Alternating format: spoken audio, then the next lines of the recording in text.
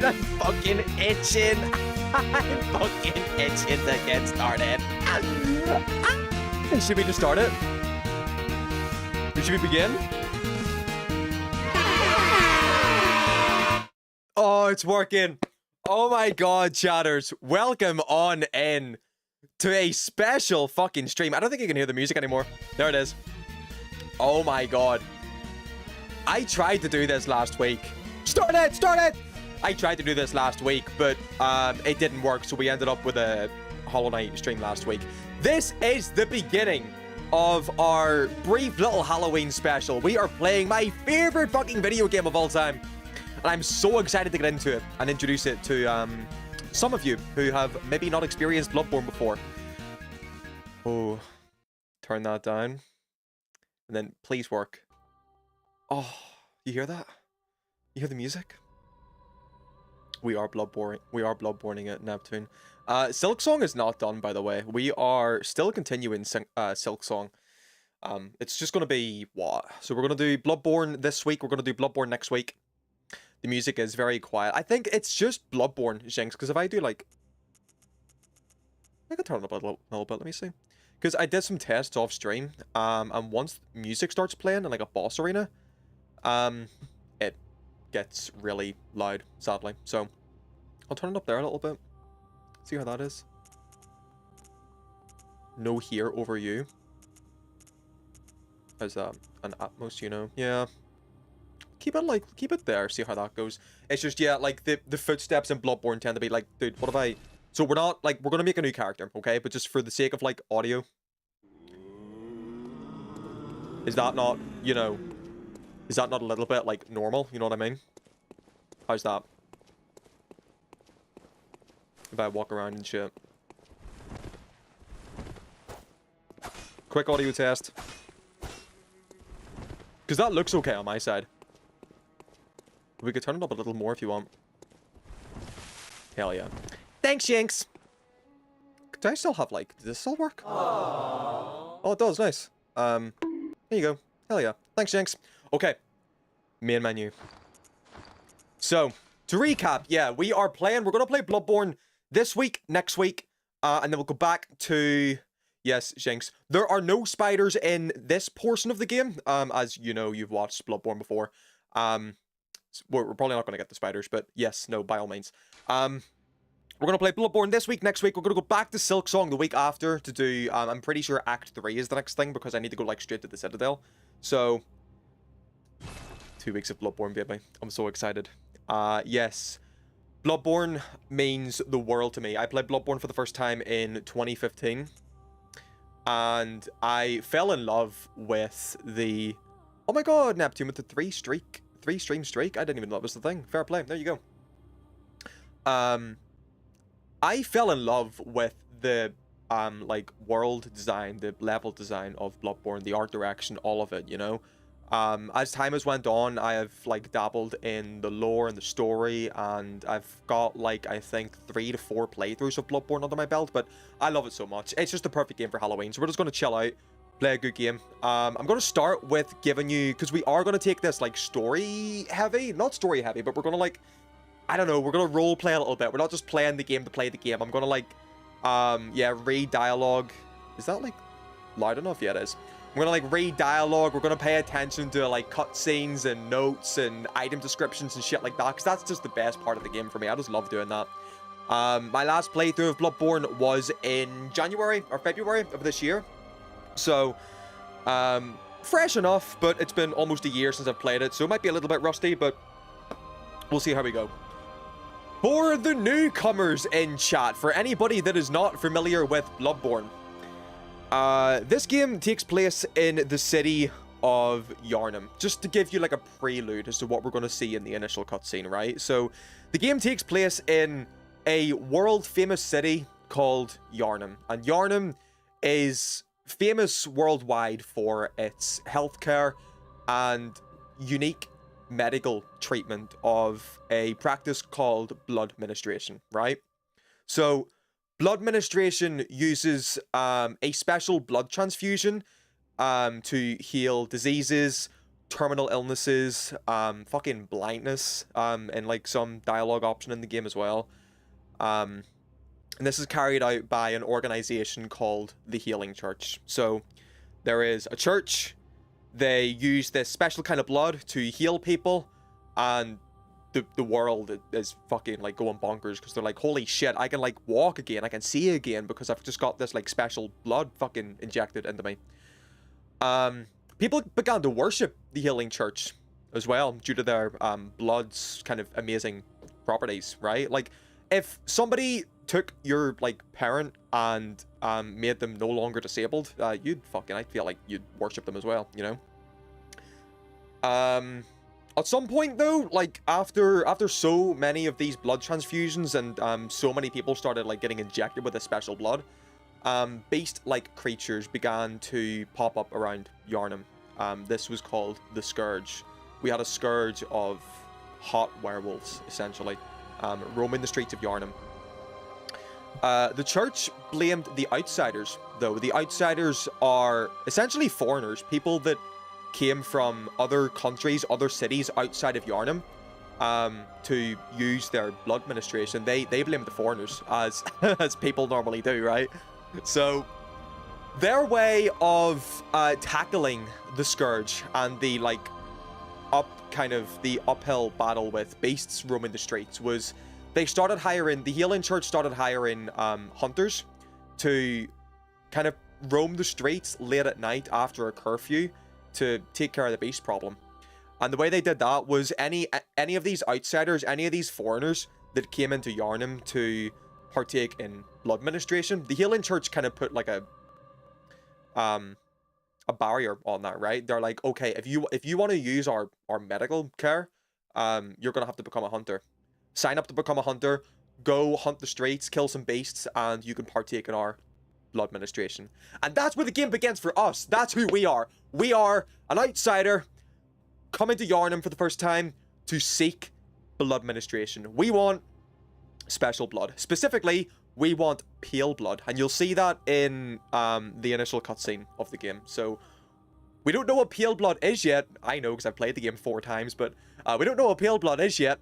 But hopefully our answers will get or our questions will get answered for us. So all you need to know for now is special city called Yharnam, religious institution called the Healing Church, is injecting everybody with special blood, turning them into werewolves, and we are a hunter.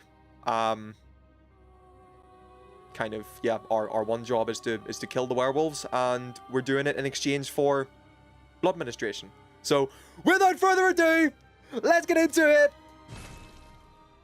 Oh, yeah. Pale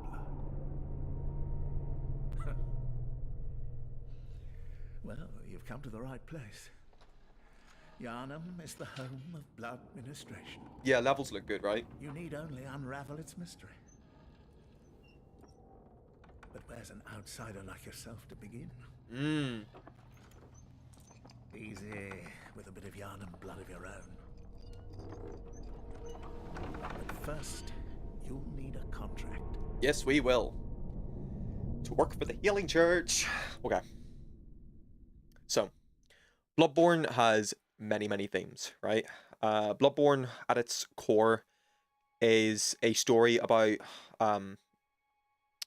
it's kind of a story on how knowledge without wisdom and ethics misses the mark.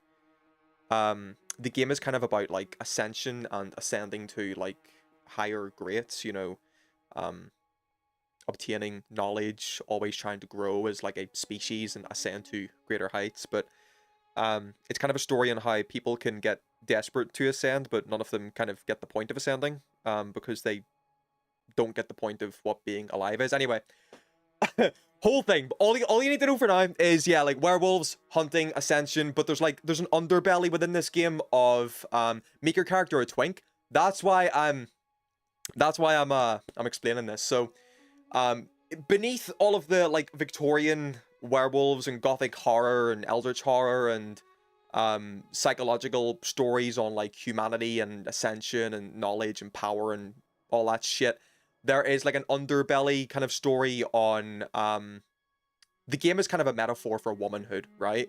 The struggles of like the female sex, painted into this kind of like miserable world of bloodshed and sorrow. So for that reason, I kind of headcanon the main character being a female hunter.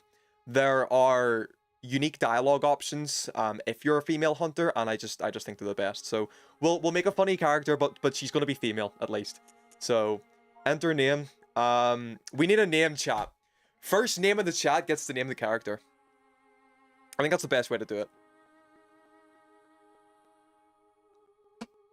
We could call her Glorp. Let me change my gender. No, let me be female. There we go. Miku. Okay. Miku it is. We're gonna be called Miku for this playthrough. We're not playing the whole game, by the way. We're only doing like 4 streams of Bloodborne just to celebrate Halloween. The whole game would be like like 20 streams probably, but yeah. Age, I think we're gonna be a I'm feeling a young woman kind of on the hunt for blood administration. Make her Rabbit Hole Miku. Oh, could we? I don't think we can make Rabbit Hole Miku. We're gonna do military veteran just because I want to do a quality build. I'm not gonna spend too much time on character creation just because I wanna play the game. Let me see what Rabbit Hole Miku's hair looks like. Jinx would appreciate you for that. Yeah, okay. So what do I do? Let me see how close we can get. So skin color's okay. Yeah, face details. That will do. I'm not too bothered about the face. We could do that, and then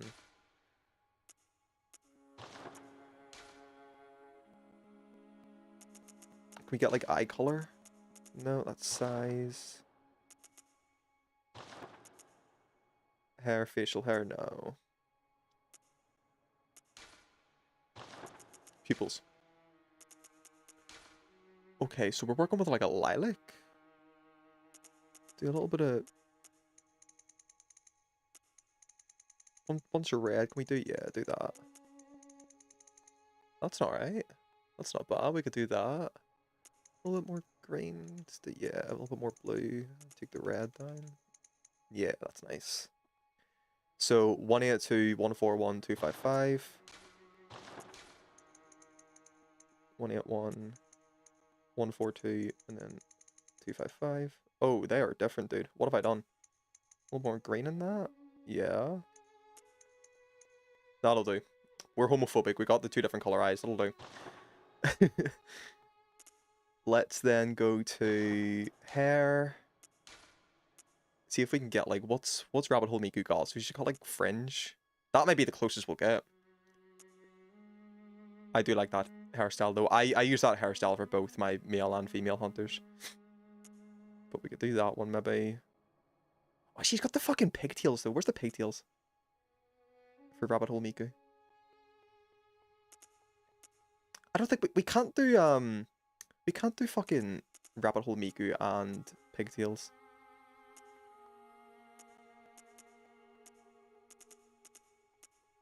There's fucking my hair. What if we do? I'm thinking if we do that, maybe like do the ponytail. That's not Rabbit Hole Miku at all. What's that like? Nah.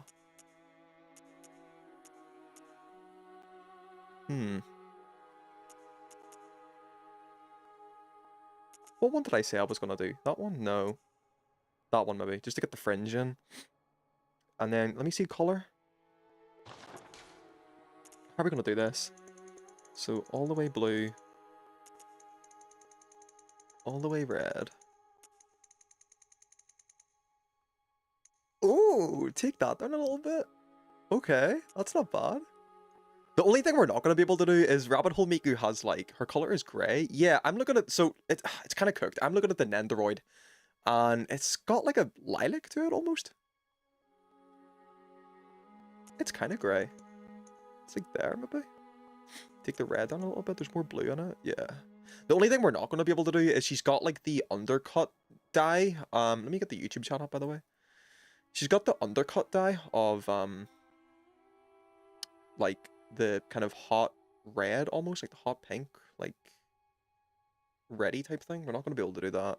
So we could work with that, right? And then... Oh, shit. We're not going to see it anyway, because we're going to be, like, covered in armor. But we'll get as close as possible for you, Neptune. Yeah, we can work with that. That's not bad. And then face can be whatever, to be honest. Like, that's... What kind of tattoos can we get? Has Rabbit Hole Miku got anything? You can just make it as close as possible. I got you. Rabbit Hole Miku's got, like... What has she got on her cheeks? Her cheeks? Do one of those. You can have that. There you go. Alright. Hair color is what we're getting. So, do that. What is she... Oh, that looks good. The white hair, or the, like, grey lilac hair looks kind of good. So, what did I say? Young, military veteran. Yeah. Miku, age, origin. Yeah, we're finished. Cool. Let's go. Let's play the video game. So, our one task is to find some pale blood. We're currently in the middle of our blood transfusion. All signed and sealed. Now, let's begin the transfusion. Oh, don't you worry. Shivers. Whatever happens, you may think it all a mere bad dream. What do you mean? What do you mean, old man?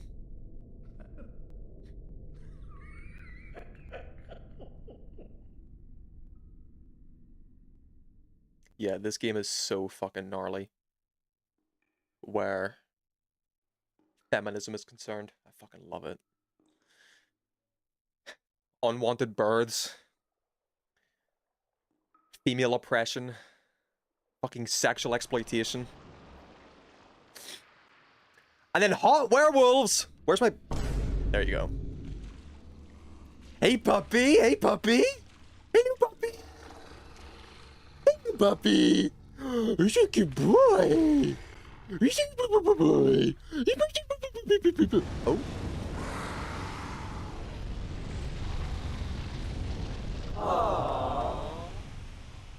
We tried.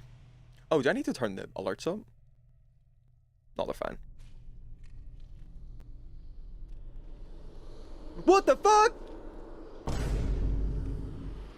What the hell is that thing? Yeah, this will come into play later. You think this game's just about werewolves? Think again. We got LMAOs in here? Little creepy alien dudes? Where are they coming from? Ah, you found yourself a hunter. And so it begins. I'm so excited. Okay, so we have woken up in Yosefka's clinic. Fresh from our blood transfusion. Look at our getup, dude. I think the female armor sets just look better as well, personally. Oh, the game is so dark. Let me turn off that side of OBS. There we go. I don't want to see everything. Nice. Dude, Yosefka's got some research books. Look at all this shit. Oh, a note. What is this? Handwritten scroll. Seek pale blood to transcend the hunt. So again, touching on our dabbling of, like, ascension, knowledge ascension. We need to ascend the race of humanity. We're not good enough where we are. Humans need to evolve and ascend. So we need to ascend the hunt. What is this? Does not open from this side. Okay. Let's go this way.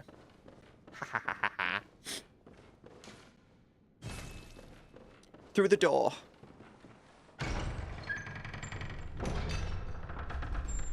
Where the fuck am I? But yeah, dude, like, sound design, art design, environment design, all of it is so fucking peak. I love it so much. These are just controls, right? Yeah, they are. Fuck that. We know the controls. Yosefka's clinic is fucking huge. She must be doing... Look at all the, like... What is that? Look at all the, like, beds and tables and shit. She must be... Yosefka must be up to no good in here. So many blood transfusions. But then, like, the implication of this as well, right, is that she must have, like, a workforce. There must be, like, a workforce working for Yusefka to undertake all of these, like, blood transfusions. And again, this is all, like, provided by the Healing Church. Big doggy! Alright, so let's see if we can beat this guy without our weapon. We've just got fists at the minute, but I should be experienced. Hiya!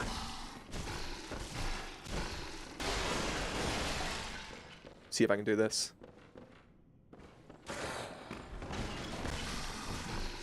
This is one of the, like, mandatory deaths in a Souls game where, like, you have to die. Well, you don't have to, but it's like a scripted death. But you can kill him without your weapon. Oh, hello. Oh, fuck. Fucking A. There is a really cool mechanic in this game, as you've seen. Every time you take damage, you have the chance of getting that health back. Oh, shit! Did I fuck it? Did I? No, we're fine. We're fine. Yeah, there is a what's called a rally mechanic in this game, where every time you get damaged, you have a chance of getting that health back by, like, going in and doing damage. It kind of promotes, like, quick gameplay, rush down, being confident and shit. Right, come on.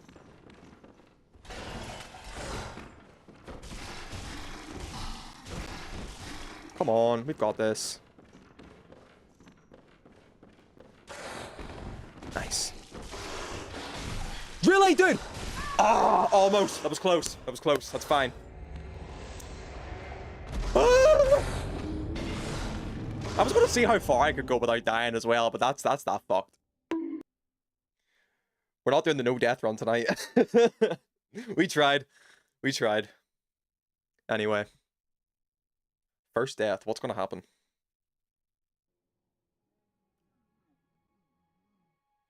Where are we?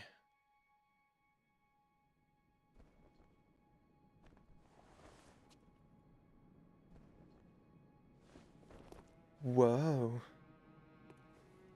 Whoa! Big ass building.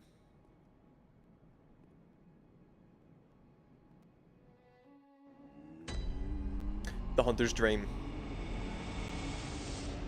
So, slight bit of lore for this place. Obviously for like first time players and first time you're playing the game, you don't know what the fuck is going on. You just died and woke up here. It's a castle. It is a castle. This is the Hunter's Dream. But this building up here specifically is, this is Gurman's workshop. And, oh god. Gurman basically, kind of helps the hunters, create equipment. He makes their weapons, and their armor, and their shit to go out in the hunt. There's like a little, like, workshop kind of team, that, yeah, just, like, helps hunters kind of gather in and, like, sharpen their weapons and shit before they go out in the hunt. But speaking of weapons, we are confronted with 3 options, and I know what one I'm going to go for. But we have the famous saw cleaver that you see in all the promotional art. We have the hunter axe and the threaded cane. The saw cleaver is the best option here.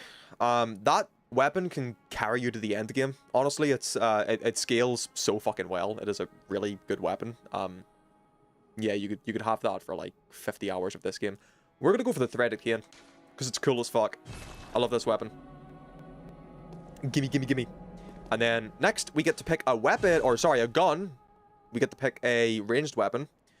We get the hunter pistol or the hunter blunderbuss. We're gonna do the pistol. The only difference is the blunderbuss uses like 3 bullets and has like spread damage. Does more damage obviously because it uses more bullets, but the pistol's just got better accuracy. And then finally, our gift, a notebook from the messengers. What is the notebook again? Let me see. Oh, it's just for leaving notes, yeah. So, messengers are inhabitants of the dream who revere the brave hunters. Use them to send messages to other worlds. Leave notes with messengers. Read the notes left to messengers and... Yeah, we get it. Okay. I do want to see this though. Hunter's Mark. Dangling upside down rune etched in one's mind, symbol of a hunter. By focusing one's thoughts on this rune, a hunter loses all blood echoes, but awakens afresh. If it were all just a bad dream. So, keep note on the rune etched in one's mind. That is quite literal. The game means that in a literal sense. We have a rune, like, quite literally, like, etched into our fucking brain. That will come into play later. Fuck yes, dude. It just feels like Castlevania like this. Look at that. One of the game's really interesting mechanics is transforming weapons. So every weapon has, like, the light form with different attacks. And then you can transform it into, like, a heavy form. Or a ranged form. I just love the threaded cane, dude. Because in this form, it just feels like a whip. We Castlevania out here. Okay. Speak to me, doll. An abandoned doll. Fair enough. Hello, messengers. Trade in blood echoes with messengers to buy and sell items. We have no blood echoes yet. Blood echoes are simply this game's version of souls from Souls games. Or rosaries from Silksong. They are obtained by killing enemies, and you can use them as currency to buy items. Let's head back. And have our rematch with the wolf with our threaded cane. Bro does not know what's coming to him.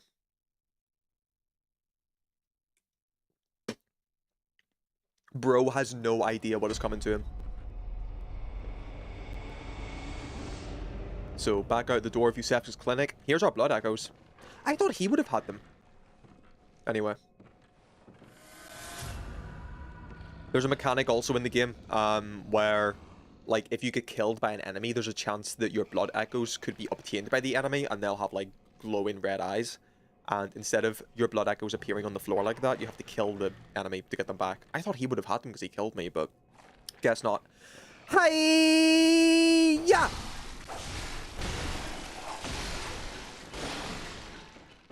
One more. Nice, dude. See how quick that is with a weapon? So, I believe we get files from you, yeah. Is our healing mat in this game. Good shit, good shit, good shit. Happy Halloween, everybody. I mean, it'll make more sense next week, but I just thought... The initial plan was to do, like, just 1 week of Bloodborne streams. You know, just next Thursday and Friday, but... I don't know, bro. It's feeling kind of Halloween-y now, right? Like, I'm gonna carve my pumpkin soon. It's like this time next week, so we might as well just, like, make the most of it and do a couple of weeks of Bloodborne streams and then go back to Silksong. I'm probably not going to be able to beat the 3 Metroid Prime games before Metroid Prime 4 either, by the way, because Prime 4's out, like, the first week of December, so we've only got, what, like, 4 weeks to play 3 games. It's not going to happen, so... We'll probably be playing, like, Prime 2 or Prime 3, like, while Prime 4 has just released, but it's fine. It's good. Wow. Boyo! Oh, Air Riders, you're right. I need to play Air Riders. I watched the, thing today, by the way, Neptune, the direct. It looks so fucking good. And here we are, outside Yusef's clinic. Look at that fucking architecture, man. Oh? There's an enemy here, right? Or am I tripping? No, guess not. Yeah, Air Riders looks phenomenal. Dude, I could spend most of this game just looking at the fucking skyboxes and shit. This will open later.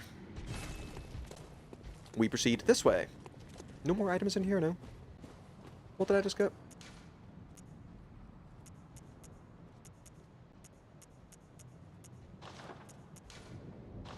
Oh, I think it was vials anyway. Whatever. Open sesame! I'm gonna... Oh my god. I'm sniffling. Central Yarnum!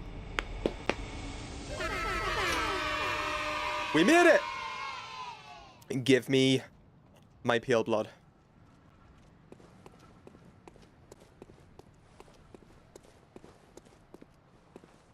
There is an item down here. Some more blood vials.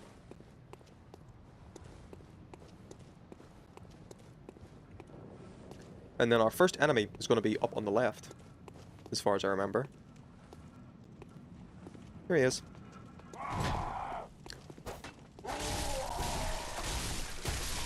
So this guy is just a Yarnamite. This guy is just, like, he's not infected or whatever. He's just a citizen of Yarnum. You'll see a lot of enemies like this in Yarnum. Their whole deal is they are literally just, like, they're just racist, dude. They're just xenophobes. They are, like, out to kill outsiders, essentially. They just want all outsiders to leave Yarnum because they believe that, well, so first of all, yeah, the Healing Church declared that the outsiders are the reason that the Scourge has happened and that people are turning into beasts. Oh my god, Prob! Welcome on in. Welcome on in, Prob. I need to get, like, a special thing for the Prime submission. 5 months is insane. I've been affiliated for 5 months. That's crazy. Yeah, longest subscriber, Prob. Thank you so much. That means the world. Yeah, so this guy is just a Yarnamite. He's just a regular guy. There's nothing special about this dude. He's just a xenophobe and a racist. The Healing Church told everybody that, well, they declared that the reason that the Scourge happened and that people are turning into beasts is due to outsiders coming in and using the blood ministration. So, because everybody kind of worships the Healing Church and believes anything they say, they all believe that outsiders are the problem.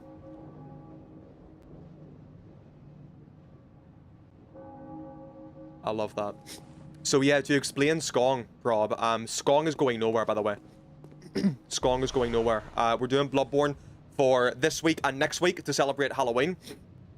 We're going to play my favorite video game, which is perfect for Halloween, for 2 weeks, and then we're going to pick up Skong again in November. You've been playing some Hollow Knight a little in between the other games. That's fucking fire. I'm glad you're enjoying it. Going through Fog Canyon, Fungal Wastes. Hell yeah. Hell yeah. I'm glad you're, like, I'm glad it's, well, I hope it's, like, finally clicking for you. That's pretty cool. That's pretty cool. I hope you're enjoying it. So, yeah. Bunch of Yarnamites here. All they care about is getting rid of the outsiders. They're basically, like, right-wing Brexiteers, you know? They're just, like, Brexit meatheads that just want, like, all foreigners to be deported. Because they believe that the foreigners are coming in and killing all their, you know, killing their population. As we walk up this ladder, by the way, you will hear the beautiful white noise of Yarnum. The gorgeous ambience of Yarnum. I believe it's this ladder. Isn't that pretty? Right-wing Brexiteers implies there's left-wing Brexiteers? Yeah, true. True. Our first lamp, dude. Here we go. So yeah, Prob, we're playing Bloodborne this week and next week for Halloween, and then we're going to go back to Skong in November. Which I realize sets me aside. Rabbit Hole Miku. Oh. What is going on? Why am I not? Did I encounter a glitch? Rabbit Hole Miku Jinx was just, Neptune wanted me to make my character, Rabbit Hole Miku, essentially. And they just wanted your help with designing the character. You can't really make Rabbit Hole Miku in this game with its character customization anyway, so I just gave it, like, lilac-colored hair and lilac-colored, eyes. It is your Miku. Can't find Cornifera and Fungal Waste and can't figure out how to get him in Fog.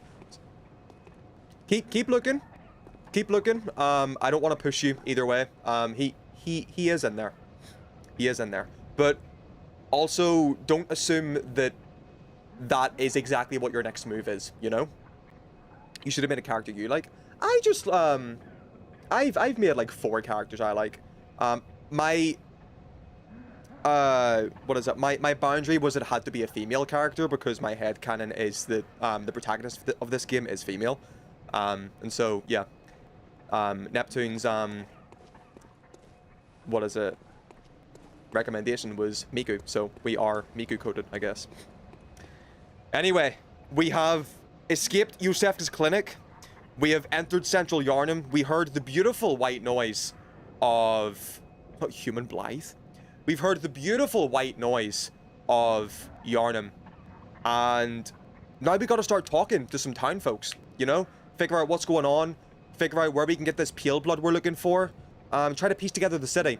So, you'll notice, in Yarnum, we got these red lamps outside some certain doors. And these will indicate our talkable NPCs. So, let's have a gander. Let's have a yap with this guy. See what he's got to say. Oh, you must be a hunter. Hmm. And not one from around here either. I'm Gilbert. Hi, Gilbert. Fellow outsider. Hmm. You must have had a fine time of it. Yarnum has a special way of treating guests. Yep. Oh, I don't think I could stand if I wanted to, but I'm willing to help if there's anything that can be done. And like, this is our first impression of Yarnum. A helpful dude.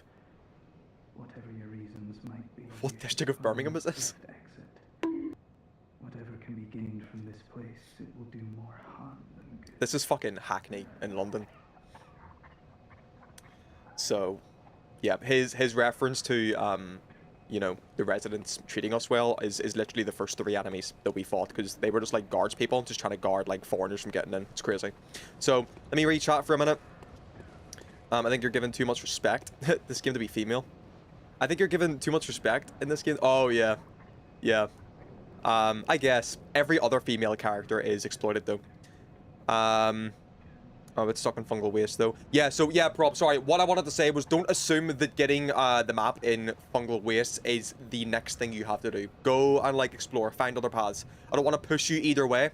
Play the game as you intend, as you want, but also don't let that stop you and get, you know, stuck or whatever. Figured out quite quick that there's a lot of some areas that I'm meant to just skip. Yeah, and come back to later. 100%, yeah, 100%. Even in fungal wastes, maybe at that point, like you might just go in circles, and if you're going in circles, that might just be like an indicator that you're not meant to be there yet. So, enjoy it, explore, find pathways and shit. Hollow Knight is literally like the peak of the Metroidvania genre. That isn't Metroid and Castlevania. It's like the level design in that game is second to none. Pale blood, you say? Yes. Never heard of it. But if it's blood you're interested in, you should try the Healing Church. Thank you, Gilbert. The church controls all knowledge on blood ministration and all varieties. As we established. Across the valley to the east of Yarnum lies the town of the Healing Church, known as the Cathedral Ward. Okay. And deep within Cathedral Ward is the old Grand Cathedral. Okay. The birthplace of the Healing Church's special blood. As we established. Yarnumites don't share much with outsiders. No, they don't. Normally, they wouldn't let you near the place, but the hunt is on tonight. This might be your chance. How convenient that we come to Yarnum on the night of the hunt. He's got a respiratory problem. He's got some problems in the lungs there. Jesus Christ. You okay, Gilbert? Across the valley to the east of Yarnum, you'll find what is going on with this game, dude? I've never had this happen before. Why am I sitting outside Gilbert's... What? I should not be sitting here. Stand up. But that's your best bet if it's any. Yeah, got you. Okay, so... You saying, prob, do myself a favor, not Googling a thing. Good. Completely hard stuck in an area for a certain amount of time. Unless the boss... If the game allows me to get to a boss without specific abilities... It is to be assumed I can beat it. Yes. Also true. Also true. Not to say that you have to beat it with your like current abilities. There is always a chance that you could come back to that boss while, you know, exploring for a bit and getting set ability. But you're 100% right in that assumption that yes, if the game allows you to get to a place, it is to be assumed that you know, have the ability to overcome that obstacle. So yeah, absolutely. So to recap. Old Gilbert here is our first impression of Yarnum. It's actually not too bad, right? Like, I mean, yeah, we had some Brexiteers down here try to murder us for coming into their city. But Gilbert here seems okay. He's just let us know that if we're seeking pale blood, we gotta look for Cathedral Ward, which is the town that houses the Healing Church. The Healing Church being the ones that deliver blood ministration. So that is our task. Let's seek Cathedral Ward and seek the Healing Church and get the pale blood that we came here for. Put my pebbles on. Pebbles, by the way, are not to be messed... oh my god. Not to be messed with. Pebbles are, like, one of the best weapons in the game. Well, one of the best items in the game. Just really good for, like, singling out enemies in a crowd and taking on things one by one. Hello, Yarnamite. Fuck yes, dude. Love this weapon. We're not going to drop down there. We're going to sweep around this way.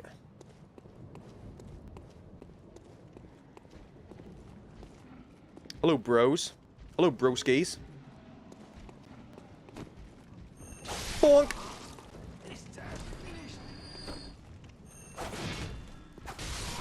Hell yeah. Isn't it crazy that we come to this city to, like, take their healthcare, essentially? And then while we're here, we're just also murdering, like, all the locals? Bitch. That only got one? Are you serious? There you go. That's better.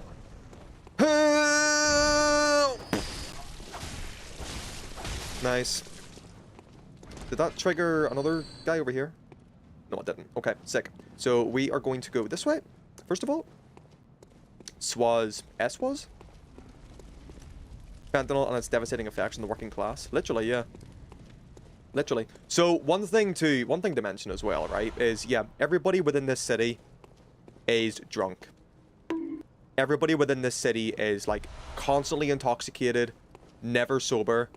The Healing Church's blood ministration and their, like, healthcare, essentially, has really addictive properties. So people partake in blood ministration to, obviously, like, you know, cure terminal illness, cure disabilities.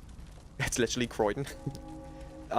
They use blood administration to, yeah, cure terminal illness, cure disabilities, but it has really addictive, factors as well. So people will just start, like, injecting themselves with blood because it feels good, and they become intoxicated, and then too much blood turns them into beasts. How often are the buses late in Yarnum? Oh, the buses are always late, dude. That's assuming your bus driver doesn't turn into a beast. I have the map in my playthrough. Do not spoil me. You have the, what is it, the fungal wastes map. Neptune, you got? Hey, dude. Can I do this?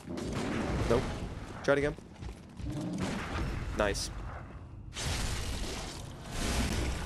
Bloodborne's big thing, as you can see, is parries. Really? Come on. Come on. Come on. Put him up. Big lad. Big lad. Fuck. Oh, nice.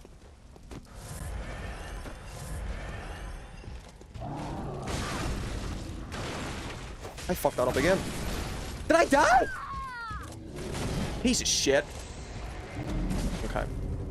Dude, I was going to see how far I could get with, like, a deathless run, but that's out the window. Yeah. Bloodborne's biggest thing, obviously, as you've seen there, were parries. The point of our firearm is to stagger enemies, and then we rush in, get our health back, kill them. Let's rush through that real quick. Kill these dudes. The most satisfying thing about pathfinding exploring for me so far is clearing through an unknown area, then finding my way back to an area I haven't been to in a while. Bro, you would love Dark Souls 1. You would fucking love Dark Souls 1. DS1 has some of, like, gaming's most, like, incredible, like, pathfind. Why have you got my blood echoes, dude? Never forget your first time making it all the way to the depths and then coming straight back up in the Firelink Shrine. That's why I love Metroidvanias, though. Oh, don't die here. I've got blood echoes.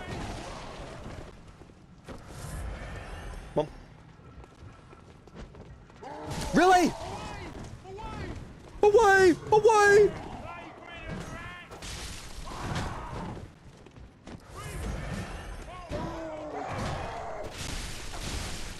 That'll do.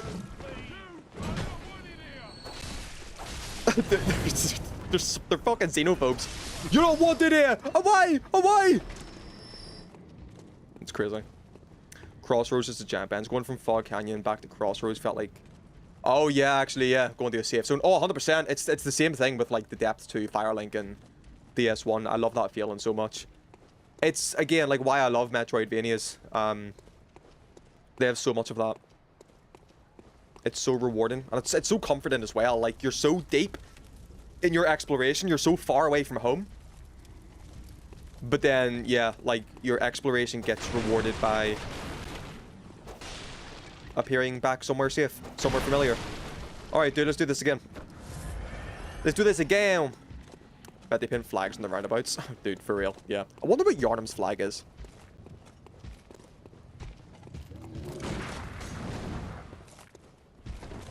Lock in for the parries here. You have a jump attack. Your jump, it's easy to... That'll do. We'll have that.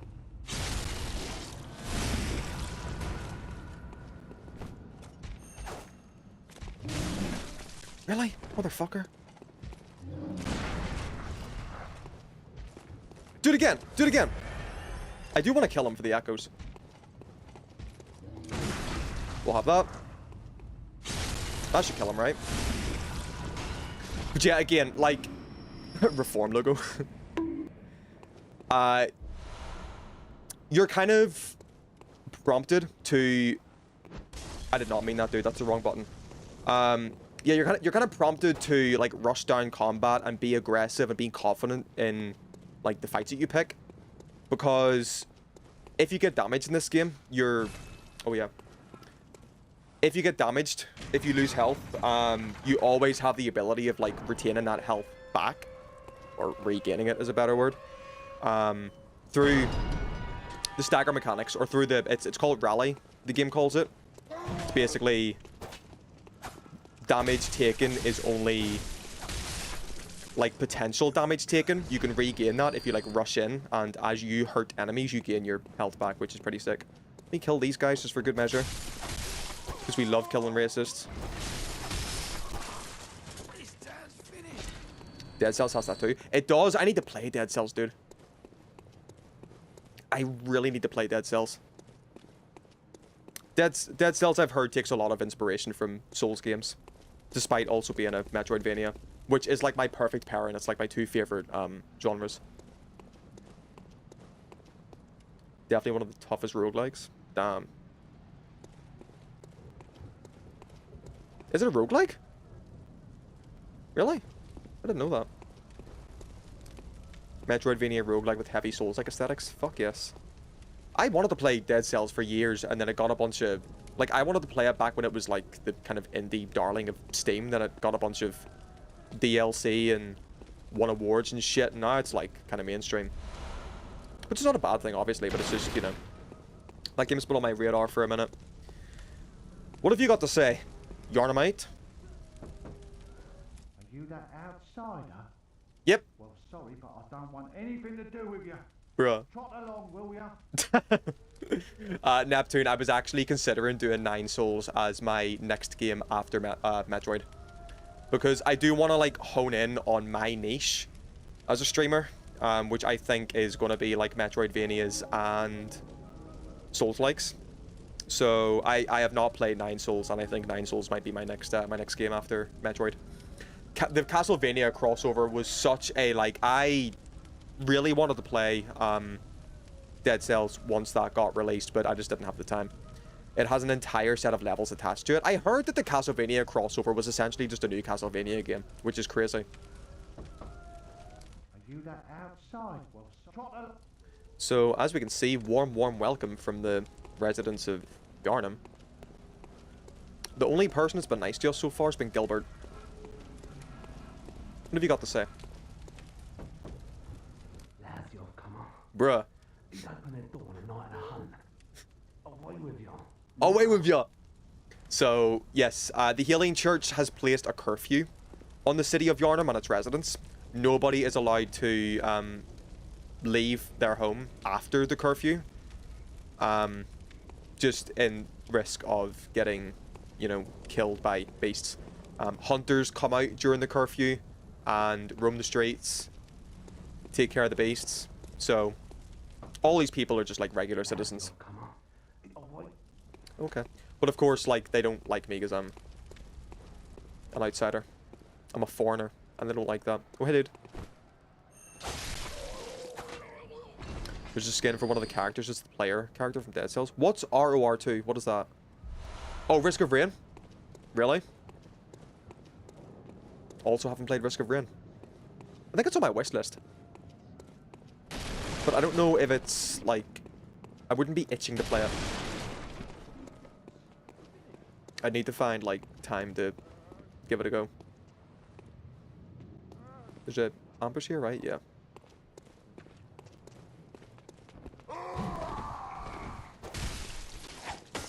Really? Nice. We're basically Castlevania here, dude. Look at my fucking weapon.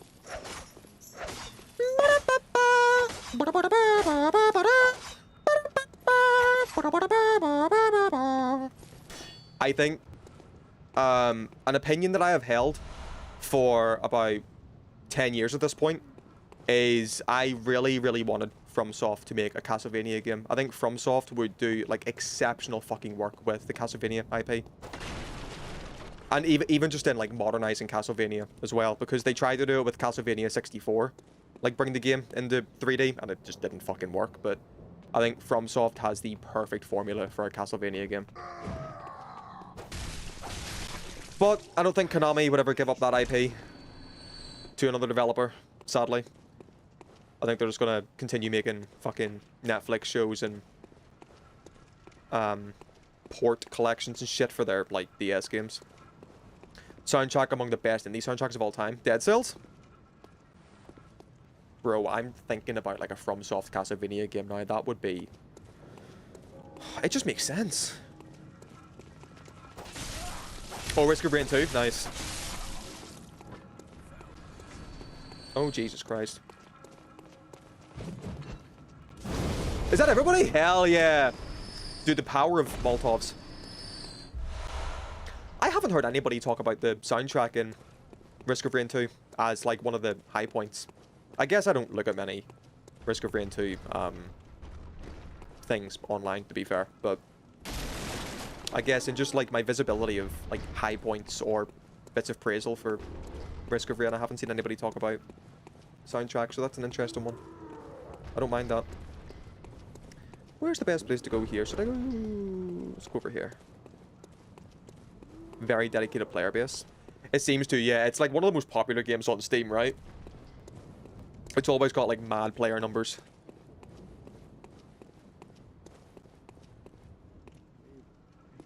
The fuck is going on here, dudes? The fuck is it? Ah! I'm sorry. I'm sorry. Dude, I didn't mean to get hit there. There you go. Heal up. Oh! Forgot the dog. Here. There you go. And then get the dog. Oh, shit. Whoop. Really? Fuck off, dog. Give me this. Blood vials are good to me. Meow. We're gonna take care of the enemies first and then grab all the loot. Hiya!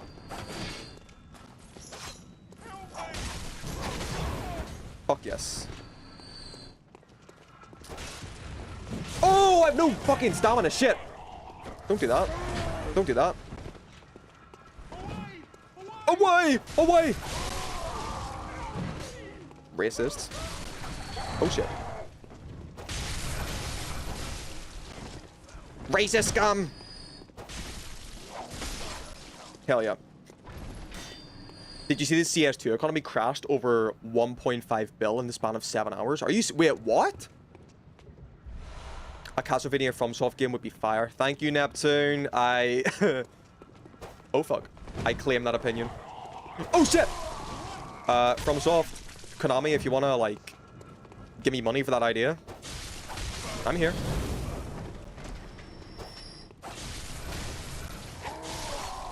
Fuck yes. Prob, educate me. So, first of all, 9k average player count with ROR2, yeah. Valve made it so you can trade 5 red items for a knife. Oh, seriously? Which, yeah, kind of alleviates the need to buy, like, a fucking £900 knife, right? If you can just gather, like, 5... Why did they do that? Were they concerned with the fact that the market was, like, ballooned so much? Because CSGO was like that for fucking years, dude. That's nothing new to CS2. Did they just change their mind? Give me a scam. Really? Rifleman! Maybe just knives more accessible. That makes sense, yeah. That does make sense. I'm kind of out of the Counter-Strike scene now. Obviously. I haven't played it in ages, but I've got like 900 hours, I think, on... See, oh, really? Where'd you come from? What the fuck? Oh, shit. Oh, shit, really?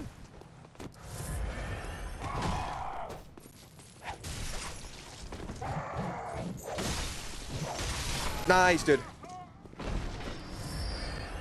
Yeah, I've been off the like Counter-Strike chain for years. I've got like 900 hours, I think, on CS:GO, but it's been a while since I've like been involved in the community. So, I don't know. Like, knives already are accessible. A new player can trade up to a knife.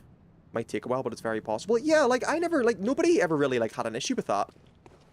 That was kind of the whole point in CS:GO. And yeah, what I was going to say, like what I was building up to saying was, I don't know what the economy or player count is like for CS2. Is CS2 doing numbers? Is it like popular on Twitch and on Steam, like player count and shit? Are people playing it? And yeah, like having knives or what made accounts stand out so you could like sell your account for money and shit. It was almost like an investment for people, and it got them playing the game. Because I'm wondering, like, is CS2 just not getting the player numbers that they want or something? And that's maybe, I don't know, this is maybe like a reason to get people back into the game. Because, oh, I can get a knife now. Just making sure I'm not missing any items. I don't think I am. Let's go. Dude, 2k Blood Echoes at this stage is pretty fire. We're kind of rich. But we're going to keep going, because I know where the next lamp is. I just looked at their player count and it's not entirely convinced the player count is the problem. Okay, so it's still doing fine then. People are still playing it. Fair enough. 1.2 mil playing. Are you... Jesus Christ, what? Bro, and we were... Oh my god, and we were impressed by Silksong getting like 0.5 mil, right? Which is really impressive for Silksong. But... I thought 0.5 mil was like a big number. 1.2 mil just playing like at the second is crazy. No, like even at that, right? Even at that, we were impressed at Silksong getting what, like 500k peak? Oh my god, that puts it into perspective. That's insane. So BF6 is at 300k, and it's like the game at the minute. It's like the game on Twitch and socials. People are loving BF6. They're eating that shit up. But even then, that's like a quarter of what CS2 is at the minute. I didn't know CS2 was still that popular. That's crazy. I'm happy though. I'm happy like Counter-Strike's still going. Clear that shortcut for later. What are you laughing at? What's so funny? You're from round here? Nope. Well, stuck outside on a night. Oh, you poor, poor thing. Wow. Wow. Okay then. Whatever. Let me get comfy here. There we go. It's better. I praise Silksong, not gonna lie, for crashing Steam. Oh yeah. 100%. Like... It is one of the most impressive things I have seen in a while. Like, the up-and-coming kind of success of Team Cherry. You know, like 3 developers just having fun in their spare time, making some art, doing some things, and then eventually, like, yeah, they break Steam. Like, I'm sure if you told the Team Cherry devs back in 2013, 2014, when they started development of the first Hollow Knight, that eventually they would make a game that would, like, peak at 500,000 players and break every storefront that they released the game on, I don't think they believe you. Just 3 Australian dudes just doing their thing, having fun. It's insane. This guy, chat, is a brick troll. He is called a brick troll because he is a troll with a brick. Really? I was going to try to sneak attack him, bro. Come here. Bitch.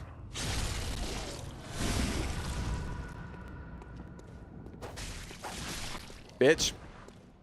There's talks about going into an open beta early 2026. Oh, Deadlock? Nice. Can I not turn that off, dude? I've got the fucking, like... So, Bloodborne has a really stupid... I thought I could turn that off. I thought I did turn that off. Bloodborne has a stupid thing where the taunts in this game are mapped to, like, motion controls on the DualSense. So, I'm, like, accidentally taunting because I'm, like, moving my controller and shit. Halloween update tomorrow for Deadlock. I've been saying this for 2 weeks. Hell yeah. What is in the Halloween update, though? That's funny that they're, like, releasing, like, themed updates and stuff for a game that's in alpha? Beta? Right? Closed alpha? Closed beta? Something like that? But they're supporting it as if it's, like, a full release, giving it, like, themed updates and stuff. It's cool. Like, it shows that they're, confident. And they, like, you know, the team behind it, I guess, kind of enjoys the property enough to keep giving it work. Keep giving it content. Oh, hey, crows! Yeah! I love these dudes. They're just crows.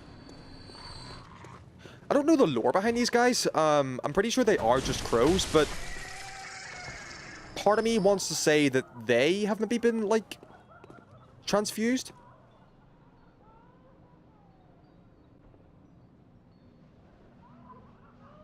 Are you fucking kidding me? That's here?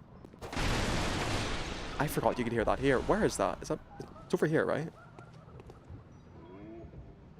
Alright, y'all. Lock in with your ears a minute, right? Can you hear a music box?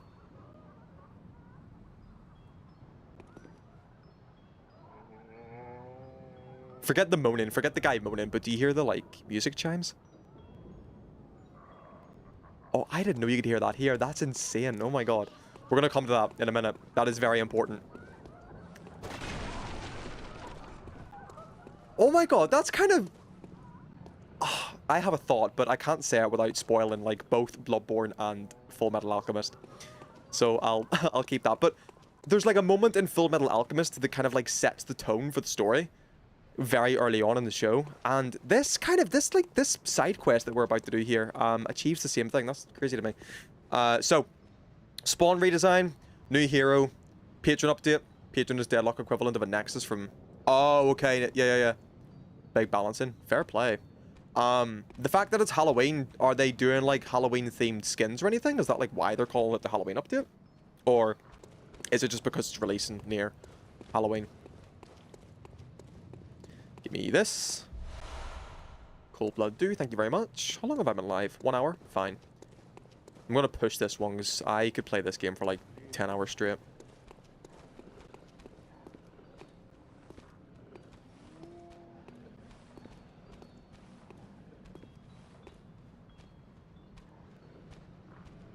You can hear it better here, yeah. It's closed on the other side. Why I didn't... I'm sure I knew that before, but I just, like, I don't know. I'm kind of stunned. So, yes, chat. So, to give context on, like, what I'm, like, gassed up at the minute. As you can see, there's a red lamp on the other side of this gate, right? We've established so far that red lamps are all the talkable NPCs. This one in particular is going to initiate a side quest, which we should get done this stream, hopefully. So we're going to come to that eventually. We just can't open this gate from this side. I just can't believe that you can hear the music box from this side of the gate. Anyway, I'm getting fixated. Move on. That will be important later, I promise. Hey, doggy. Really? Really? Really? How do I want to tackle this? Give me a Molotov on that. There we go. And then get this dude. Hell yeah. Get the doggy, get the doggy. And that's everybody, right? Yeah, it is. Nice. I do appreciate that Valve are taking their time with Deadlock as well. Like, that shit's been in, what, alpha, beta, closed beta, whatever it is at the minute for a hot minute. And they're just letting the game kind of dwindle within its, you know, reduced player count. I say reduced player count at 30k. 30k is nothing to laugh at, obviously, but yeah, they're okay just letting like that small kind of community, again, relatively small community, play the game, test the game before they release it and put it out there. It's cool. Okay, let's proceed up here. Ooh. Oh, I fucking love this shit. So, they're right here, right? Yes. Hello, doggies. Hello, doggies. Doggies, doggy, doggy. So, dogs in this game are weak to fire.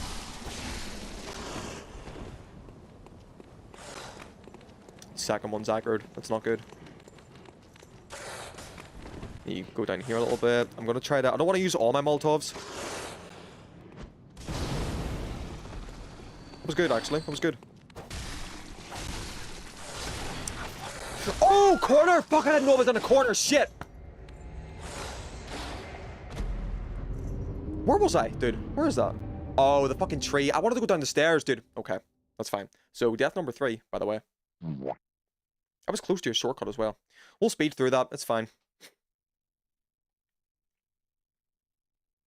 I've also got 3k fucking blood echoes as well, so we are in a good space to level up some stats. So, speed run this shit a little bit. Get this guy. Should we just, yeah, let's just drop here, I think. Get this dude. Shut the fuck up. You're cursed. I can aggro you. Let's do that. That's easy. And then there's 2 guys behind you, right? They're all the way over there. That's fine.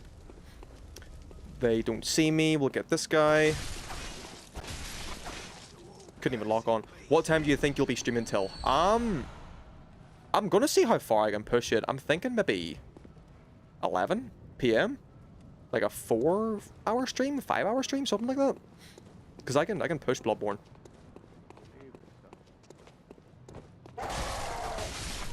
I want to make it a decent one. I think I'll maybe try to get the Vicar Amelia fight. And then leave. I'm off out soon to go to a solo walk around the city for light night. Okay. Bunch of big buildings, get light shows and... Okay, sick. I'll come back in about an hour. Oh, fair. Yeah, I'll probably be here then. I'll probably be here. You'll get like the final maybe 2 hours of the stream or something. Oh, shit. I appreciate you letting me know. You don't need to, obviously, but that's it's pretty cool of you, Prob. Yeah. I should be here for a bit. Oh, shit. Oh, shit.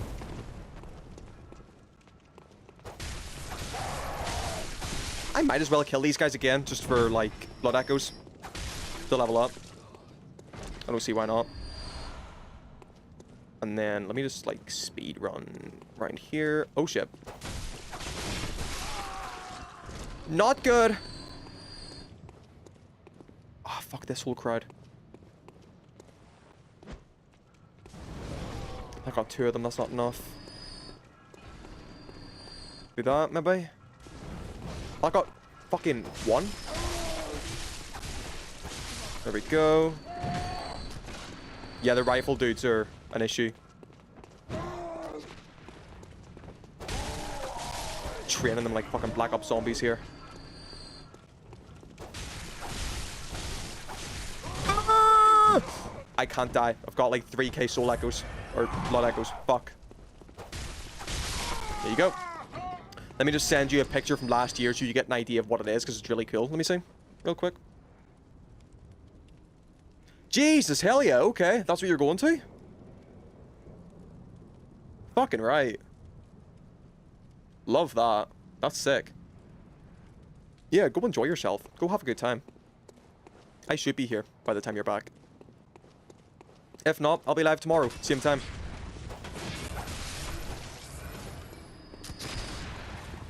Get the rifle dudes.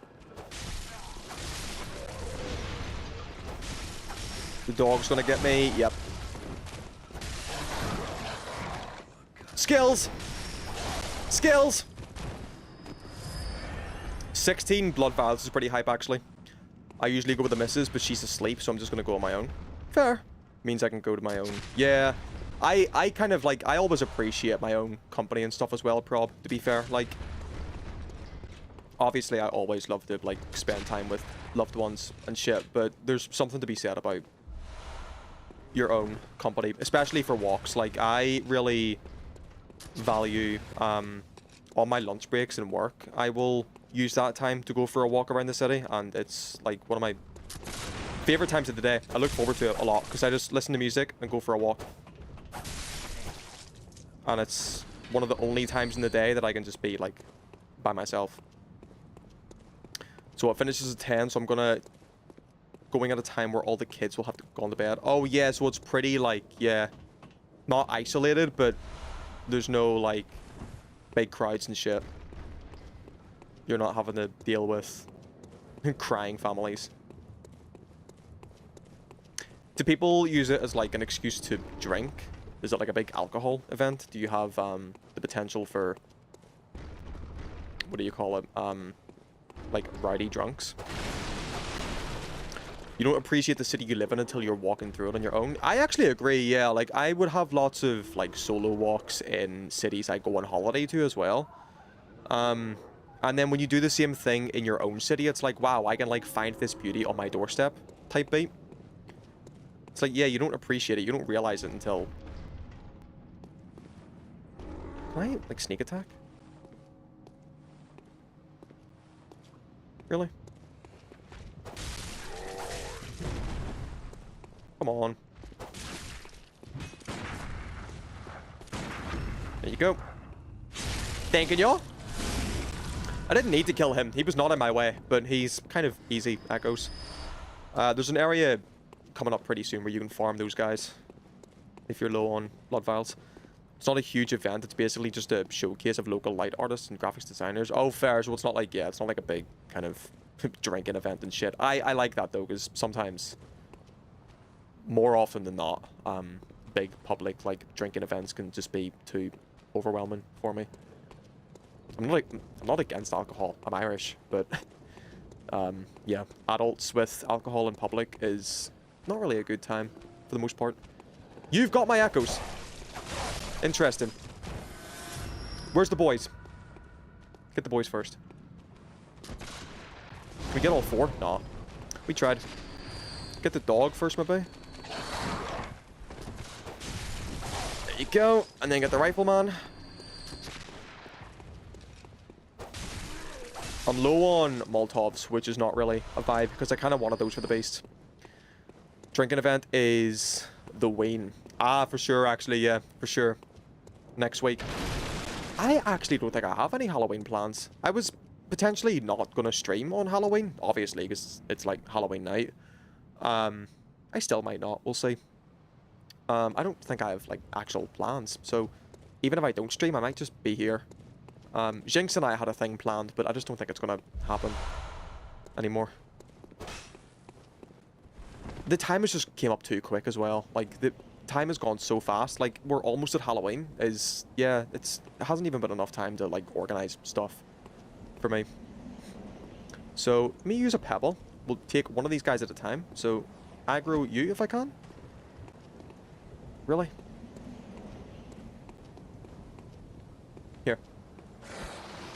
Yep, do that, do that. Get one, get one. That's hype. Oh, both of you, really? Right. Oh, shit. Oh, shit. Oh, shit. Oh, shit. Don't die. Go down here. Heal up.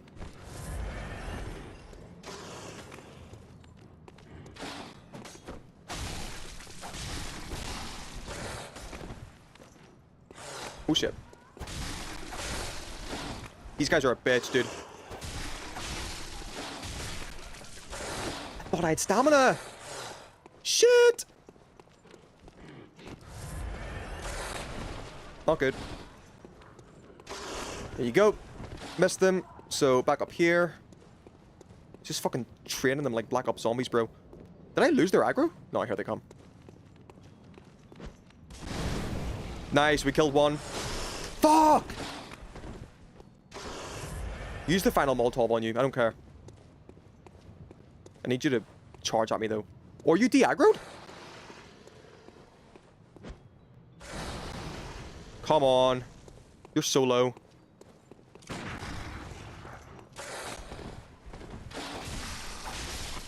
That's fucking hype, dude. GG's. That's how it's done. What are your Halloween plans, Rob? What have you got going on? What's the plan?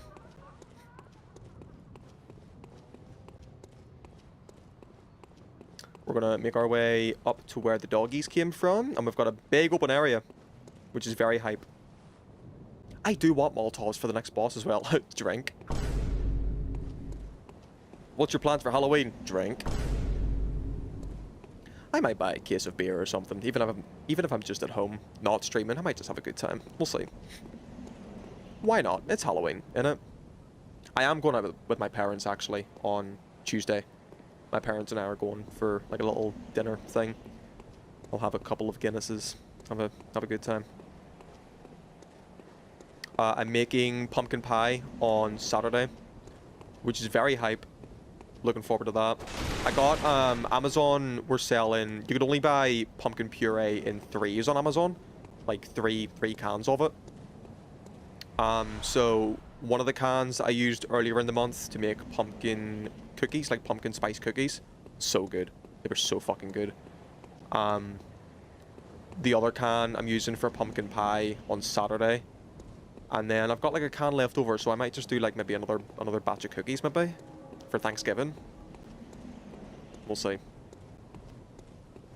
So, if I recollect, where is the best place for me to go? Oh, I can unlock... This is not a shortcut. This is like an upper area. Yeah, because we can get this. Then look, chat. That's where we were before. With all the dudes there, the big ambush, and the riflemen and shit. Making our way back. Bringing it home. Tying the world together, if you will. Bloodstone shards that we're picking up are our upgrade mats for our weapon, which are obviously going to be very handy to us. Lots of bloodstone shards. I don't think I want to go down there yet. I think there's other stuff I want to do before I do that. So let me go back a little bit. I'm almost certain I can unlock a shortcut near here. So I'm going to do that maybe before anything else. There's a brick troll over there. Where'd you come from? Yarnamite. Yes, here we go. Here we go. So, enter this building. This very, very dark building. We're actually entering it backwards, dude. This is not the way we're supposed to go, to my knowledge, but... there's no way you're supposed to go. You just play the fucking game, you know? But we're entering this building backwards, which is in our benefit. Oh, shit.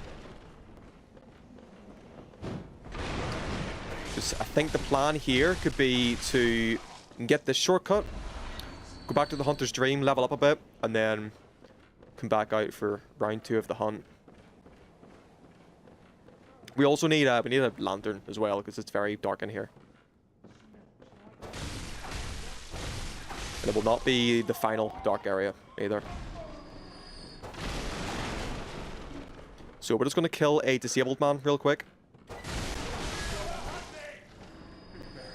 I'm a monster! Yeah, like, dude in a wheelchair is just a resident of Yarnum. Again, these guys are not, like, mad, or they're not, like, they haven't succumbed to the, intoxication. I mean, they're probably slightly intoxicated. Everybody in this city is intoxicated by, blood. But they're not beasts. They're just regular people that are defending their homes from foreigners, essentially, from outsiders, because they've been told that the reason that the town is overrun by werewolves and beasts is because of foreigners. Because of outsiders like me. So, yeah, they're like kind of Southern Americans with their shotguns, just like standing on the front porch, just killing anybody that doesn't look like them type beat. We got some lore here. When the hunt began, the healing church abandoned us, blocking the great bridge of the cathedral ward as they burned old Yarnum to the ground on that moonlit night. My headphone battery is shite, so I might be home sooner than planned. Oh, really? Fair. Fair. Are you out at the minute? Oh, you're off? Oh, yeah, I just seen your last message. You're off. Okay, yeah, have a good time, Prob. Have a good time. I'll see you when I see you. Yeah, I'll be live for a bit. I have no intentions of, like, making it a short stream, because I love this game. So I'm just, like, chilling for a bit and playing Bloodborne for Halloween. So, yeah, dude, have a great time. That looks sick. I hope you enjoy yourself. Stay safe at night, and I'll see you when I see you. Long before you're done? Fuck yeah. Okay. See you soon then, dude. See you soon. So, the healing church abandoned Yarnumites, blocking the great bridge to the cathedral ward as they burned old Yarnum to the ground on that moonlit night. So, the healing church, what this is telling us is that they're trying to, like, cut ties with Yarnum, the town that birthed the Scourge, essentially, the, you know, kind of, upbringing of beasts and, whatever else. So, yeah, they're trying to, like, cut ties with the fact that everybody is becoming beasts, and they're like, that's nothing to do with it. You can, you know, keep using our blood and shit. Keep using blood, transfusions, whatever. Don't look at Yarnum. Don't look at, beasts and scourges and shit. That's not happening. Or, do you reckon, because this is a FromSoft game, this is a theory, which does get answered in the game, by the way. Because this is a FromSoft game, do you reckon that because the Healing Church are an ever-powerful religious institution with a lot of influence, could they maybe be orchestrating all of this? And purposely turning the population into beasts and hurting them and providing them with illness so that they could then, like, capitalize off of selling them a cure? Could that be what's going on here? Who knows? We may get answers. Yep, wrong side, so we'll do this bit. There we go. There we go. Thanks, Nightbot.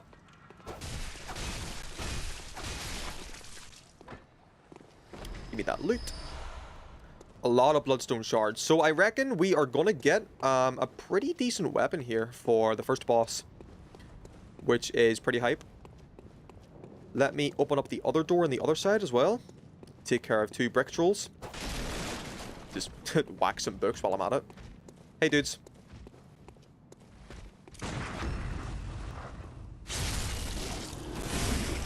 I'm pretty used to these guys' attack patterns because you can...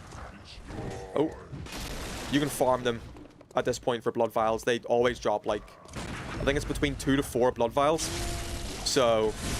Especially for the Chalice dungeons later on, which will make no sense to any of you at the minute, but for the Chalice dungeons later on, we're gonna need a lot of blood vials, and this is a good place to get them.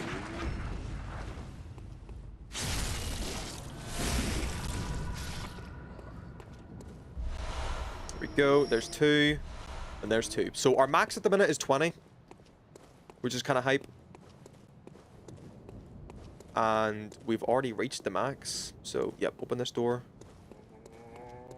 Oh. Thanking you. Oh, did I miss an item? I did. What's the guy I killed? Give me that. Hey, Neptune! You having a good night, Neptune? You playing Hollow Knight, actually? What are you up to? Put up this shortcut. And look at this. This is exactly what Prob said earlier. This was the kind of shit Prob was on with Dead Cells and how I was talking about Dark Souls 1.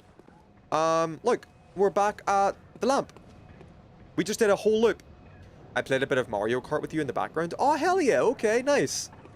Which Mario Kart? Which one?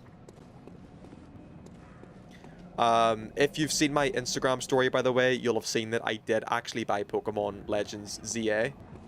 And I'm not gonna lie, I'm having so much fun with it. I'm kind of addicted. A tell for me for a good video game. 8 Deluxe. Probably the best one of the series. Fair play. A tell for a good video game for me is if I'm thinking about it at school or at work. And I'm eager to get back home to play the game. That, like, I had that with Bloodborne, Elden Ring, the entire Souls series, Final Fantasy, like, all my favorite games, I have that feeling with, and, like, other games outside of my own, like, biased properties, but, like, anyway, a tell for a good game to me is if I'm thinking about it and eager to play it when I get home for the day, and Legends ZA has been that game for me this week. I've been putting in the work when I get home from my day job. It's been very fun. I'm enjoying it. It's really, really good. My Pokemons are at like level 36 at the minute. For my little party of 5. I've got a Riolu. I've got... I can't even name them. I've got like a Pikachu in there. I don't know who the other dudes are. We could like have a look at it or something sometime. But yeah. It's just fun. I'm skipping all the dialogue. I don't really give a shit about the story, to be honest. Or what's going on.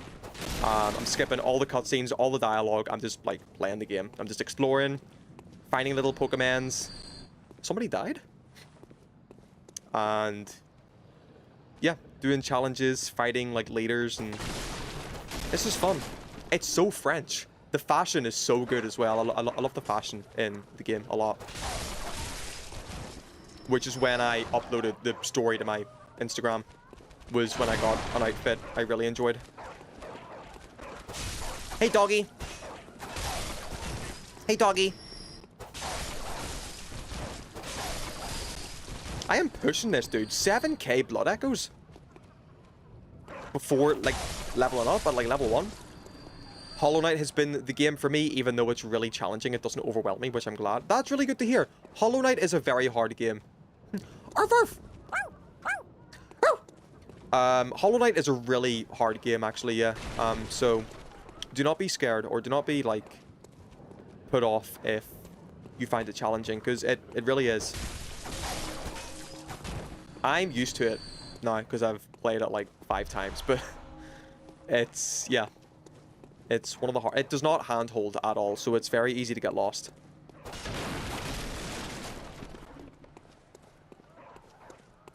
Do we do this? Yeah, we'll just do this as well. Why not?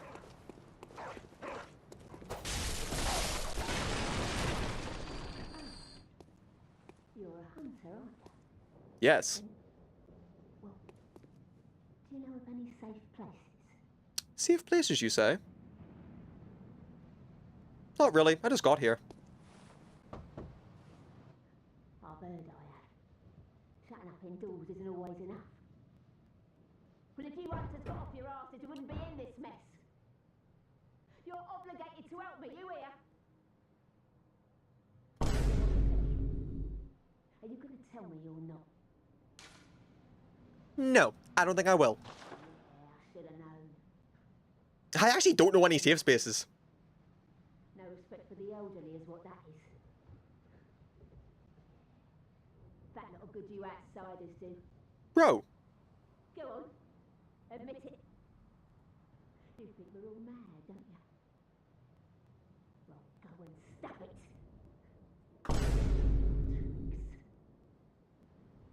What the fuck? Now what is it now? Are much better ways to pass the time. Unless you found me a nice safe place. Nope. Yeah, I should have known. You could be Go on. Okay, so... Oh, stop it. I emoted. I emoted on her. Didn't mean that. We do not know any safe spaces at all. We literally just got here, and we're looking for some pale blood. We don't have any safe spaces, so unfortunately, there is nothing we can tell her at this point in time. So, Neptune, you say, hot take, I actually like getting lost in the game. By the way, Porters in Fortnite. I say, yeah, Shelter. They added Shelter to Fortnite? That's insane. Fortnite Festival, right? Wasn't Look at the Sky in Fortnite Festival at some point?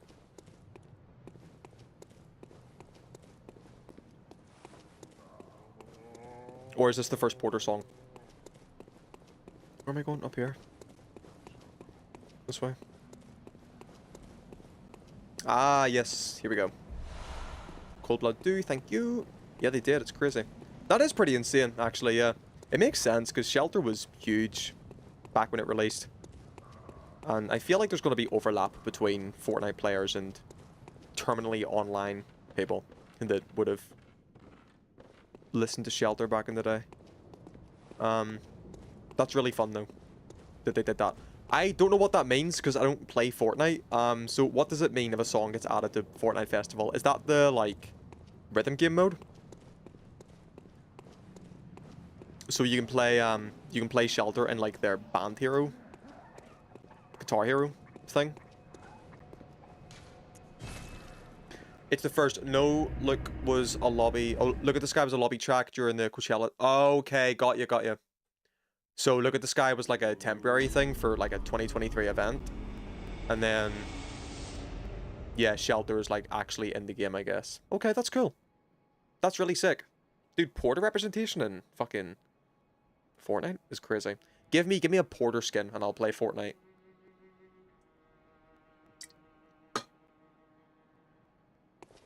Hello, doll. An abandoned doll. Oh, look! The workshop is open for us. Let's explore. Oh, look at the fucking interior design, dude. Look at the interior design. It's so pretty. So yeah, this is the Hunter's Workshop. This is where all of our weapons get made. All of our armor gets attuned. We've got like saw cleavers on the wall. Look at this shit. I love this so much. Whirligigs, saw cleavers. We got like a blunderbuss here. We got blood vials on the floor. Just, yeah, just a big workshop for all of our attire. We got some lore up in the corner as well. To escape this dreadful hunter's nightmare, hunter's dream, halt the source of the spreading scourge of beasts, lest the night carry on forever. So in order to escape this dream, chap, every time we die, we have to stop the hunt. So we now have our second task. Well, I guess we already had that task as a hunter, right? But now we see it in black and white. So our personal task is to become a hunter so that we can obtain some pale blood. We don't know what for or why yet, by the way. We don't know why we want pale blood, but we just want pale blood. That is our personal task. Our secondary task as a hunter, which, by the way, the only reason we're a hunter is we're doing it in exchange for obtaining a blood transfusion. Our secondary task is to stop the hunt, stop the scourge. How do we do that? I don't know. Gotta find out. Speak to me, old man. What is your name? Aha. You must be the new hunter. A DJ Potaro skin is crazy. Welcome to the hunter's dream. Or like a back bling, maybe? This will be your home for now. Okay. I am Gehrman. Hi, German. To you, hunters. You're sure to be Unk. in a fine haze about now, but don't think too I think he's far well about past all Unk. this. Just go out and kill a few beasts. It's for your own good. I've been doing that. You Yeah. know, it's just what hunters do. You'll get used to it. Gonna need that smile Apple guitar back bling. Oh my god, that is fire. No, I feel like the smile apple guitar could be the like the fucking pickaxe thing, like the weapon you use. Yeah, damn. Oh my god. Oh my god, yeah, they could do they can literally do so like cheerleader Porter with the dragon wing back bling and the apple guitar like pickaxe. Oh my god, that's perfect. I don't think it would sell that much. I don't think Porter's like up there to sell that much, but oh, I wouldn't mind that. My god. No, maybe he is actually. Maybe he fucking is. Dude, where's the Porter smile? That's so perfect. Yeah, like the dragon wing back bling, the guitar pickaxe or whatever, and the like cheerleader fit as a skin. Oh my god. Why is cheerleader not it? Like add cheerleader to Fortnite Festival. What else have you got to say? This was once a safe haven for hunters. Okay. A workshop where hunters used blood to enhance their weapons and flesh.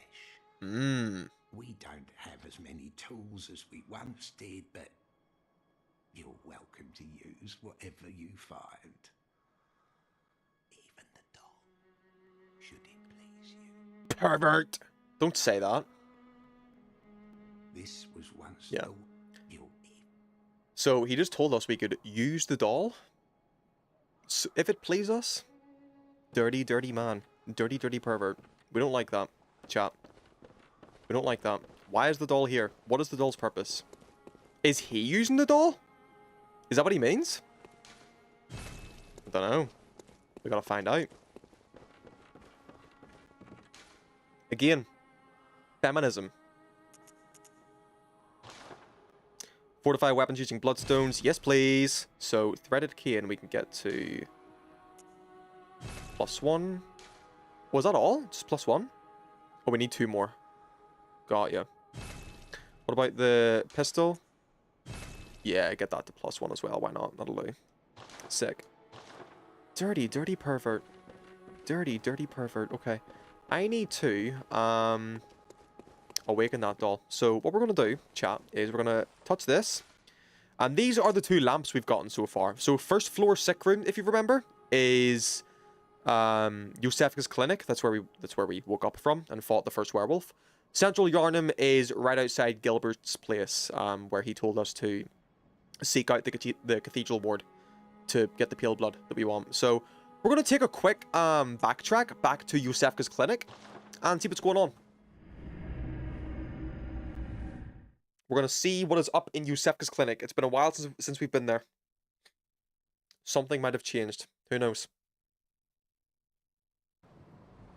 Silver is Bloodborning it right now.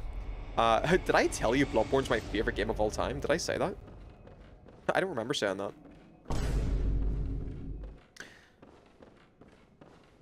So this was the room that we spawned in, chat. This was where the initial cutscene was.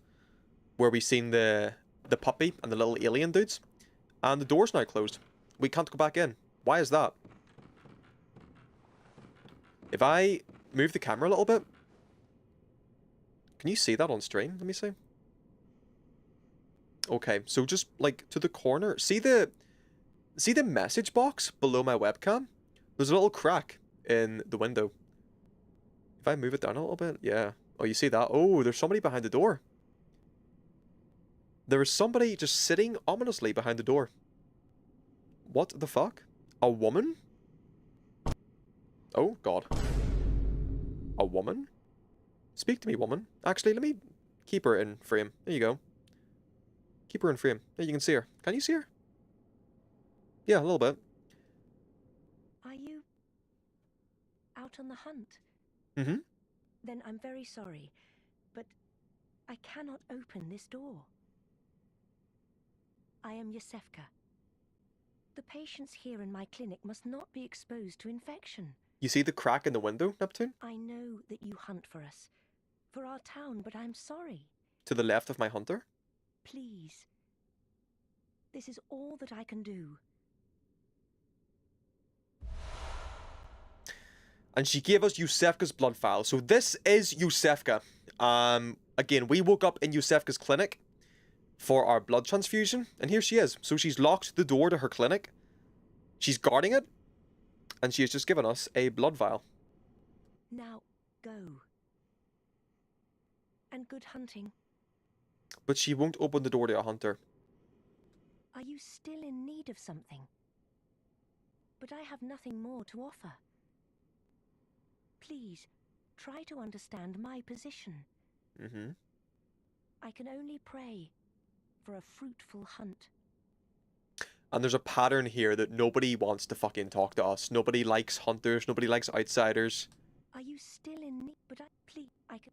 So, we're just speaking to Yusefka here to initiate some dialogue. Start her side quest. And we're going to go back to the hunter stream. Yeah, pretty creepy that she just, like, sits there and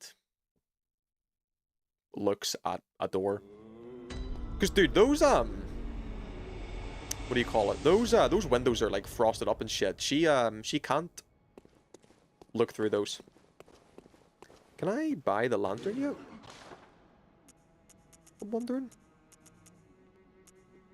No, I can't. Okay. Oh, no, the lantern's up in this one, isn't it? Let me see. Which I'll not be able to get yet anyway, because I have no insight. Oh, that's not spawned yet. Right, okay. Let's go back to Central Yharnam. And I think this is maybe a good spot to do our first boss. Our first boss being the Cleric Beast. Cleric Beast, you say?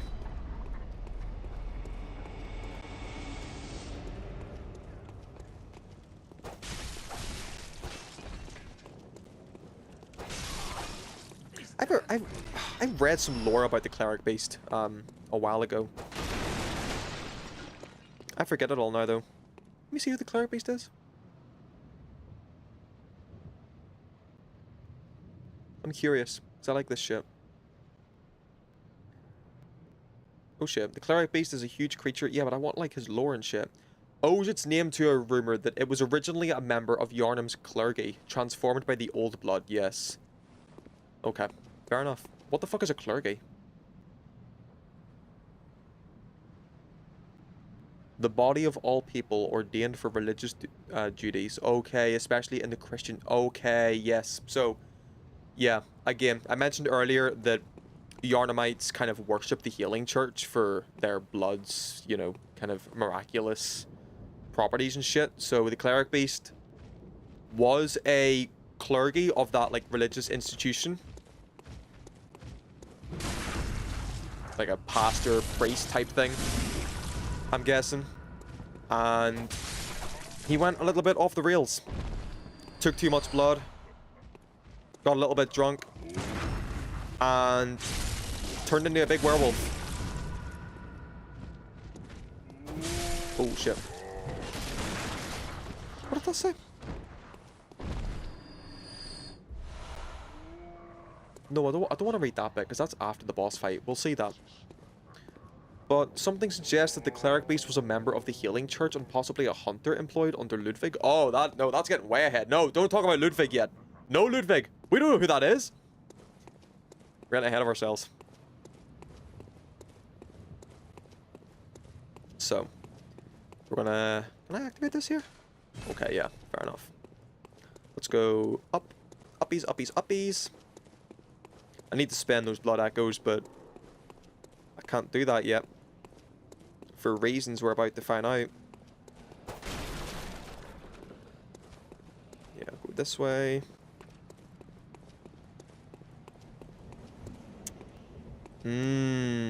Yeah, so through the door. Nope, this way. Over here. I did want the lantern for this as well, but I guess I can't buy it yet. So, kill some Yharnamites. Kill a disabled man. Because I'm an asshole.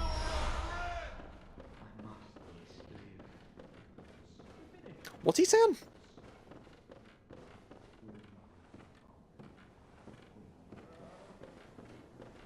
Bro is muttering. Bro is yapping under his breath. Bitch. I think the wolfies, I think the doggies are up here again as well, sadly, so we'll have to cheese them.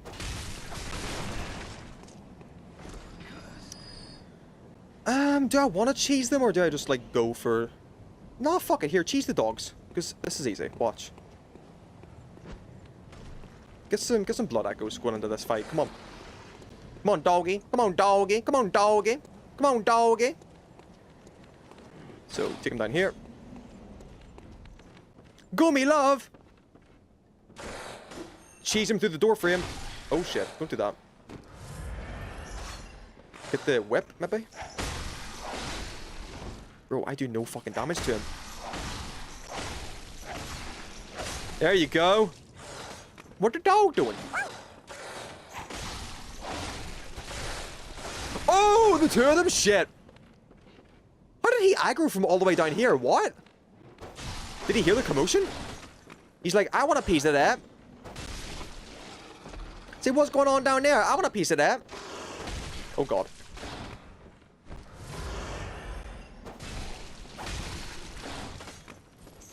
Get the whip. What the dog doing?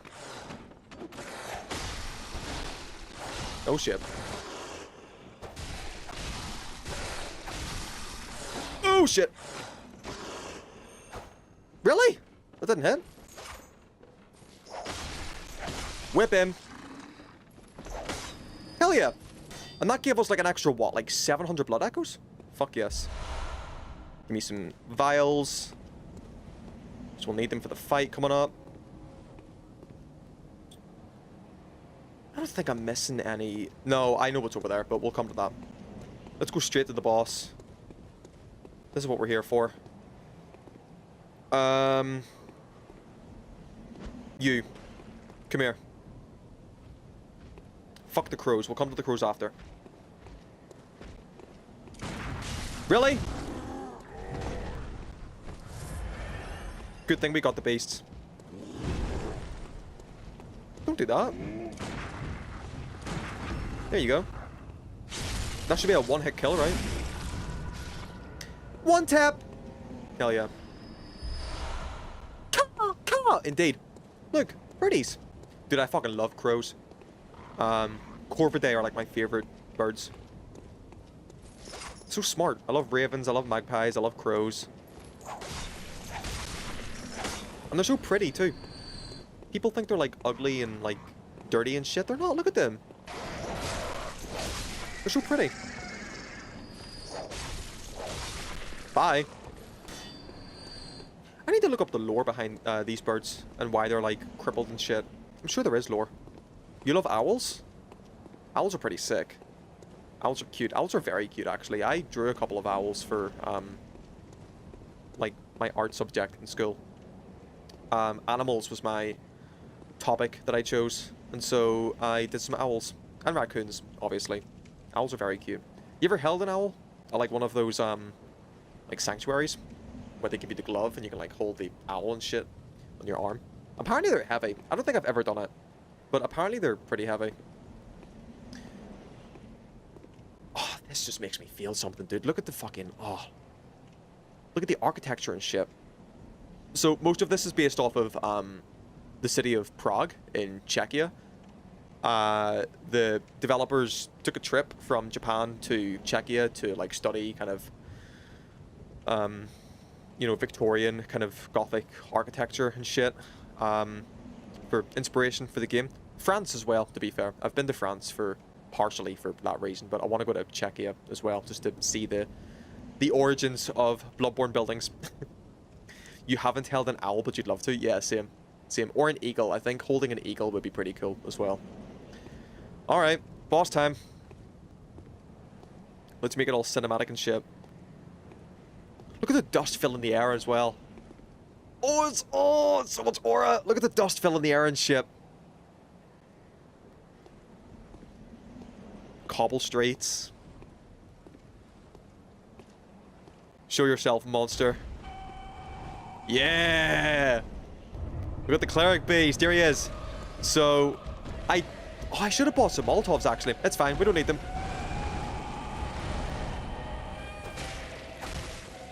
No death run.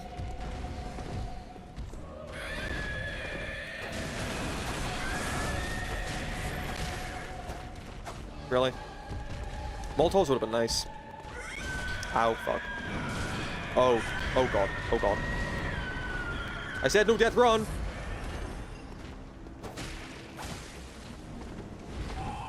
Get behind him. Hit his ass, hit his ass, hit his ass. My nose is itchy. Itchy nose problems! Itchy nose problems! I love this guy's theme song, by the way. Oh.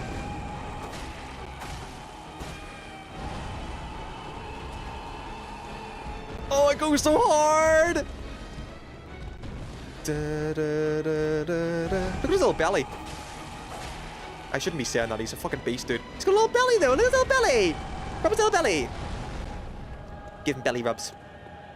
Look at him. Look, he's cute. He's got, like, horns. He's got, like, one big arm. He's just like me, for real. Oh, shit.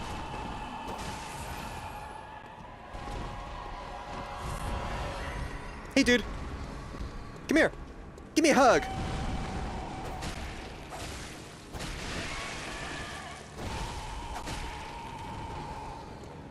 Yeah, we're doing fine. We should have this. Hey, bro. What's up? What's up? Your hair is so pretty. Look at your hair. Is that the new L'Oreal? Who's your hairdresser? Give me their number. What's your conditioner? Oh, fuck. Oh, God.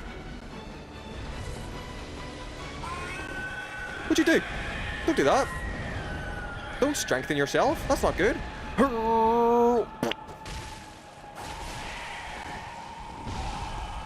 Get behind him. Don't grab me. That's not polite. Treat your guests with respect. Bitch. Oh, shit. Yeah, Molotovs would have made it quicker, because beasts in this game are weak to fire. Oh! I'm weak to slaps.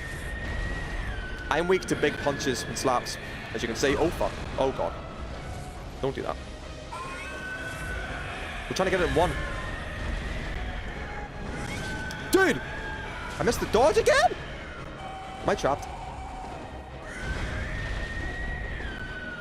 I'm wasting heals. Get out of the corner. There you go. Oh! I thought I was, like, out of range. Maybe I should have got Molotovs. We'll be fine. Lock in.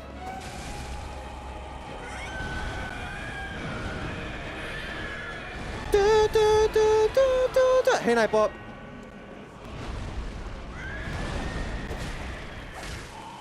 Yeah, he's halfway. Slow and steady wins the race.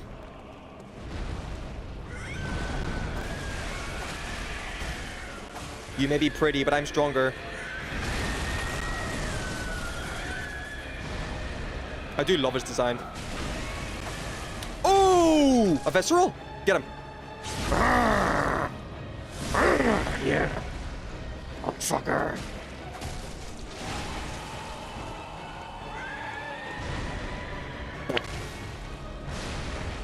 I didn't know you could visceral him, dude. I've never done that before. I think I've only spammed him with, like, Molotovs. Oh, shit. Why are you red?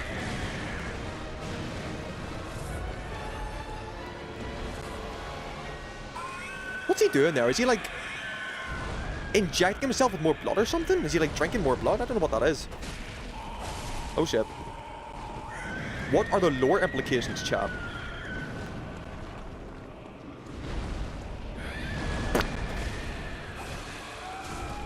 Oh, shit.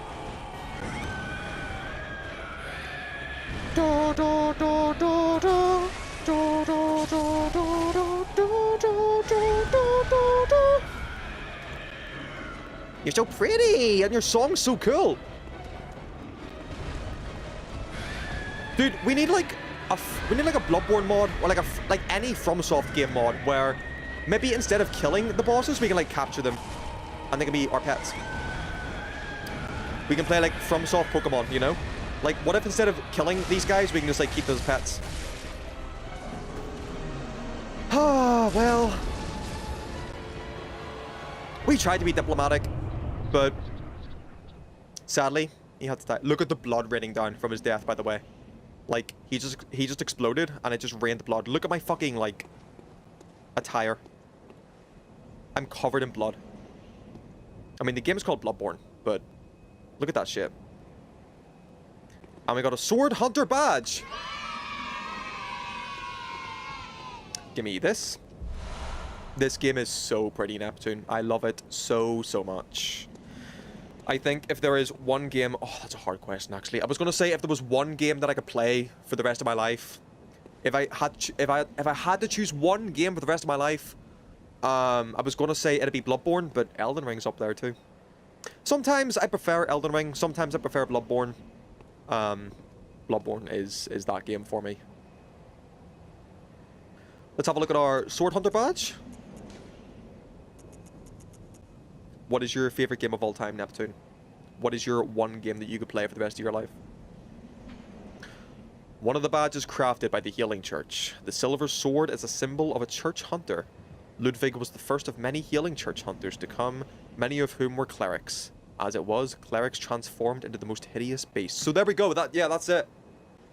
So, what is a cleric again? Like the actual definition? What is a cleric?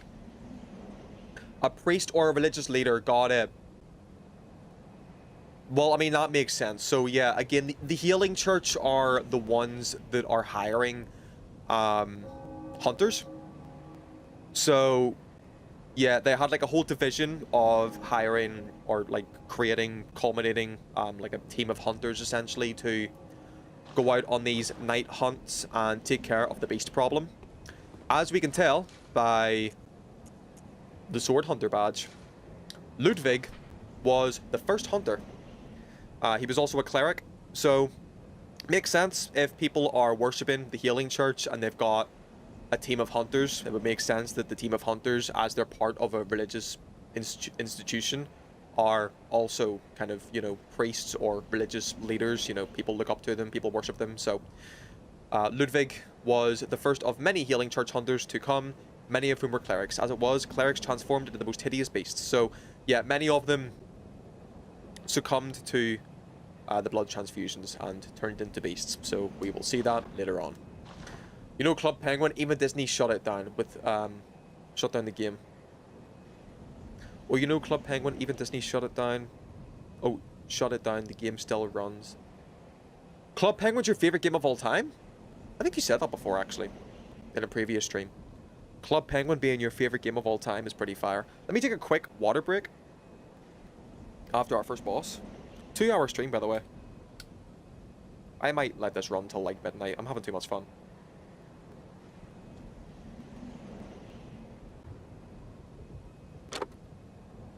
Quick hydration break.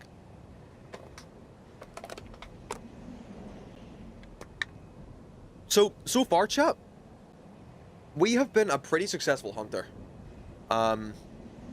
We are fulfilling our side of the blood transfusion deal pretty well. We have just taken care of a cleric beast, which is a pretty hard fight. Well, technically, if we're talking like game-wise, not a hard fight. First boss in the game. Lore-wise, though, that cleric beast was originally a pretty high-ranking member of the Healing Church. So, hey, as a hunter, first time in Yarnum, we're doing pretty well. What is this? The doll has awoken? The doll is sentient? Is she looking at me? What the fuck? Hey, speaking of the doll. Speaking of the doll, real quick. There she is. Oh wait, she's not. She's not in her box. Shit, she's like on my shelf. But there's her box. Anyway, I tried to be slick. They try to be cray. They try to be cray. Consume insight and ring the beckoning bell to enlist the cooperation of hunters from other worlds. So, yeah, that's just the co-op items you can use to, like, summon people to play co-op and shit. We're not going to use that, obviously.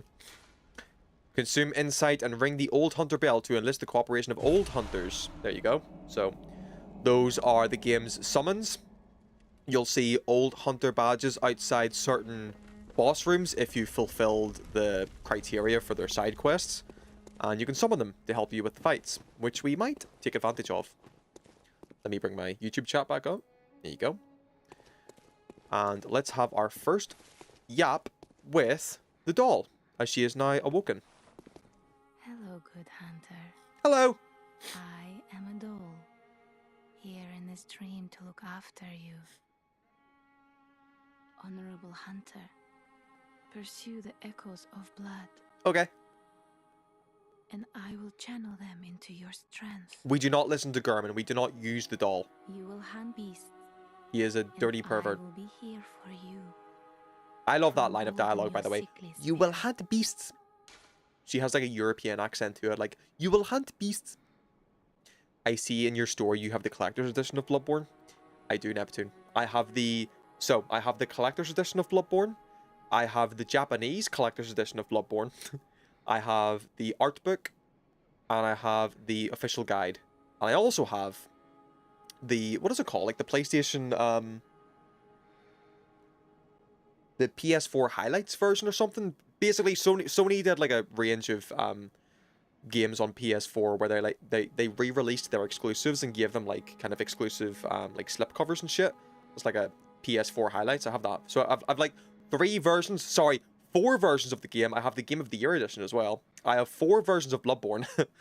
The art book, the steel book is in the collector's edition, yep. So 4 versions of the game. The art book, the collector's guide, the doll, Nendoroid. Yeah, I'm like, yeah. Bloodborne's biggest fucking fan. Let me give you a quick little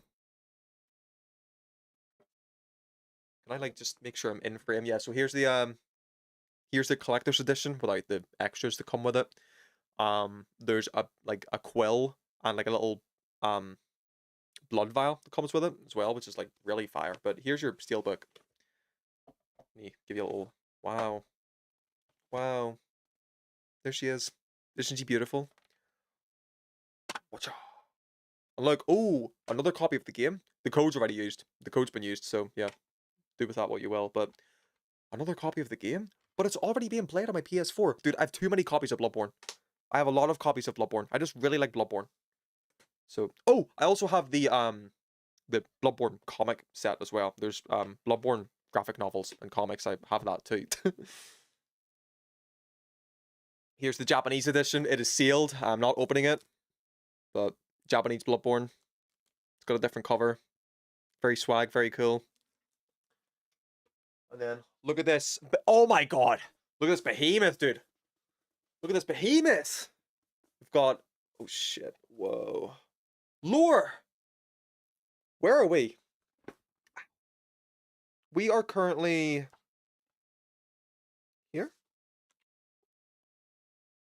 Nope, that's the Hunter's Nightmare. That is really far away. We're not there. I love Bloodborne. Anyway. Tangent. Back to it. Thanks, Neptune. Thank you, Neptune. Yeah, I like Bloodborne. Anyway, so, yes. We spoke to the doll. She told us that she is here for us. She is here to serve us. She can channel our blood echoes into strength. And so we're going to take advantage of that. Now, we're going to let her help us, because that's what she likes to do. The doll likes to help. That is the only thing she knows, is to serve hunters. Biggest Bloodborne fan? Yeah, I love Bloodborne. So, channel blood echoes. Actually, talk first. Did you speak with Gehrman? Yeah. He was a hunter long, long ago. But now serves only to advise them.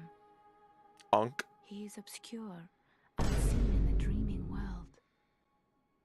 Still, he stays here, in this dream. Such is his purpose. Interesting.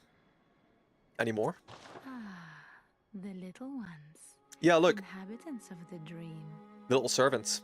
They find hunters like yourself, worship and serve them. That's cute. Speak words they do not. But still, aren't they sweet? Yeah, if you say so. That's like a turning point for some people because they see the little like messenger servants in the bath, the messenger bath over there, and they're like, ew, what the fuck? Like aliens, they're kind of disgusting. But then the doll like opens you up to them. She's like, oh, but they're just there to help you. They're sweet, aren't they? Like, yes, doll, they are. There you go. So, channel blood echoes. Very well. Level up. What is going on? Why am I sitting? You're not supposed to do that. Let me stand close. What have I done wrong in this playthrough? This has been like... Oh, there you go. There's been like 3 times so far we have sat when we shouldn't have sat. I don't know, like, the game is bugged. This playthrough is bugged. This character's bugged. Is it Miku? Is it because we're Miku? Okay, we're gonna go for a quality build, just because I can't be arsed with arcane and shit at the minute. Anyway, we could like respec, but we're just gonna go quality. So, give me 20 strength, 15 skill, not a lot. Endurance though, we can do that next. Nice. Level 18. Farewell, good hunter. May you find your worth in the waking world. Yes.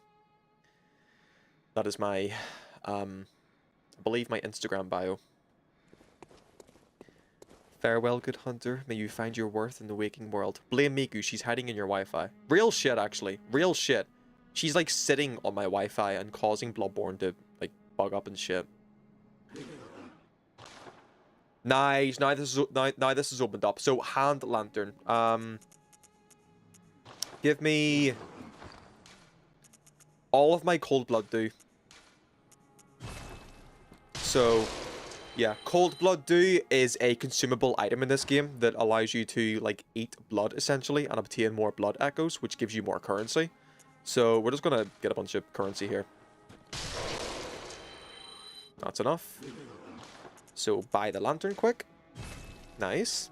And then... with the rest of it... we'll just get some, Molotovs, I think. Oh, 7's pretty good. Yeah, do that. 7 Molotovs. Nice. And we are set up pretty well for the next portion. So, let me just make sure there's nothing else in here. Garmin's not there. No, good. Okay. We're going to take another quick trek back to Yosefka's clinic. And see if she's got anything to say to us. So... don't forget, by the way, our outstanding quests so far are we have an old lady in central Yarnum next to all of the dogs, like the big kind of like dog chamber place, that is looking for a safe place to go. We have yet to find her a safe place to go, right?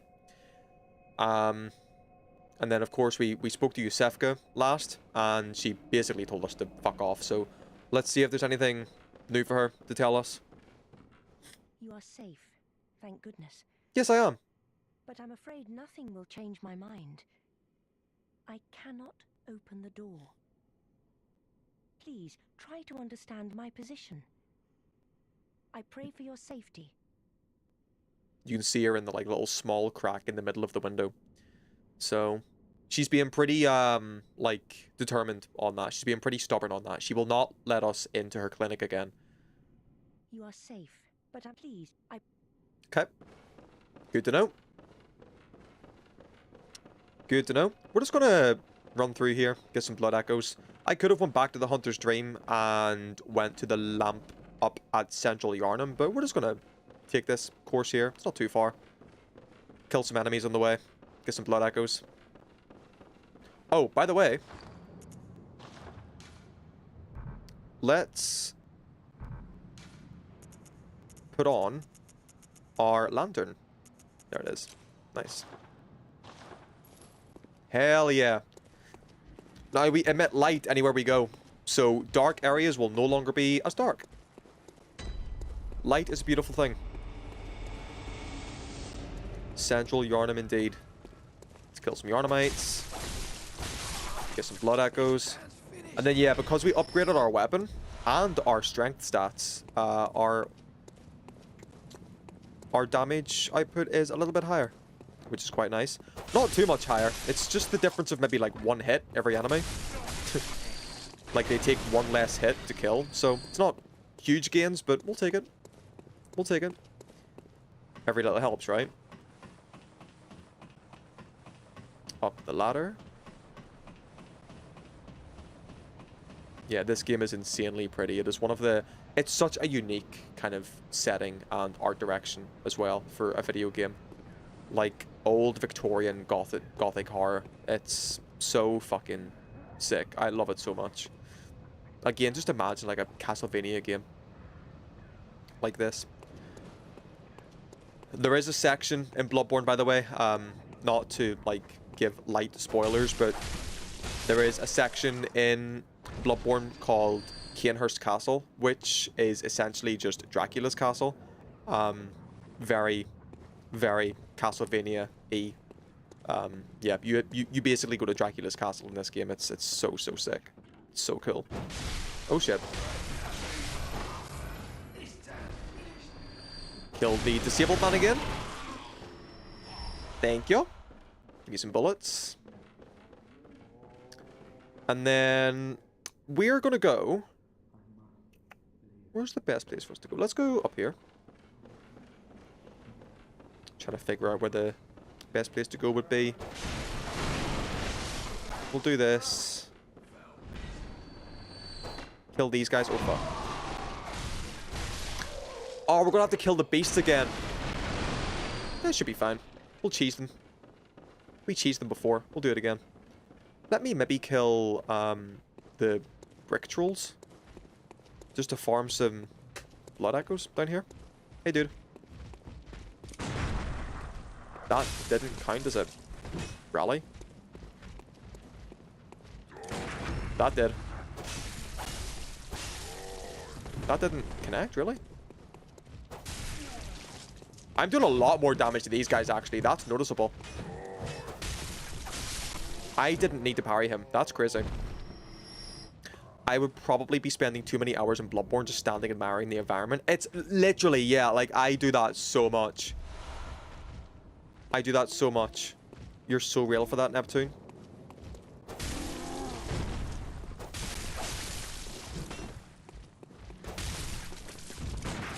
What the fuck was that? I've never seen that move before. Like a push. Oh, shit. Here you go. Let's get some blood echoes and some blood vials from these dudes. Yeah, like, look at the skybox and shit. Look at the architecture. Look at the buildings.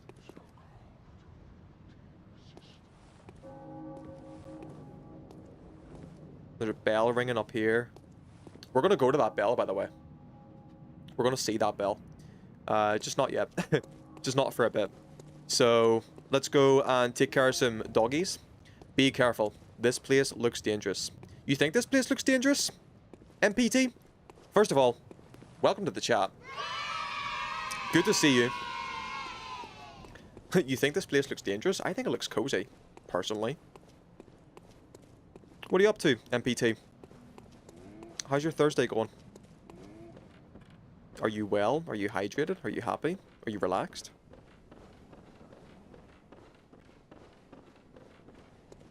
Give a like for a good hunt. Hell yeah, MPT.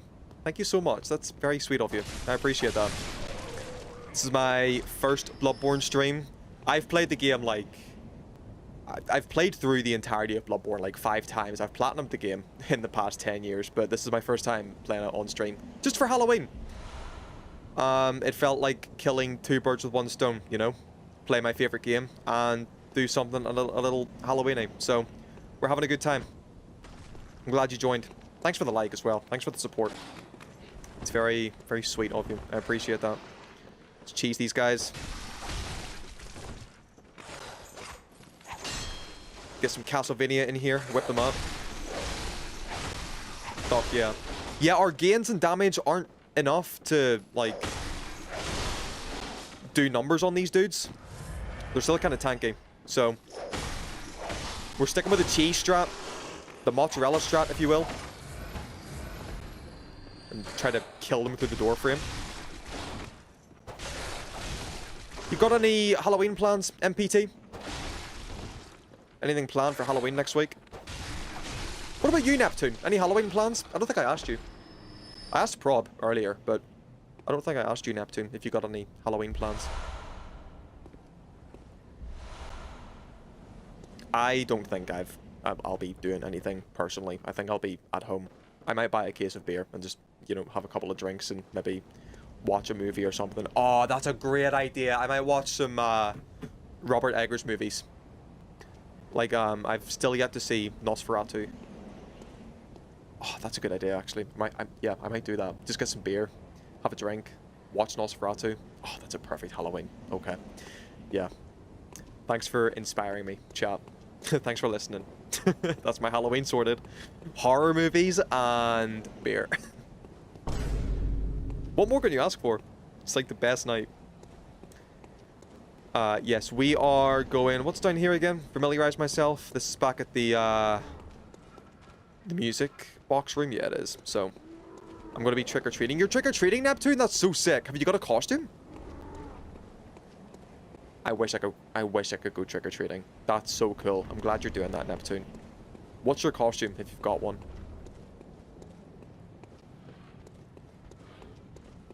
Yep, so we're going to tackle this bit now. Little secret area. Knock some crates down. Opens up a path down here. Whoop. We'll take a little trip into the sewers. Take a little detour. And go and see some rats. Rats. Rats. We're the rats. Drop down this way.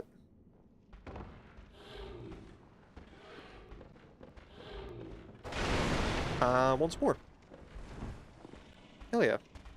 So before we see the rats, we've got this like upper path to take care of. And we got these big ass beasts here. Look at these dudes. So these are like Yarnamites that are kind of halfway, you know, into their beasthood essentially. Like they're intoxicated. They've been around the block where blood intoxication is concerned. They're just not doggies yet, you know. I have bought a costume of Doodle Bob. Are you serious? From SpongeBob? No fucking way. Bought it because my friends are going to be SpongeBob characters. So you're all dressing up as SpongeBob characters and you chose Doodle Bob? That's so fire. I got a couple of piercings last week. Like, I just got a few ears pierced. And my piercer was telling me... Jinx was there too, actually. My piercer was telling us that she is dressing up as a crayon. Her entire friend group are going as a packet of crayons, and they've all chosen a different color. I think that's funny. I love group costumes like that. I think they're really sweet. Really cool as well, actually. Great ideas. Great bonding exercise. So, run me through the SpongeBob characters you got, Neptune. Have you got a SpongeBob, a Patrick, a Sandy, a Squidward? What are you working with? Have you got a Mrs. Puff?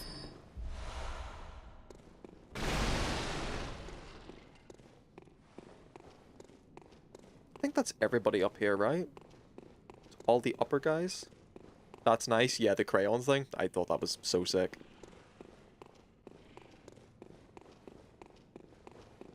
I think that's everybody up here. We're gonna maybe... Yeah, there's two of these, right? So there's an item there.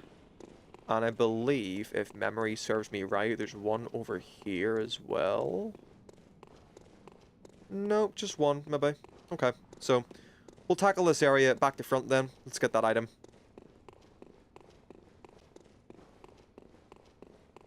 So we got Doodle Bob, Squidward, and Mermaid Man and Barnacle Boy. That's so sick, okay. Doodle Bob, Squidward, and yeah, the two people going as Mermaid Man and Barnacle Boy are such a vibe. That's so funny. Oh, I missed it. Shit. Oh well. Not the rat. Hey, rat. So I'll have to go back up the ladder and attempt 2 on that item that we missed. But we'll take care of the rats first. Just so the area is, like, clear and clean from toxic, whatever, you know. Don't want no germs, don't want no COVID in our Bloodborne. Don't want no swine flu in here. No rat flu. So, get rid of the rats first. There's some more dudes over here. There's a whole bunch of them, actually. Look at this. A whole friend group of rats.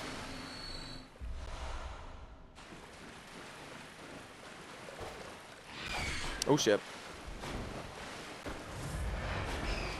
And then, yeah, I'll need to, like, re-jog my memory, but I believe the rats are also, like, kind of succumbed. They have, like, succumbed to, you know, blood intoxication as well, which is why they're so big.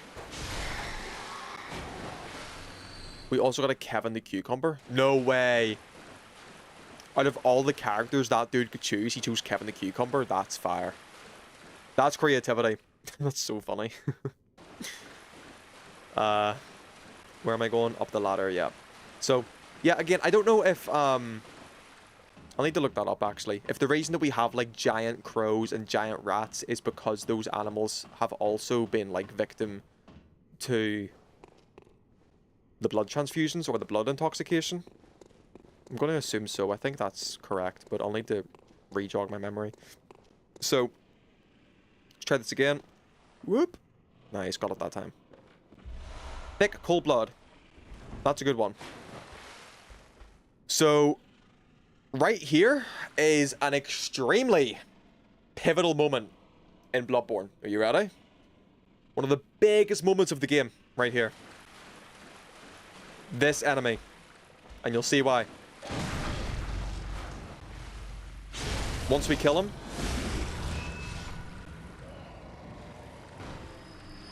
well, he's just fell down. We'll get that item afterwards. But this is what we're looking for. This is one of the peak turning points of Bloodborne. This item. You ready? The Hunter's Garb. It's the shit you see in all the promo material. Oh god.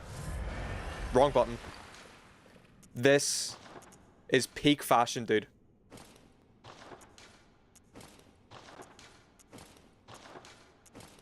There we go. And look, we can see the hair as well. Look, you can see the Miku hair. Oh, look at that. Peak fashion, dude. Peak fucking fashion.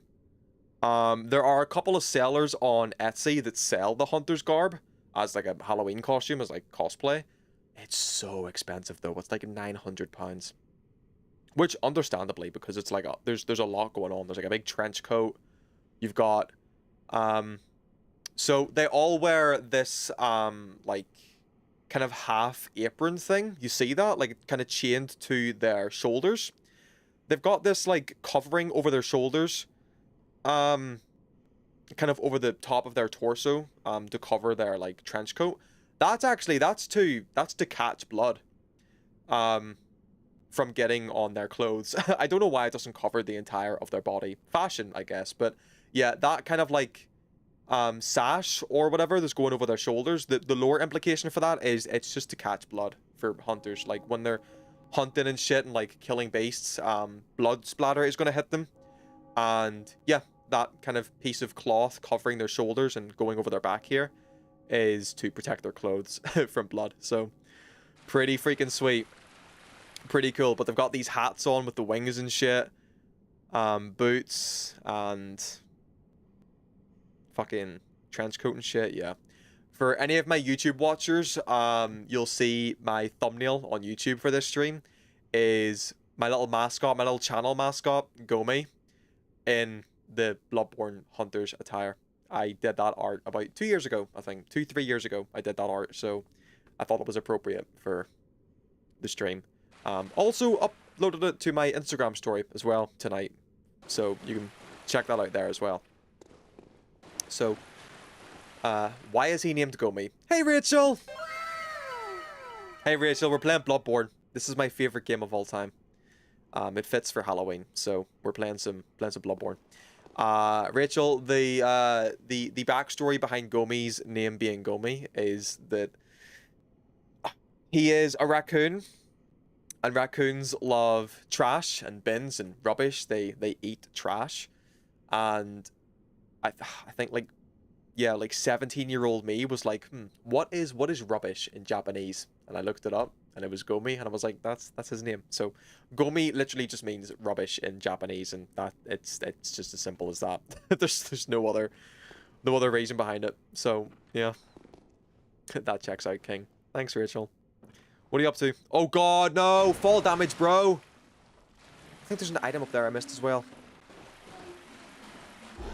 It's fine. How's your Thursday night, Rachel? What are you up to? Let me take care of these guys, Neptune, and then I'll read your message.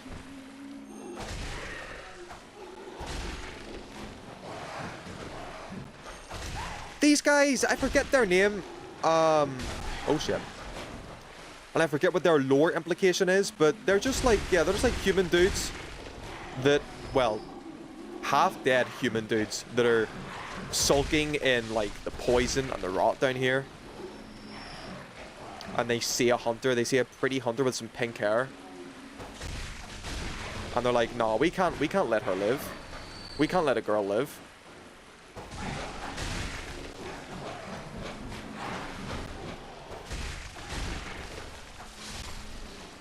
Rachel, I do want to give you some, like a little lore piece here as well in a minute, once I clear the area.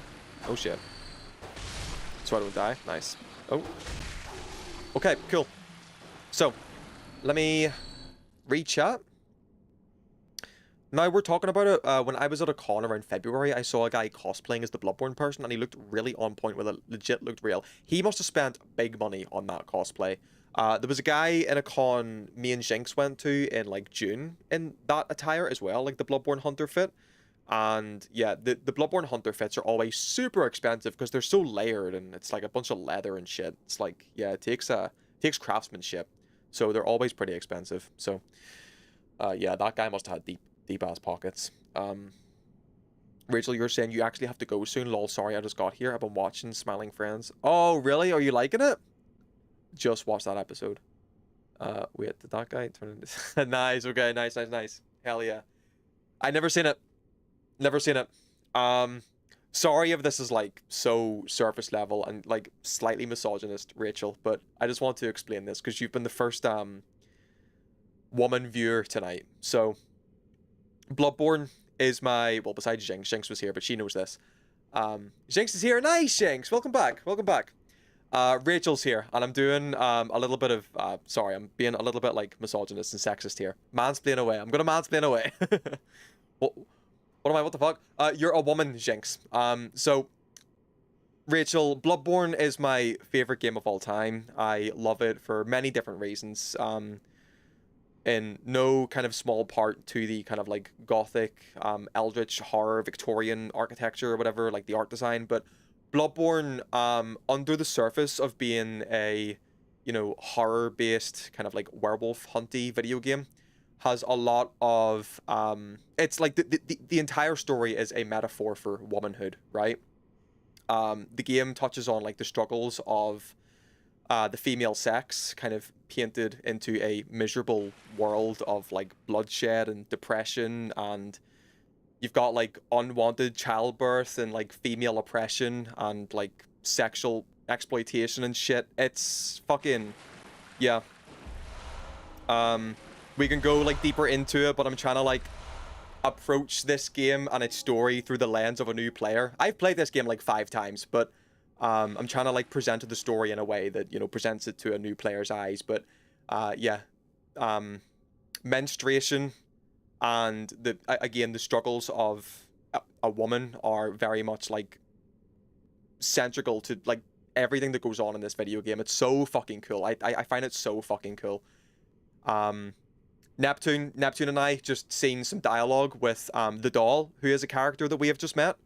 Sorry, we seen some dialogue with Gurman about the doll, which is a character we just met, where Gurman was promoting that we use the doll however we see fit.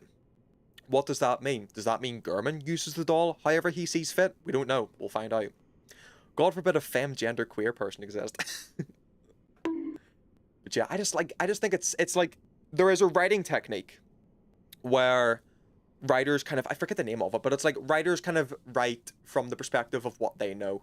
And yeah, this game was written by a man. But it's like he writes it in the perspective and using like topics and you know, pieces of information about the female gender and womanhood that he as a man kind of perceives or whatever. Yeah, all the women in this game, all the female characters in this game are at some point exploited or manipulated. Or they either have like their child taken from them, or they see a glimpse of hope and it's like stripped from them from the men in the game. It's like the game is, you know, under the hood of, you know, Halloween and gothic horror and werewolf hunts is a metaphor for the struggles of women, and I just think it's so masterfully done, and I love it. And it's also why I'm playing as, I like always seem to play as a female hunter as well, because my canon gender for the protagonist is a female, because you get unique pieces of dialogue if you play as a woman as well, compared to if you play as a man. It's great. I love it. Anyway, moving on. Moving on. I like Bloodborne. This game fits the Magic the Gathering gambling. Oh my god, could you imagine a Bloodborne fucking Magic the Gathering set? We're gonna do, by the way, Neptune, we're gonna do our final our second session of Sexy Werewolves on Sunday as well. I was gonna save advertising that until tomorrow night, but I'll say it now because we're here. Yeah, we're gonna do our second Magic the Gathering stream on Sunday, so tune in for that if you want some more gambling. Yeah, yes, let's go. Let's go. Whoa. Oh my god, you're excited? You're excited for gambling? I'm so happy. Yeah, we're gonna do that in gambling. I do have to go now. Sorry, this was so quick. Rachel, no, never apologize for the length of time you stay here. I'm so thankful you're here. Have a great Thursday night. Have a great time. See you later. Thanks for being here. Appreciate you so much. Bye! Bye, Rachel! Bye, Rachel! We're gonna play more of our Sexy Werewolf woman video game.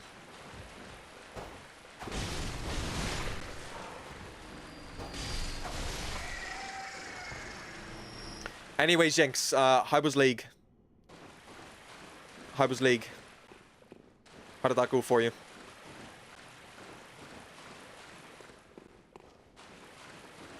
Did you have fun?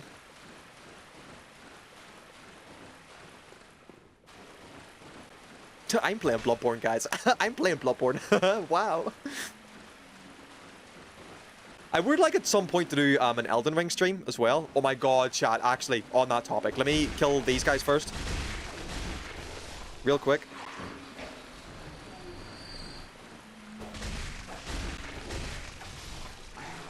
Just so I don't die during conversation.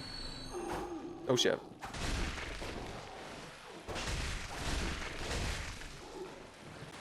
Oh shit. I bet she didn't. I know what League games are. Oh yeah. Yeah. Well no, she was playing ARAM as far as I know. So she might have had a good time. ARAM's usually a good time. Okay, so yes, I had a phenomenal idea. I don't know when we're going to get time to do this, but because our games are lined up for like the next 2 months or whatever. I had an idea. There is a Twitch plugin, or just a like stream plugin, like an OBS plugin, I think, where you can incorporate like an interactive chat into the games you play. So y'all can like insta-kill me, or like have me drop my weapon, or stuff like that, or whatever, you know, like have me jump or roll or whatever else, like without me touching the controller. Like you can kind of like play with me and like sabotage my gameplay. What if we did that with Elden Ring? I think that is such a fun idea, because I love Elden Ring. I know that game like the back of my hand as well, so I could like try to play my way through Elden Ring while y'all are like typing commands in chat, like jump, roll, Drop weapon, shit like that. That'd be so fun. So, I think we'll do that at some point.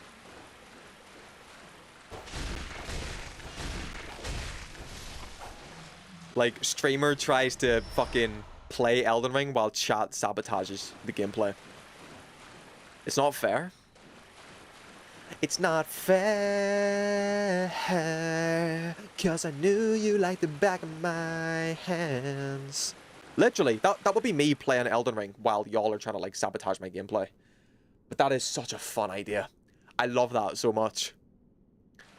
And then a Hollow Knight stream is something I want to do as well. Like the first Hollow Knight. One of the achievements in that game is... Oh, I did! Wow, Neptune, okay. Okay, I did. I said I knew Elden Ring like the back of my hand. That's funny. Okay. I think you did that before as well. I think you did that in a previous stream and I didn't catch on to it either. I want to do a Hollow Knight stream, but one of the achievements in Hollow Knight is to beat the game under 5 hours. And I think I could do that on stream. I think I could do that. So we'll do that sometime as well. Chat, up ahead, we have a piggy. We have a big pig. You see this shit? How do I approach this guy again? I forget. Do I just... I think I do this. Sprint towards him, go behind him. Yeah, there you go. Do that. Nice. And then stick my hand in his ass. Stick my hand in his butt. And kill him. That's kind of disgusting.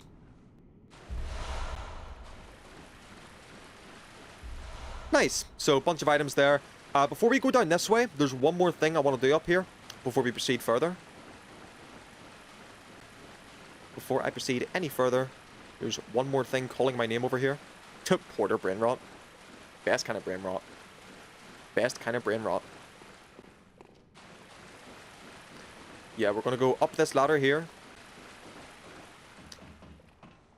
And if you remember, like 2 hours ago, like way at the start of the stream, we encountered... Hold on. Hold that fucking thought, chat. Did I miss an item? Hold that motherfucking thought. I did miss an item. Ah, yes, this bit. Okay, hold on.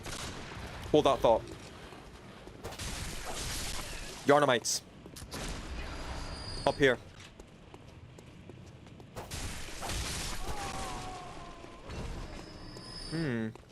I wonder, should I just go straight to what I was doing, actually? Might be better. Oh. Nice, dude. Oh, that didn't rally? Oh, that's annoying. I was, like, right at the shortcut, too. Oh, well. That's fine. I was yapping too much. So, anyway, yes, as you can remember... Oh my god, Prob, you're back! Welcome back, Prob. Jinx is back too. Rachel was in here for a bit. We did our first boss while you were gone. Let me just go all the way back over here. Maybe you came back at a good time, actually, Prob. I was just saying, right at the very start of the stream, we encountered a music box behind a locked gate, which I was seconds away from unlocking that gate, and I just fucking died. So, let's make our way back real quick. You got a pretty picture? Yeah, how was it, Prob? Did you have a good time?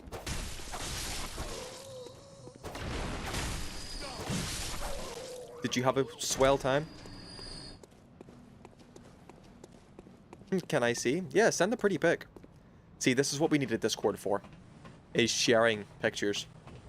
I have decided, though, that I think we're going to open the Discord at partner.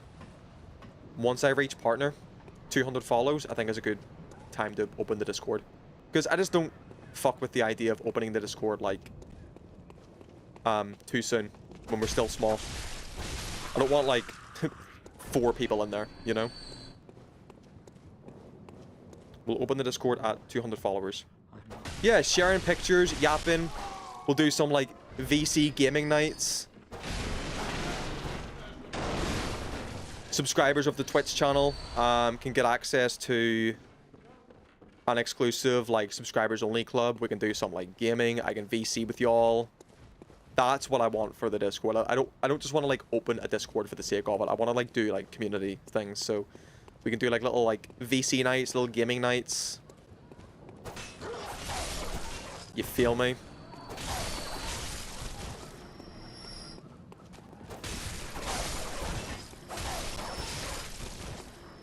This might be a quicker way to get where I'm wanting to go.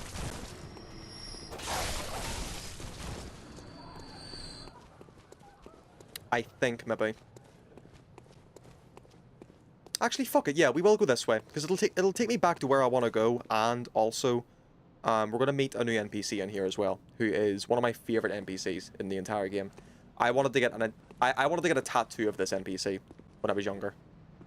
I might still get a tattoo of this NPC. We'll see. But one of my favorite characters in Bloodborne. Coming up soon. Just whack some barrels and shit real quick.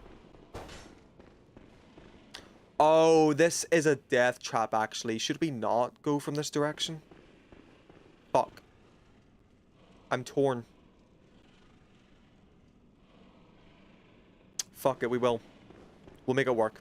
I just didn't want to lose my, blood echoes, but we'll be fine. I trust. I trust in us. Nice. Good approach.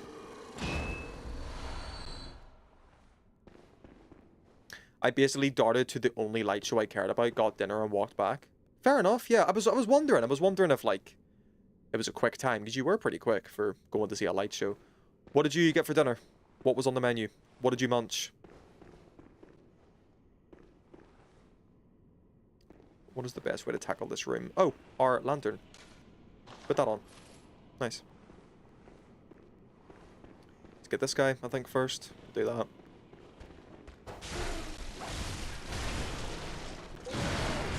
Oh. Fuck yes. Good parry. Picked up plant donor wrap. Oh, GG's, dude. Hell yeah. Oh my god, bro, at the weekend, I kind of want to try. Have you seen the new McDonald's menu? They've got a McSpicy with a pineapple in it. And then they've got like a fucking double quarter pounder thing with like, I don't know, onions or some shit. Did you try it? The McSpicy with a pineapple? Is it shit? Oh god. Oh no. That seemed so good because I love like pineapple on anything. I think it goes well with like savory food. Everyone's saying it's complete ass. Oh, for fuck's sake. I take it they're using like non-fresh pineapples. That's so annoying. Pretty cute light show. Hell yeah, Rob. Hell yeah. GG's on the light show. Non-fresh pineapple? Yeah, fuck that. Bro, you could literally just like buy a McSpicy yourself. Like just buy a plain McSpicy. Get like a can of fucking pineapples and just like do the thing. Just do that yourself. The chocolate caramel pie looks okay, but you can't fuck up chocolate caramel. Yeah, true. True. Dude, the best fucking... I'm not one to get like desserts at fast food places, but the best like pie that I've ever had from a fast food place, without a question of a doubt, is the peach mango pie from Jollibee. Jollibee's peach mango pie hits unbelievably dummy.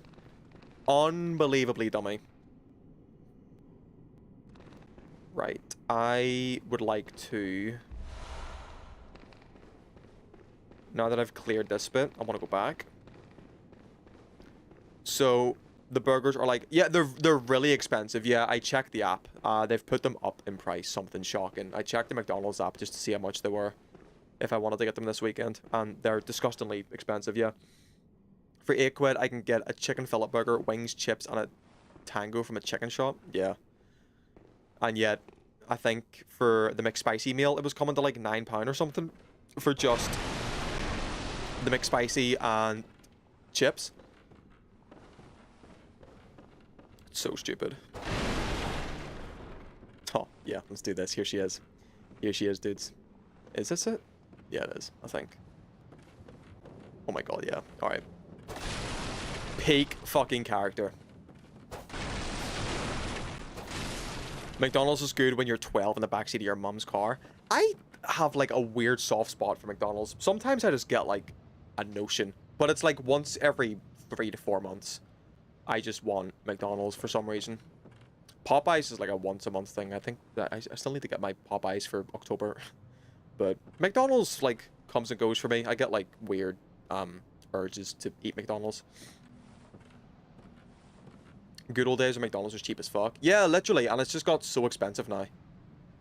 Like everything else in life, I guess, but you know, you wouldn't expect that from McDonald's. Here she is, chat. The hunter of hunters. Look at her mask, dude. Look at her mask. I love her. I love her. Oh, she's so fucking sick. All right. Talk to me, Eileen. Oh. A hunter, are you? A hunter. And an outsider? Yeah. What a mess you've been caught up in. Sound like Ollie Sykes. And tonight of all nights. Here. To welcome the new hunter. To welcome the new hunter. Thanks, love. A bold hunter's mask. Prepare yourself for the worst. There are no humans left. No. They're all flesh-hungry beasts now. Hey, up. She sounds like, Rate More Takeaway. Still lingering about. What's wrong? A hunter unnerved by a few beasts. A hunter? Proper West No Yorkshire. matter. Without fear in our hearts. I love that, prob. Different from the beasts themselves. Without fear in our hearts, we're not too different from the beasts themselves. Fear the old blood. So we got an emote from her. What are you still doing here? I love you, Eileen. Enough trembling in your boots. A hunter must hunt. She said the thing! She said the thing! It's the thing! What are you still doing here? Enough trembling in your boots. A hunter must hunt. That is the thing. A hunter must hunt. She said it. Thanks, Eileen. She never gave us her name there, actually. When does she introduce herself? Maybe it's in the next part of her quest line. But yeah, this is Eileen the Crow. She is an old lady. She's like 50 years old, I think, under that mask. She's well, 50's not an old lady, but you know what I mean. She's like a seasoned hunter. But she is the hunter of hunters. So obviously we are a hunter. Our job is to hunt beasts. Eileen is the hunter of hunters. If hunters go out of line or they succumb to blood intoxication, she keeps us in line.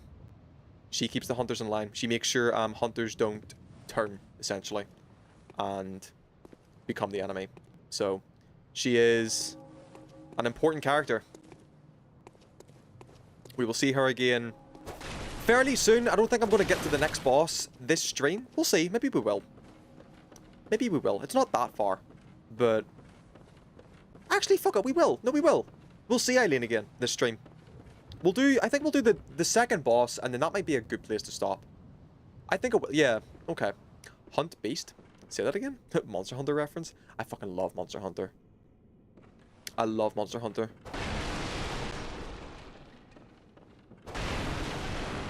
Too bad Wilds is horrible at performance, like horrible optimization. You a hunter. Take the sword, the blacksmiths. Up the road. Take the sword up road. Blacksmith. Sharpen sword. Hey up. Pop me table and chair out. You're that in, guys. So just pop the chippy. Got myself battered sausage. Fish and chip. got cod and chip. Strawberry Mirinda. Got curry, gravy, mushy peas. Is that everything? Yeah, it's all the items here. So, will I take damage if I do this? A little bit. We can heal up, though. Yeah, Two of the Gods and Hades 2 are proper West Yorkshire voiced. Fuck yes. Yeah, I've been playing Pokemon this week, Prob, on Switch 2. I also have Hades 1 on Switch 2. And it looks at me every time I'm on the home screen of my Switch. Hades looks at me on Switch like the Green Goblin mask looks at Norman Osborn.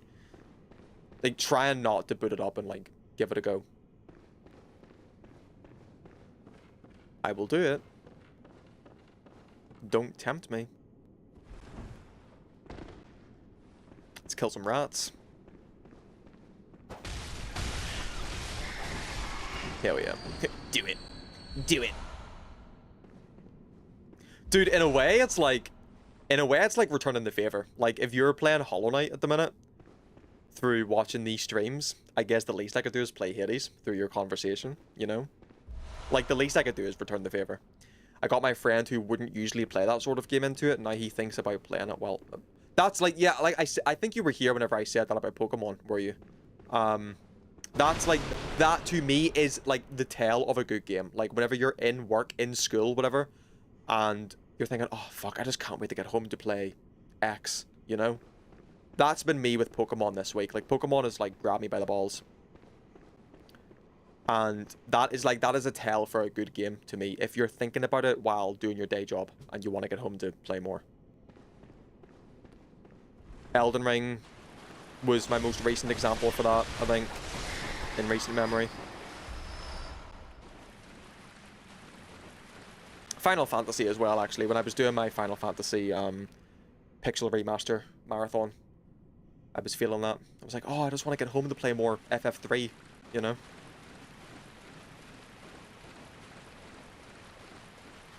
After living here over 2 years, we're slowly starting to talk like the other Yorkshire residents.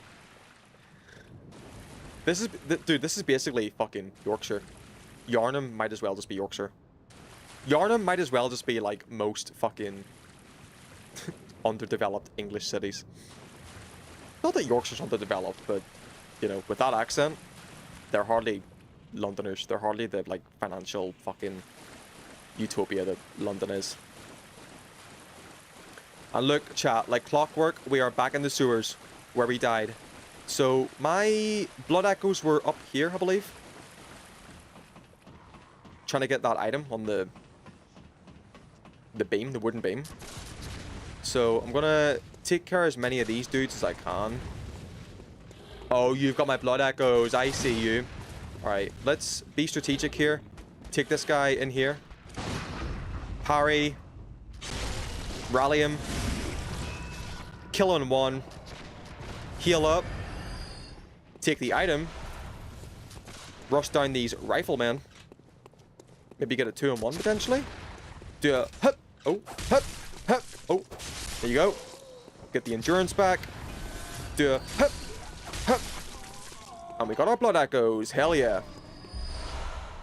Is that everybody up here? Just, oh yeah, there's crows as well, but the crows are fine. So, 2 riflemen and a beastman. We can get the items stress-free. Just attack the barrels while you're at it. It's the same shit like in Zelda whenever you're going through a dungeon and you just have to break the pots, you know? It's like when you're playing Bloodborne, you just have to break the barrels. Or, alternatively, roll through them is also fun. So, dead end there. This is the room we were just in. Oh, wait. There is one more thing we can do. I think first time we went down that way. So we can go... No, we didn't. We went down that way because there's an item there. So go down this way. No, because we didn't kill those enemies, dude. So, are we going to have to do, like, multiple runbacks? Oh, did I not do all of this? Shit. Oh, shit. Not the rats, dude. Not the rats. Nice. In every room there's pots and shit, and one in each group of them drops gold. Oh, and Hades. Oh, right, okay. I think I remember that, actually. Hades looking at you like, you coward. Pokemon again? Pokemon ZA again? Don't you know the internet hates that game? Why are you playing it? You shouldn't be supporting Game Freak. I shouldn't be, because I'm like the first person to call out fucking Game Freak mishaps and shit. I'm the first person to talk shit on Game Freak, but hey, sometimes I gotta disconnect that hatred, disconnect my opinions, and just like play a game of its fun, you know? Sometimes, chat, you gotta just put critical thinking behind you and just play something if you're having a good time with it. Like, objectively, I play the game and I recognize that the textures are fucking horrible. The world is so small and so barren and so empty. The NPCs have no personality. The side quests are all fetch quests. The animations are so stiff. There's no voice acting. But, am I having fun? Is it bringing me back for more? Yeah. Yeah. So, like, objectively, if everything I talked about just now got addressed, yeah, they could make a better Pokemon game. But am I having fun with the one that just released? Yeah. Yeah. I am. It is what it is. The League effect. Kind of, actually, yeah. Like, is the game trash? Yeah. Will I play tomorrow? Yeah. That is Jinx. That is simply Jinx. I have that with League as well, though. I feel like most, like, competitive gamers have that. Like, I'm pretty sure, I want to say, like, Counter-Strike players hate Counter-Strike. Valorant players hate Valorant. And for Deadlock as well, technically, yeah. It's like, dude, this game is so fucking annoying. I hate this video game and its mechanics. Does this game give me, like, active depression? Yes. Will I play it tomorrow? Yes.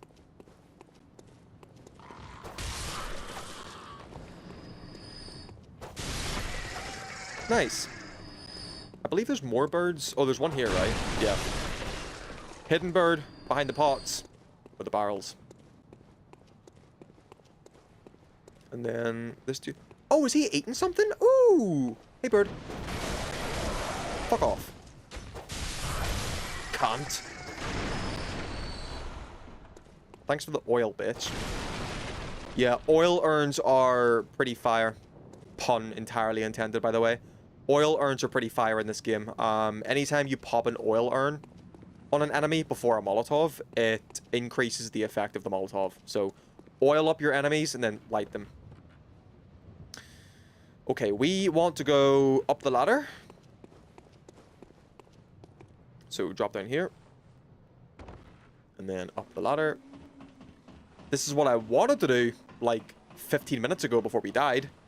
But better late than never, right? And if you recall, at the very start of the stream, way early on, we came across... Hold on. I keep forgetting about shit. Kill the birds first. Yeah. We heard a music box behind a locked gate.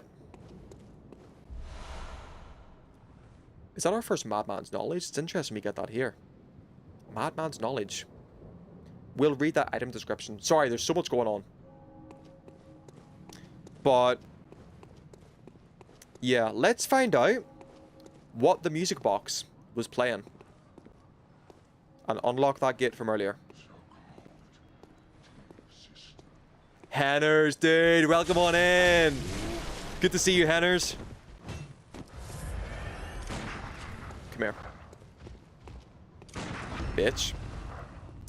Dude, Henners, Bloodborne is... Chat's gonna hate me for saying this. Bloodborne is my favorite game of all time. I have mentioned Bloodborne, like, umpteen times in the Silksong streams. And then I think I've mentioned it, like, umpteen times in this stream as well. I fucking love Bloodborne. We're playing it this week and next week to take a little break from Silksong. Henners, we will go back to Silksong, without a doubt, because we have unfinished business in Silksong. But to celebrate Halloween this week and next week, we're doing some Bloodborne.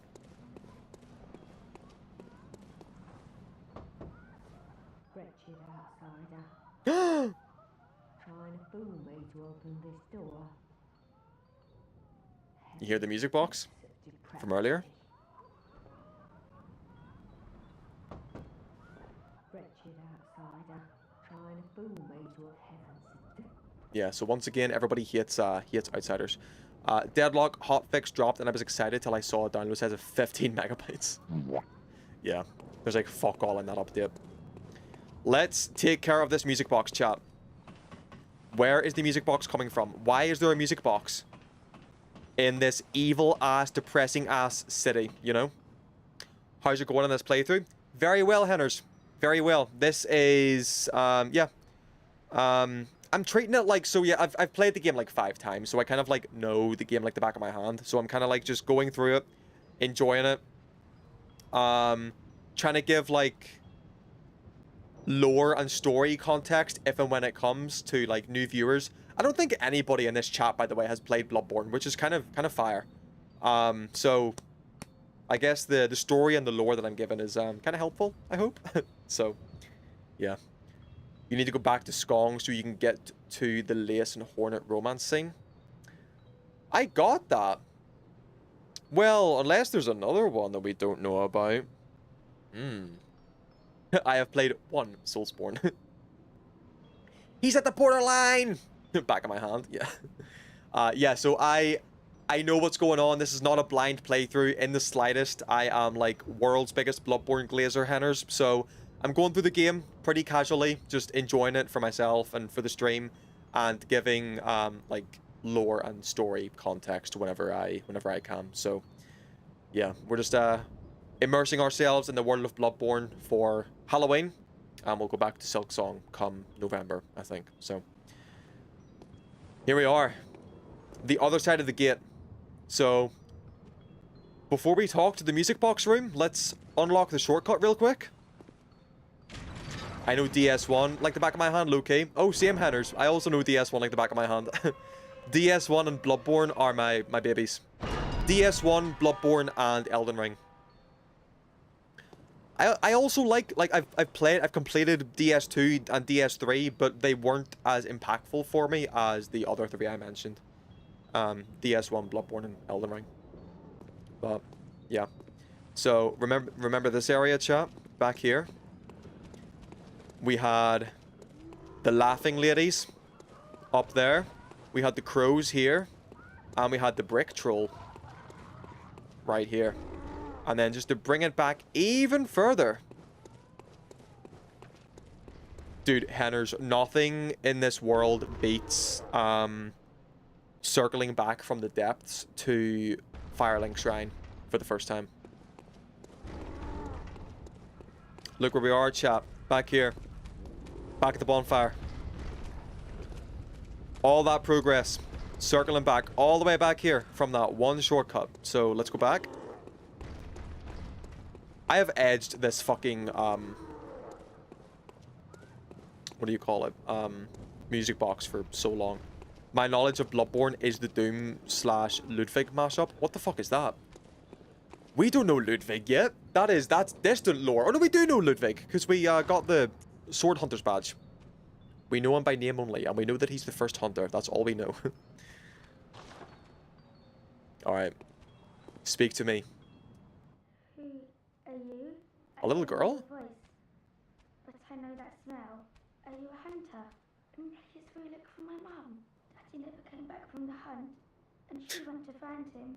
But now she's gone too. I'm all alone and scared.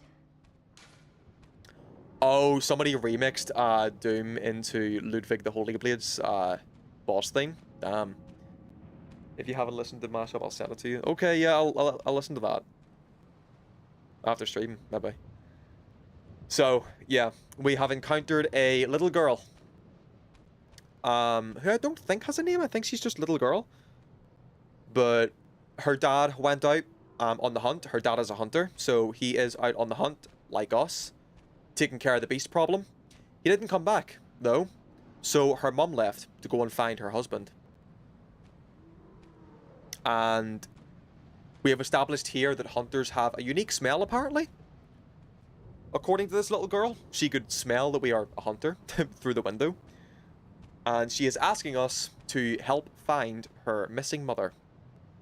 And her father as well, if we can come across him. But specifically the mother, because she is not a hunter. She just went out to look for her husband.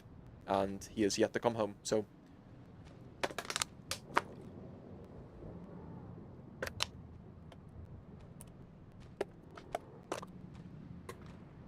Quick hydration. Dad went to go pick up the milk. Slaughter drunk people. Pretty much. Pretty much what's going on here. So, yes, little girl, we will find your mother. Do not worry. Really? Oh, thank you. You're welcome. Mum wears a red jeweled brooch. Pay attention. So big and beautiful. You won't miss it. Okay. Oh, I mustn't forget. If you find my mum, give her this music box. Mm-hmm. And there it is. There's the music box we've been hearing all this time. It plays one of Daddy's favourite songs. And when Daddy forgets us, we play it for him so he remembers. Mum's so silly running off without it. Why is Hassan Zeus God of Thunder? I don't understand the meme. I do not watch Hassan recreationally. I see him in clips and shit when he trends for all the wrong reasons. But okay, little girl, shock collar. Oh my god, that's incredible. Okay, prob. Yeah. GG's prob. Stupid. He did shock his dog, yeah. He did shock his dog. Reason 99 why I don't watch him. My mum wears a red jeweled brooch. It's so big and beautiful. You won't miss it. Okay. Oh, and if you find her, give her this music box. Please, I know you can do it. So, again, the little girl has given us a music box. Prop, that's insane. The little girl has given us a music box. And we are to pay attention to an NPC wearing a red jeweled brooch. Do not forget that. Let's take a look at the music box. This one. Can we...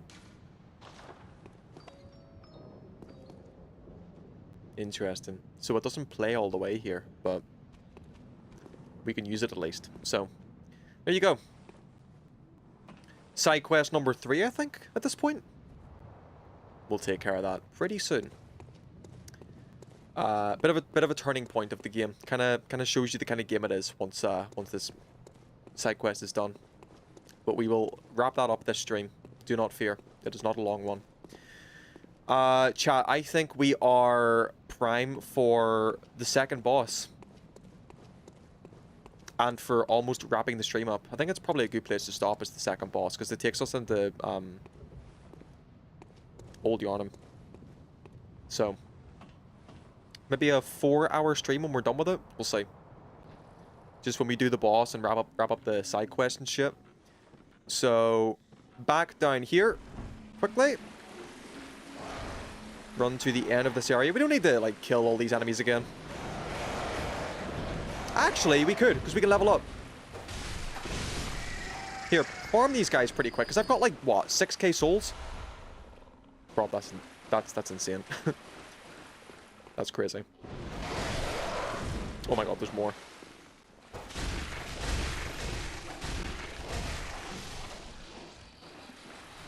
So, let's kill these dudes for some easy money. For some easy blood echoes. We'll go back to the Hunter's Dream and level up.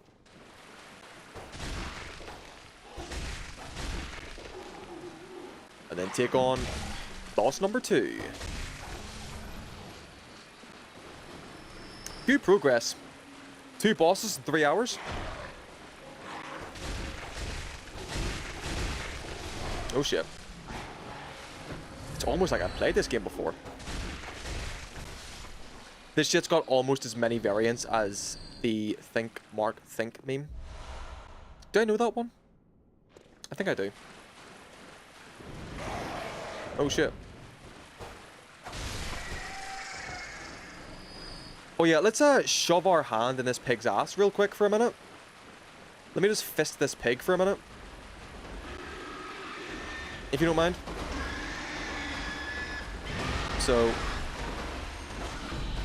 in here, in the ass, there you go. That's how you kill the pig. Just perform a fucking colonoscopy, you know? Casual Thursday night things on the Silverism stream. Fingering a pig. Fisting a pig, actually.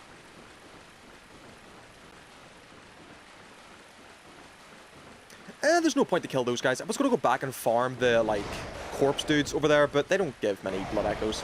We'll get this crow, though. We can take the crow. Prime Minister moment. Oh my god. Who was it? Fucking, oh my god, David Cameron moment. David Cameron moment. So, whether someone likes Invincible or not, they cannot deny the humongous impact it had on meme culture. Oh, that meme. Yes, prob. That one. Yeah. Okay. That, dude, that was fucking huge, yeah. That was so big. I have yet to watch Invincible. I was thinking of getting Netflix back because there's a bunch of stuff on Netflix I want to watch. I've almost finished Full Metal Alchemist Brotherhood. So once that's done, I'm going to go on to my next show. So not down there. Going to go up here. Ambush to my left, I believe. No, to the right. No, is it up here?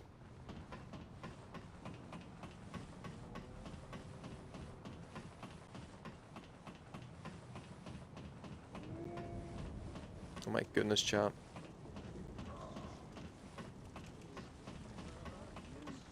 I need to learn to stop repeating myself. I was gonna, like, bring up the fucking... Look at the architecture, chat. Look at the architecture. Look at the buildings. So, as you can see, chat, this brick troll is standing at the end of a large bridge. He also pushed a flaming boulder to the end of that bridge. Now, just for a bit of context, let me show y'all what I done and how we avoided certain death. There's the sewers with another big fucking, what do you call it? Ladder at the end of where the pig was at the tunnel. If I came up this ladder and approached this from this direction, the pig would have fucking killed us. The pig would have thrown, like, a big-ass boulder to surprise us and kill us down here. There's also a bunch of enemies that spawn here, too, which the pig's boulder, you know, took care of, as you can see. So, the game gives you the choice of tackling it this way and almost certainly dying to, you know, a trap, or fisting a pig and not dying. So, your choice. You can either fist a pig and live, or not fist a pig and die. I refuse to watch K-pop Demon Hunters because of its glaze. K-pop Demon Hunters, despite it being glazed up, is one of the ones I want to watch on Netflix. Rob says, I will never watch. There's too many anime I just won't watch because of how many people go on about it. Yeah. I mean, to watch a lot of stuff. But a show called Pantheon, okay. I'll never watch any of the Fate series simply because I'm going into it with the expectation of it being peak. Yeah. Well, again, like, I mean, I say it almost every stream, but that was me with E33. And then, to be fair, it turned out to be true. But, who names a film K-pop Demon Hunters? I won't deny the catchiness of its music. K-pop Demon Hunters is actually one of the ones I am gonna get Netflix to watch. It's one of the first ones I'm gonna watch. I want to watch K-pop Demon Hunters. I want to rewatch Arcane because it's been so long. It's been years since I've seen Arcane. So I want to rewatch Arcane to, like, re-familiarize myself with it. I want to watch K-pop Demon Hunters. There was something else as well. Oh, Blue Samurai, I believe. Let me see. Is that what it's called? Yep. Oh, Blue Eye Samurai. I want to watch Blue Eye Samurai on Netflix. I want to watch Dungeon Meshi. I've kind of got myself into a pretty good routine at the minute with Full Metal Alchemist. where... Look, dude, look at that fucking wall. The wall's got, like, no texture on that side. That's crazy. I've got myself into a good routine at the minute with watching a couple of episodes of a show before work. Because I used to, dude, I used to go into work, like, really early to sit in Greg's and edit a video. But now that I'm not doing YouTube videos anymore, I'm just doing shorts. It's freed up that time to just watch a show instead. So... I might watch it then, Silver, since you're going to watch it, lol. Yeah, go for it. We can, like... Oh, Freyren. Obviously, yeah, Freyren's up there, too. I think... So, the order, I think, right, is maybe, like... So, Dungeon Meshi. Dungeon Meshi. Then K-pop Demon Hunters. Then... Arcane, again. Then... Freyren, maybe, because Season 2's in January. And then Fruits Basket is up there too. Freyren is like, I've wanted to watch Freyren simply because it just looks like the fucking Nurture anime. It just looks like Nurture the anime. So it's like up there. You get the shortcut.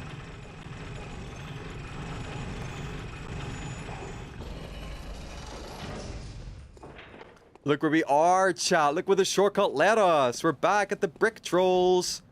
All the way over here. That we farmed for blood vials.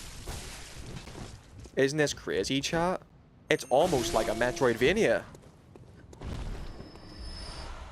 Early Dark Souls games did take, like, incredible inspiration from...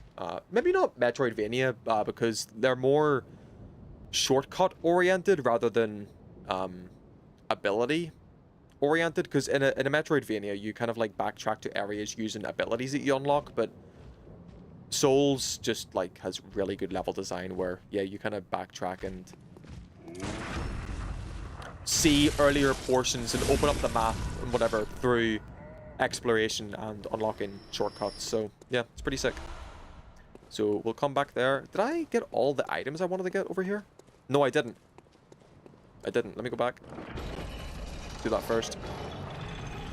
Even though a lot of people are talking about it, I really am enjoying Gachiakuda. Did I pronounce that right? Because it actually has well-written black anime characters. Oh, instead of just like one-dimensional racism. That most anime like portray black people as. Yeah. As well as a rare case of well-written female characters. Nice.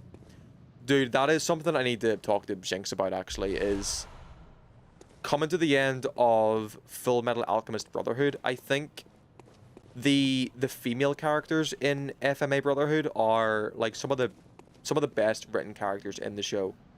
Izumi, Olivier, Winry. Oh shit. Damn. You're strong as fuck. Why are you so strong? Why are you so strong for? Why you got so much health? Gachiakuda also written by a woman. Oh, nice, yeah.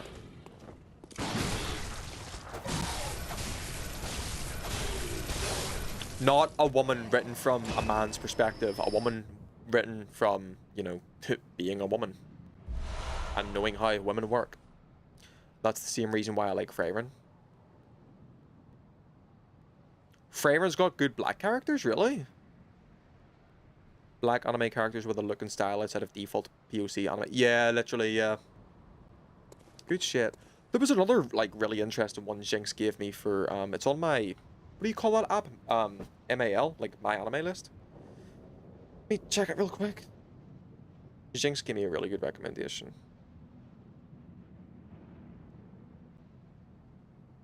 Y'all ever seen, yeah, Makaku City Actors. This one.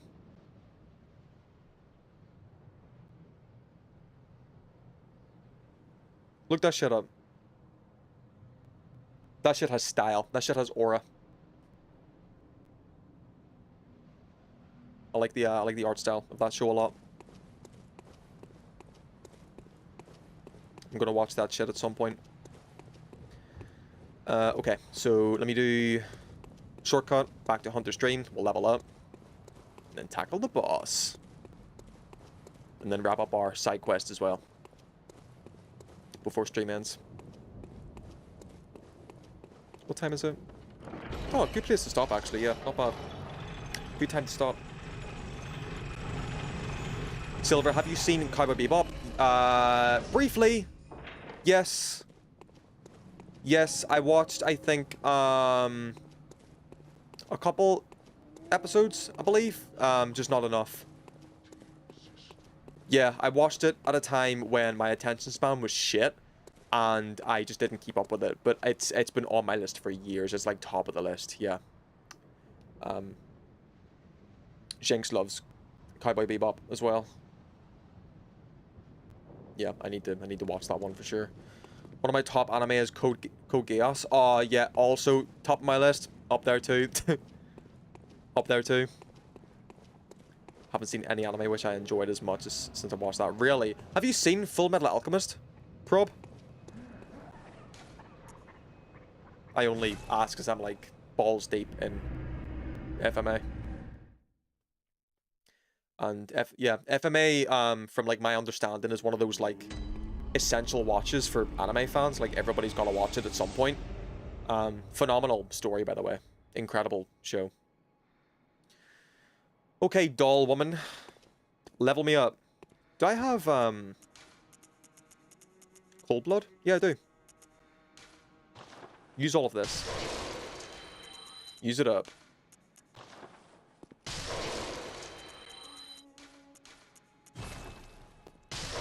I reckon I'd enjoy the story, but I find it hard to get past old anime now just because of how they look. Really, I actually, like, I'm the opposite. I get attracted by old anime art styles. I love it. Not an opinion I share often because of how insufferable some anime fans are. Yeah, I mean, people will, like, ridicule you for that, you know? But I, if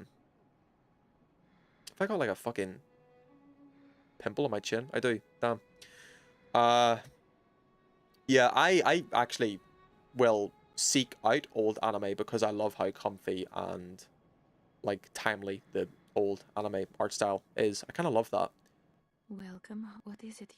I find sometimes newer animes can look too like sanitized and you know, professional or whatever, whereas old anime has like a really like sketchy kind of timely factor to it. It just reminds me of, you know, old kind of 90s and early noughties cartoons. I never watched anime as a kid. Like, anime is very much a, like, recent thing for me. Help you need? Hi, Yoda. Welcome to the stream. Welcome on in. Also, I love that you're talking like Yoda. Help you need? Help I do not need. I am a bit of a Bloodborne veteran. I've been here before. I think 5 times I've played this game. So, yeah, we're just having, like, a cozy time. Just playing the game for Halloween. Just revisiting. Possibly my favorite game of all time. But yeah, thank you for offering to help, Yoda. That's very sweet of you. I appreciate that. How's your Thursday night going, Yoda? You having a good time? Alcoholic I am. The wife departed she has. There's one exception being Studio Ghibli movies because they're timeless. Yep. Don't listen to the opinion of a super hardcore anime fan. Yeah, no, don't. I hope you give Cowboy Bebop a try. It's really good. I also hope I give it a try, Neptune. Yeah, I need to get that under my belt. It's a pretty short one, right? Like, it's like... Cowboy Bebop is finished, and there's not that many episodes, compared to, like, a lot of anime that have, what, like, over 1,000 episodes? Or even hundreds. Like, Cowboy Bebop's, Sorry, Yoda just said in the YouTube chat, having a good time I am. Drinking and driving I am. Fair play, Yoda. Fair play, Yoda. You do you, Yoda. You do you. Have the best time. Weekend visitation only, I receive. What the fuck? Very well. Let the echoes become your strength. The keys this man must be given. Let me... 7 pints deep I am. The keys that I must be given. Let me do endurance. This time. There you go. Farewell, good may you... May you find your worth in the waking world, good hunter. Cowboy Bebop is similar to FMA 3. It ends with a movie. Oh, nice. Okay. FMA 3's movie is canon to FMA 3, but it's not a necessary watch. I'll put it that way. I didn't watch it, personally. I didn't watch it. I might watch it after FMA Brotherhood, but I haven't watched it since Manslaughter Vehicular. So, yeah, we're gonna go pay Yosefka a visit, first of all, before doing the next boss. You are safe, but I'm afraid nothing. Please, try to... I pray... Yeah, so no new dialogue, that's okay. Let's tackle the boss real quick. Tackle the boss, tackle the boss. We have done everything thus far. We are well on our way to getting our platinum trophy. Not that we need it. My ass has got it, but... yeah, we have done everything in Yharnam so far. Central Yharnam, that is. Excuse me. Oh shit.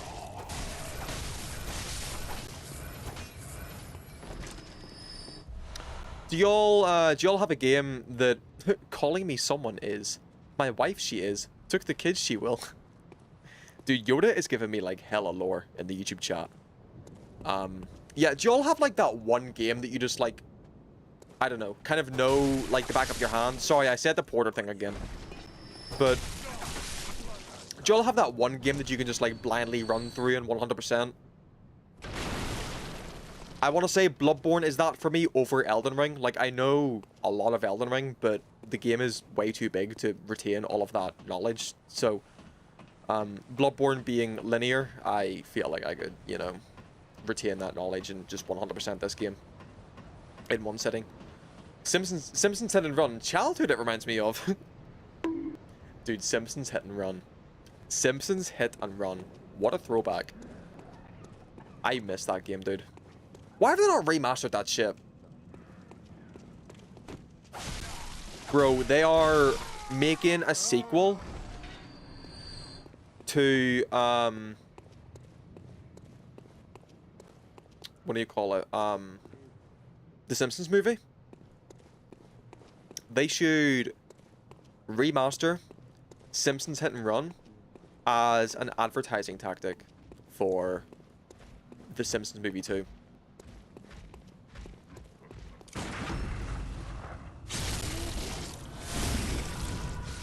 No shit.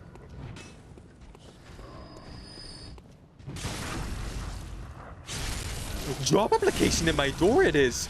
Fear I have. Bro. Yoda is popping off, dude. Yoda is popping the fuck off. House party in the toy galaxy. That or... oh, Super Mario Galaxy 1. I have been debating getting a Mario Galaxy 1 on Switch 2 again. Not that I have time to replay it, mind you, but just to have and to, like, toy around in. Oh, Minecraft? Oh, Minecraft for sure, yeah, like, just playing Minecraft, like, linearly, going from punching that first tree to beating the Ender Dragon, yeah, like. But then, Neptune, do you do, like, all of the... see, to me, I don't know, Minecraft has gotten so big and so complicated since the last time I played. Like, since I... stepped away from Minecraft. Whenever, like, dude, I want to say... when did I step away from Minecraft? I think the, like, underwater temples were, like, the new thing. When was that? Like, 2015 or something? Yeah. Dude, I'm fucking unk. I'm unk as shit. Yeah, since I stepped away from Minecraft, I feel like there's been so many, like, new things added to the game that if I were to do a playthrough of Minecraft, like, again... come on. Do the thing! Do the boulder! There you go. Oh shit, oh shit, oh shit. Whoop.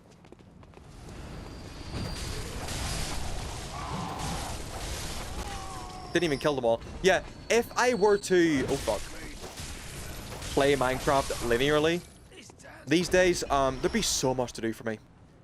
That's why it's called a sandbox game, Silver. It says it in the trailer. Just do whatever you want. Well, yeah, for sure. Like, you can do whatever in whatever order you want. I remember though, like when I played Minecraft, I was always playing Minecraft like with the goal to, you know, it was, what was it? It was do the Wither, and then do the Ender Dragon. Water temples were 2014. That is when I stopped keeping track of Minecraft updates. That's crazy. 11 years ago, almost 12 years. Fuck that. Yeah, I was 13. What the fuck? I got off Minecraft pretty early then. What the hell? No, what came after water temples? Oh shit.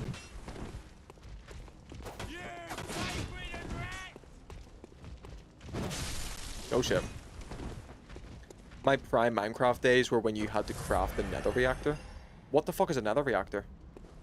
What the fuck is that? Is that like after my time? Yellow. Yo, King for life. Welcome on in. Oh shit. Oh fuck. Dude, I look at chat for 1 second. See what you done, King? I'm joking. See what you did? How's your Thursday going, King? Welcome on in. Good to see you. You having a good time? You having a good night? Was your day swell? Are you hydrated? Did you eat? Oh shit. Bro! Are you a Bloodborne fan?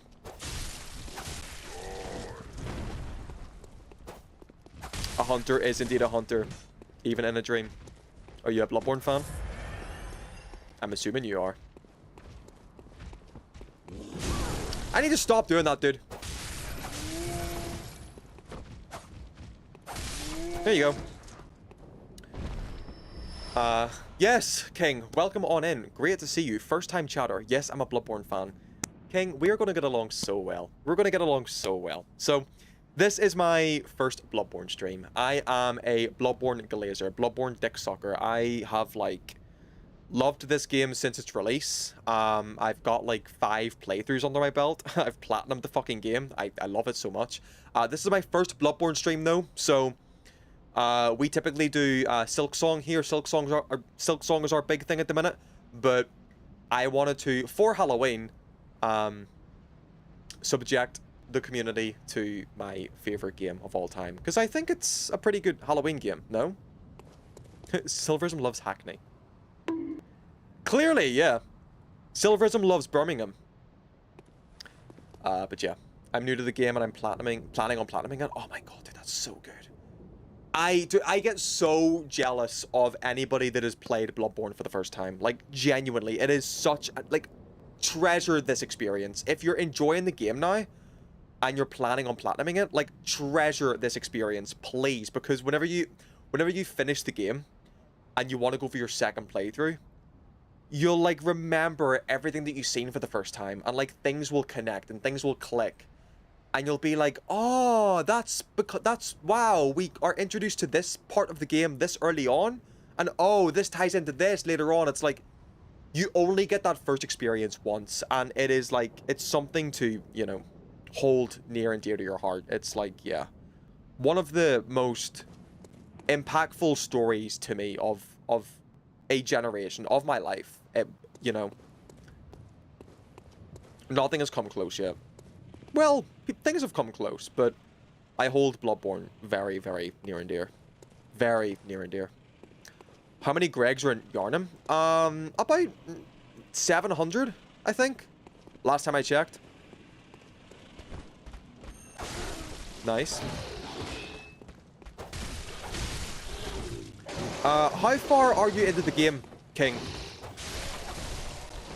Just in case I give away spoilers, because one thing I'm doing in this playthrough is, as we go along, I am trying to give context and perspective to the story as we see it. Because we all know, FromSoft games and storytelling do go hand in hand, but their way of delivering... So FromSoft's way of delivering the story is very, like, unorthodox and very... exploration heavy and very vague and very like hidden behind like item descriptions and like dialogue and shit, so it kind of takes a YouTube channel or like wiki reading to even understand what's going on in these games. So I'm trying to, as we progress through these areas during these streams, I'm trying to give like context and story beats on what is actually going the fuck on. So do let me know, King, if... Oh, you're the final boss? Oh, dude, that's fine then. Oh, you're fine, dude. We're in the first area. That's fine. Good to know. That's okay. Silver, are you also a FromSoft deck writer as well? Yes, I am. Dude, yes. Oh my god, yes. I'm a FromSoft deck writer, like, for life. Yeah. Dude, Bloodborne, Elden Ring, Dark Souls trilogy. Yeah. That's like... Dude. There are 18 Greg stores in Yarnum, with most of them grouped within Central Yarnum. Did you ask ChatGPT? And that's their answer? Damn. 700 was a false answer. I lied to you, prob. ChatGPT says there's 18 Gregs in Yarnum. Neptune, FromSoft Dick Writer is like my main fucking like personality trait. Like anytime I introduce myself to someone, whenever they try to like get to know me for the first time, whoa! Yeah, I tell them I'm a FromSoft Dick Writer. You started with Bloodborne, so you're new to FromSoft. Oh my god, King, you are in for a treat. Also, Neptune, thank you for the gifted.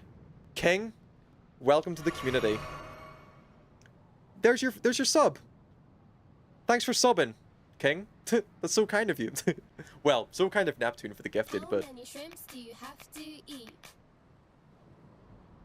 Hydrate. I'll do some water for you. I do need to hydrate, actually, because I've been doing a fair amount of yapping. King. Thank you for the follow. Living up to your name. I love King's PFP. Let me see. Let me see your PFP. See your profile pic. Let me see that shit. Oh, what? Hold on. Let me maximize that shit. That is a cute PFP, actually. That's a cute profile picture. Yeah, King. You're welcome here. You're one of us. Dude, Bloodborne fan. In progress, FromSoft Deck Writer. Like, what more can we ask for? Cute profile pic having? Like, come on. Silver, rate the profile pic from 1 to 10. Yours, Neptune? Oh, Neptune, yours is a 10. King's is also a 10 from the reaction it elicited from me. So,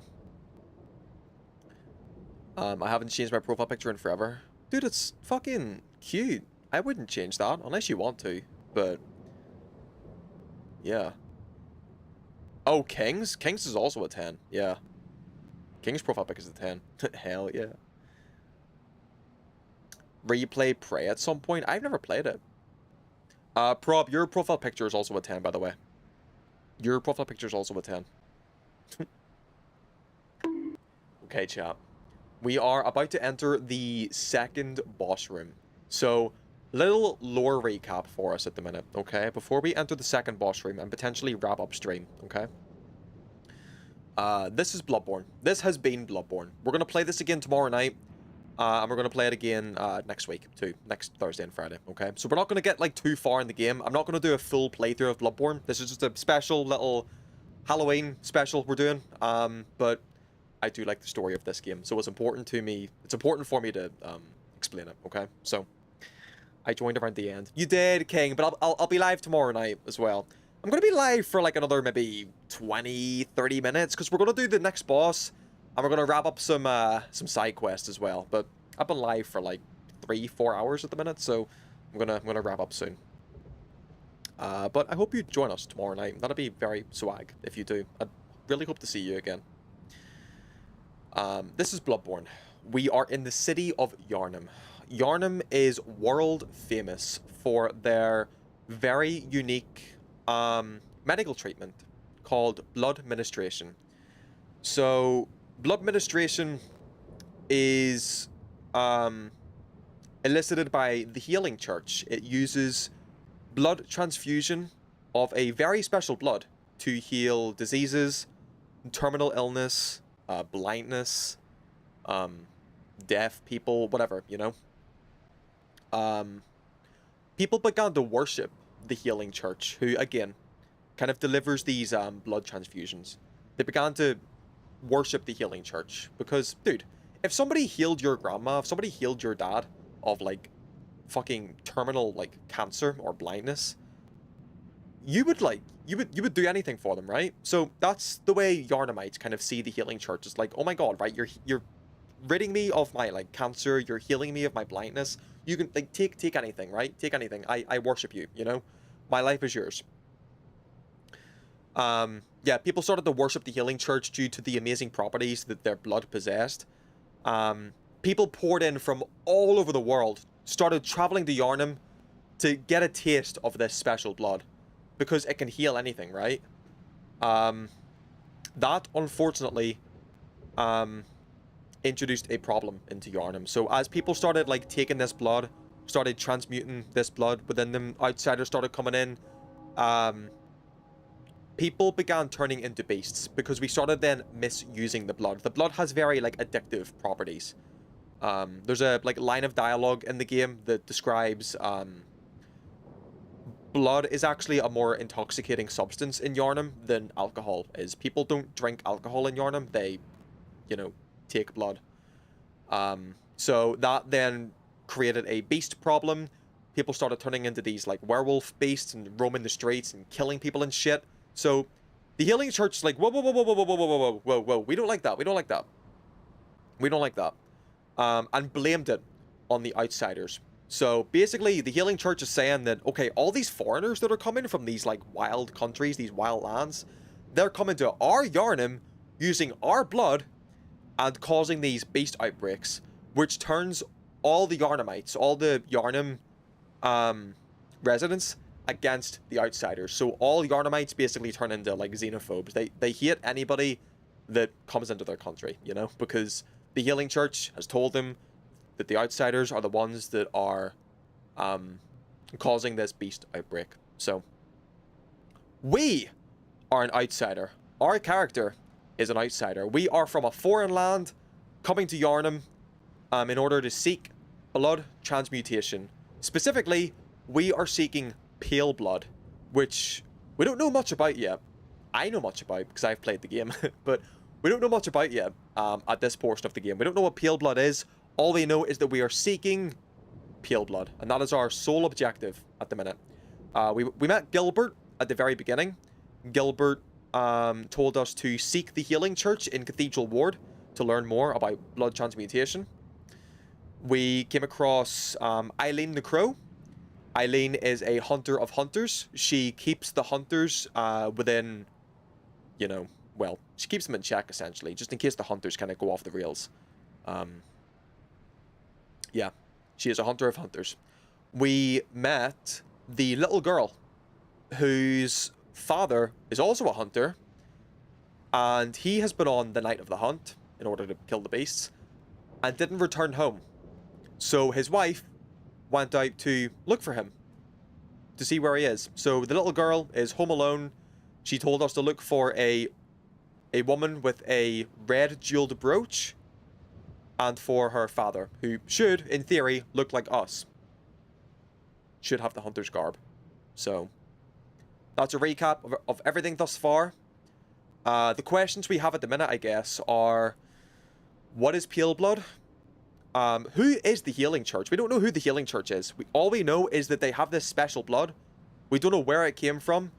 All we know is that people are misusing it, abusing it, turning into beasts, and that hunters have been employed to take care of the beast problem. So let's see if we can get the girl's parents back. Let's see if we can answer those previous questions and wrap up stream. So, boss number 2, let's go. I'm actually gonna put our music box from the little girl in my quick items, and you'll see why real soon. So, kick back, chat. Let me answer your question first of all, Neptune. So, Silver, genuine question. Where to start on FromSoft games? Because it's a hard question, honestly. A lot of people say Demon Souls. Others say Dark Souls 1. I'm just confused. What would you say, Silver? I think, accessibility-wise, start with Dark Souls 1. People also say you can start with Elden Ring as well, because Elden Ring is probably the most accessible and easiest FromSoft game to start with. So you could start with Elden Ring. I would say start wherever the hell you want. If you're going to start with an older game, maybe skip Demon Souls, simply because it's locked on, well, either emulators or PS5. And also because it's slightly dated now. There are like things that Dark Souls 1 did better and is probably like a better starting point to the genre than Demon Souls is. So if you want to start at like the origins of the genre, of the series, of like FromSoft's kind of development history, I would say Dark Souls Remastered is probably the best place to start. Because it gives you the like the foundation of, again, the genre, of FromSoft's development history. And then every game after that, like as you play Dark Souls 2, Bloodborne, Dark Souls 3, Sekiro, Elden Ring, you start to see them like build on top of each other and like kind of refine their development style. If you don't really care about that and you don't want to start like at the roots and you just want to try a Souls-like and you want to get a taste of FromSoft's game design and Dark Souls is too hard for you, try Elden Ring. Elden Ring is arguably a more accessible game than Dark Souls 1 is because it's open world. Dark Souls 1, if you're stuck in an area and you're stuck at a boss, there's not much else you can do other than like try again and again and again because it's like a linear, you know, it's a linear game.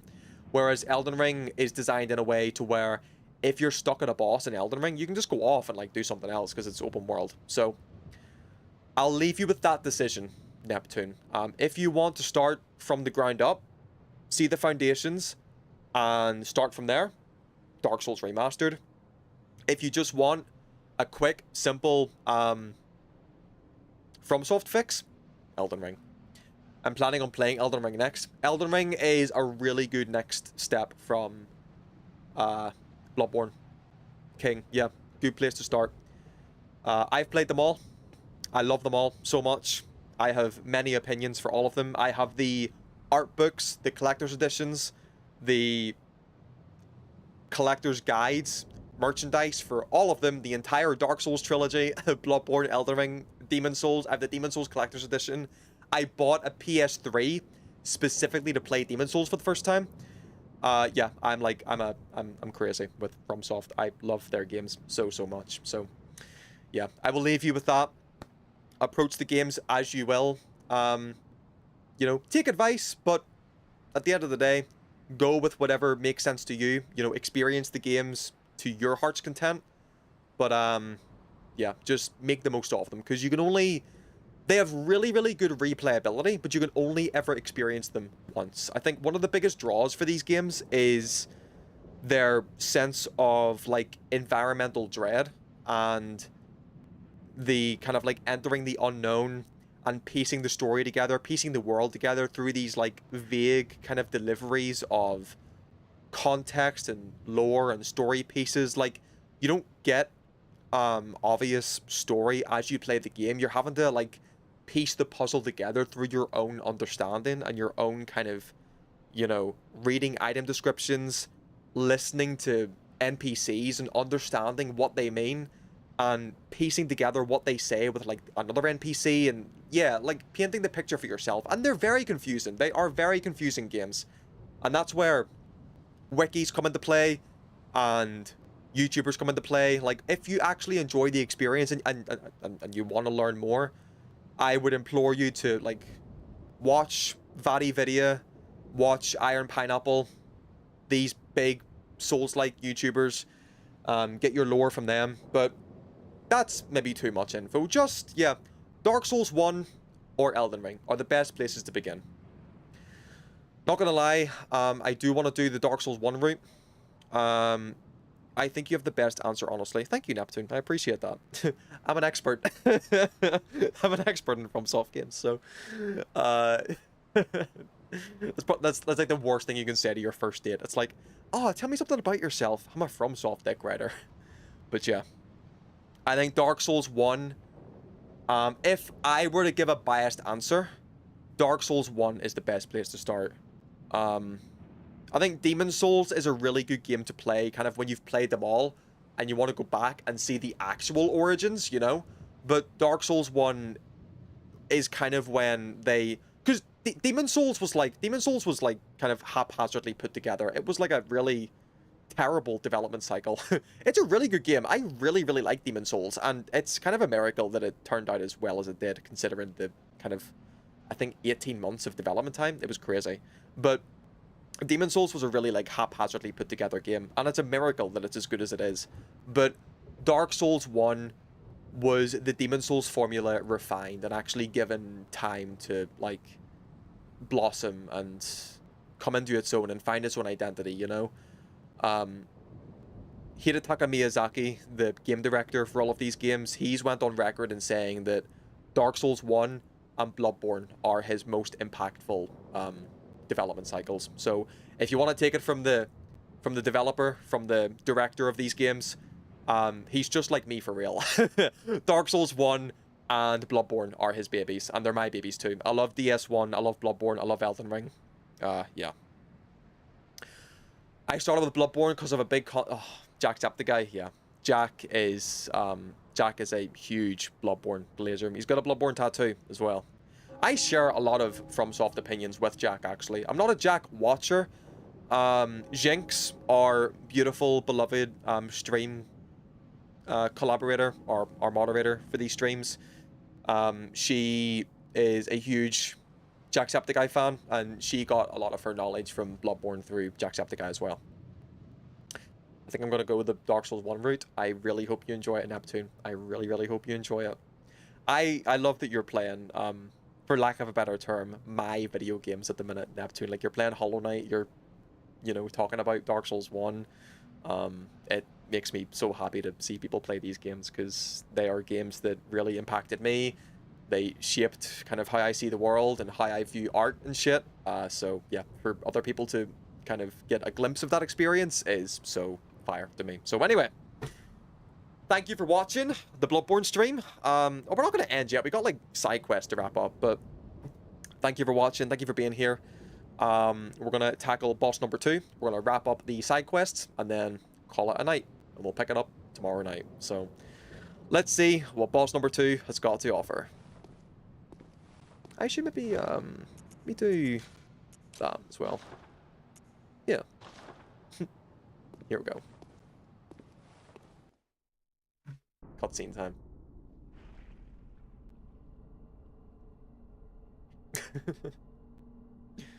I love that you're all seeing this for the first time as well, by the way. I can't, it's, yeah.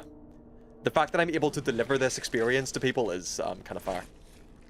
Maybe we should do a proper, like, Bloodborne stream at some point and play the game all the way through when I get free time. But, yeah. Yeah. Beasts all over the shop. You'll be one of them, sooner or later. Ooh. So take note of his attire, by the way. He's wearing the same clothes that we are. Is he a hunter? Just like us? Father Gascoigne. Oh shit.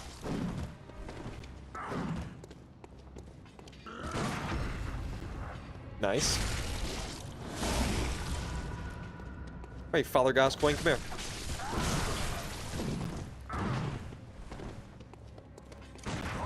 Oh shit.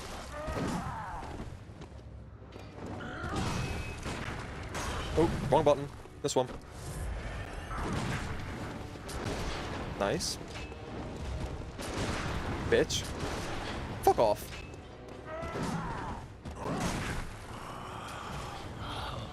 What's that smell? What do you mean, what's that smell? I'm a hunter. Blood. Oh, it seems to me. But if you're a hunter, why are you craving blood? Sick.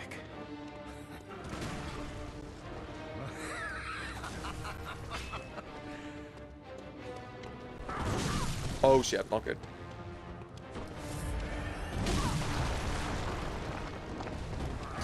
I'm locked in the corner, dude. He's cornered me. I'm gonna die. Oh, nice. Okay, maybe not. Fire.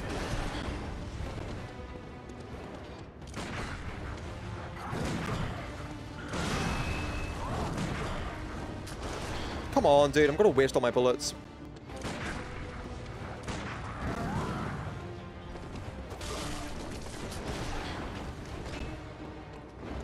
Listen to the music as well, dude. The music is so fucking fire in these games. I like the Cleric Beast theme more, though.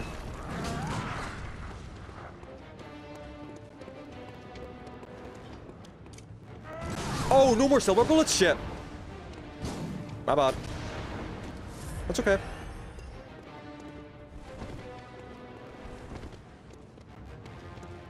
Here, whip him. Yeah, Castlevania right here.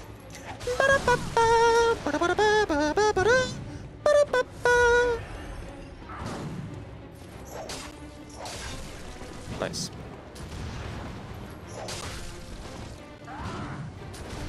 Oh shit. Dude, stop it with the gun. Half health. Oh shit.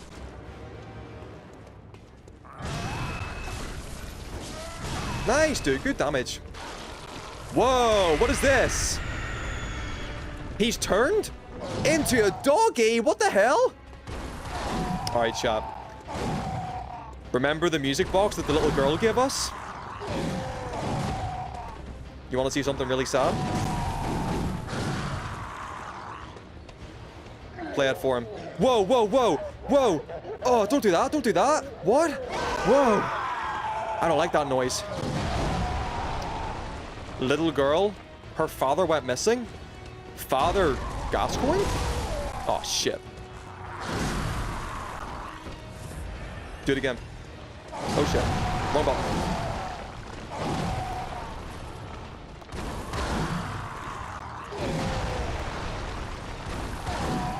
Dude, play the song. Yeah, it stuns him. Can I not do it again? I thought I could. Anyway, finish the fight. Oh shit. Oh, don't die. Nice, he got me. He got me. Okay, fair. Oh, I should have used the fucking Molotovs on him in the second phase. Yeah, so this is the little girl's father. We have found her father. He has succumbed to the hunt. He has succumbed to the blood addiction, and he has unfortunately become a, well, a beast. So, her father was indeed a hunter. He flew too close to the sun, and we found him, what looked to be, eating a human corpse. So, he is too far gone. When we play the music box, in his beast form, he wakes up a little bit, and it kind of like startles him. And it brings back kind of a semblance of his humanity, but for the most part, bro is tweaking. Bro is too far gone.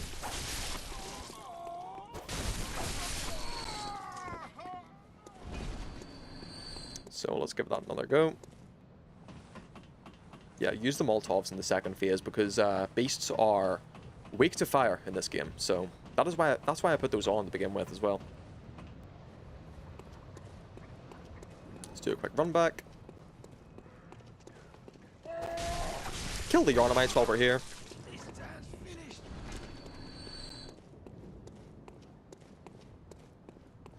I hope you all enjoyed the stream. This has been a very enjoyable one for me, obviously. I'm having a great time. Oh shit.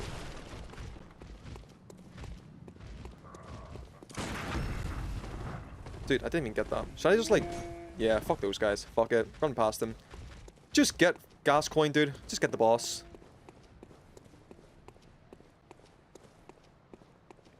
I'm enjoying it, 10 out of 10. That's really good to hear, Neptune. I'm glad. Thank you for the 10 out of 10 rating. 10 out of 10 on Yelp? What would y'all rate Silverism on Yelp?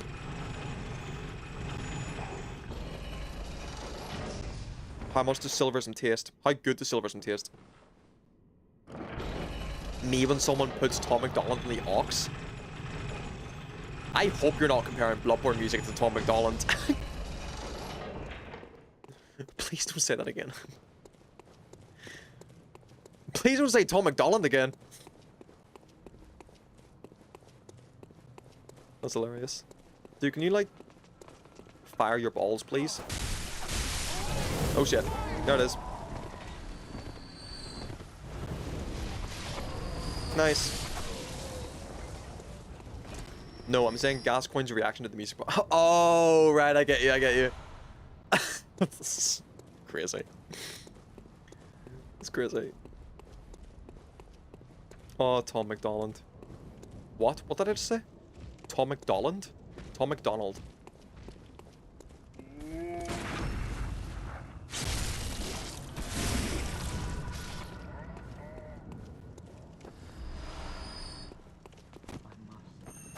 Oh shit.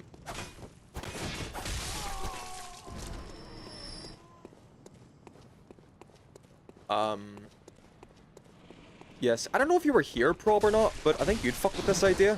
One of my stream ideas is just like on the topic of like, oh god, don't die. There's like fucking blood echoes on the line, dude. So I had a stream idea, right, where you can get a plugin for Twitch that allows me to create interactable commands in chat to have you sabotage my game. You know, you can like drop my weapon, cause me to roll, cause me to jump without me, you know, doing anything on the controller. You can kind of play the game with me. What if we do an Elden Ring playthrough? Not a whole playthrough, just like a stream or something, while y'all try to sabotage my gameplay. I think that would be such a cool fucking stream, because I love Elden Ring. I know that game, forgive me for the Porter reference, like the back of my hand. So what if I try to play Elden Ring while y'all sabotage my gameplay? I think that's such a cool fucking idea. That'd be so fun. I love that. We'll do that when I get space to do it, because there's we've got like games lined up for the next couple of months. Can you get my blood echoes, please? Where are they? Over here. Where did I die, dude? There it is.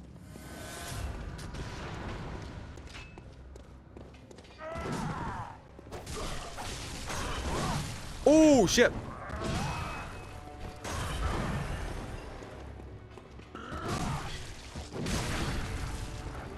Nice. Hell yeah.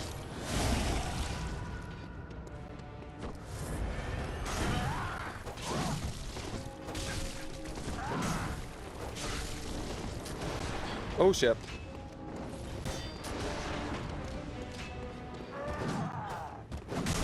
Oh, I thought I got the whip out. Get the whip! Get the whip! Fuck, I thought I dodged.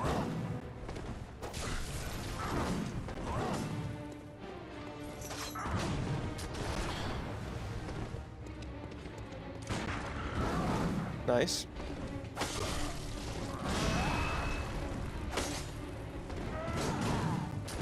Oh!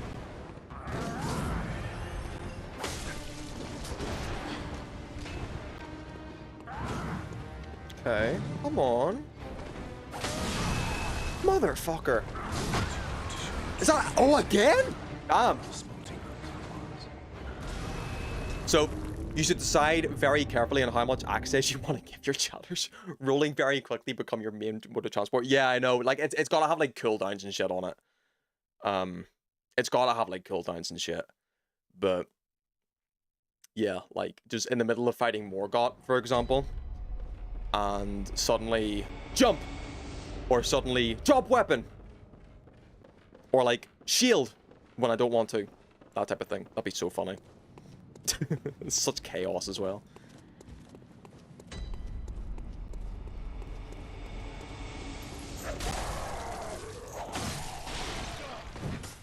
I think it works for something like Elden Ring, where I know what I'm doing. If we were playing a brand new game and y'all were like sabotaging gameplay, I don't think I could like have the patience for that. Because I'd already be like trying to learn the game mechanics, and then y'all are like fucking my shit up. At least with like Elden Ring, it's a game that I, you know how to play. So in a way, it's kind of like a Dead by Daylight situation. Oh my god, Bloodborne randomizer. Randomizers are such a good idea, yeah. Randomizers are such a good idea. Though, Bloodborne may be easier with the PC emulator, now that that's like up and running, because I wouldn't want to mod my PlayStation, I don't think, to get that kind of thing.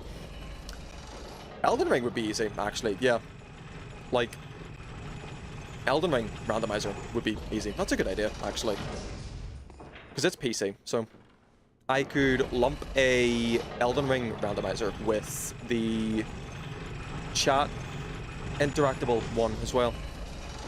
Not a bad idea.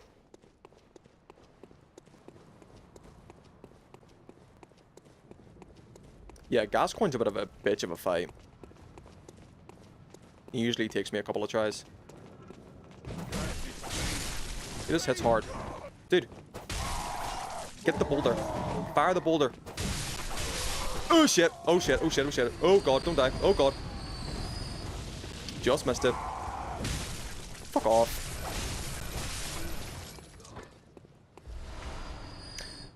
I was thinking of playing E33 randomizer because there was a mod for it. I saw a guy do it, and instead of fighting my L as the tutorial boss, he fought Monolith. Are you... What the... What? Oh my god.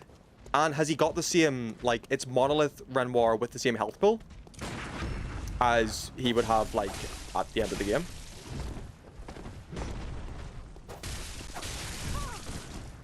It's not as if it's, like, Monolith Renoir with, you know, tutorial level health pool. It's same health. Nice. I think it was scaled down a little bit, but not to where he had the same health as my Elwood. Interesting. I got you. Okay. That's fun as fuck. That's really fun. Yeah, like randomizer streams and stuff like that are like a really unique idea. Really interesting idea. Wait, where's my blood echoes? Where did I die? Was it over here again? Oh god, I'm stuck. Oh god, I'm stuck. Oh god, I'm stuck. There they are. There they are. Give me that. Oh shit.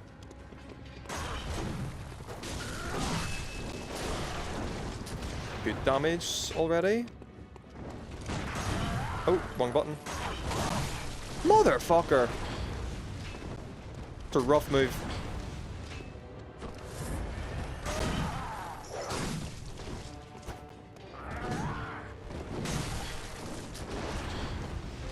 Alright, go back to parries, maybe. Shit! Couldn't even capitalize off that.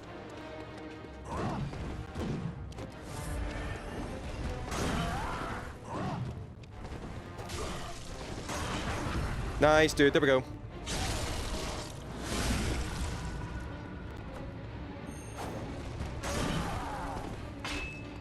Come on, motherfucker.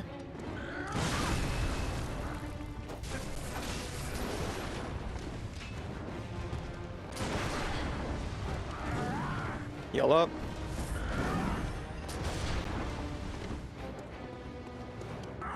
Let me parry, dude. Come on.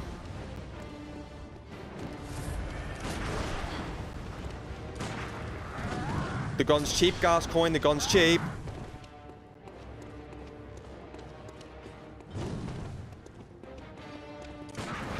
Oh, shit. Oh, I missed that. Fuck. That would have been big. And I missed that as well. I just, like, don't assume that I'm going to get it, I guess.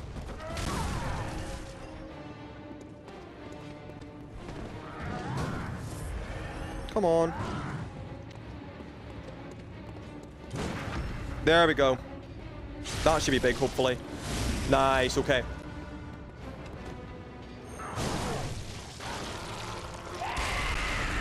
Oh, that's got, like, AoE.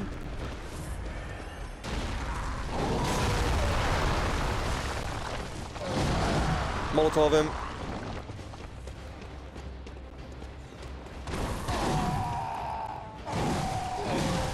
Shit, maybe don't Molotov if that's going to be the case.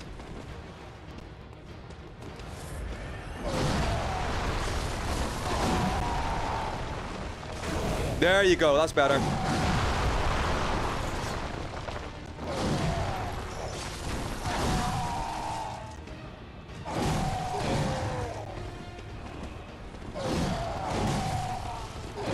Heal up.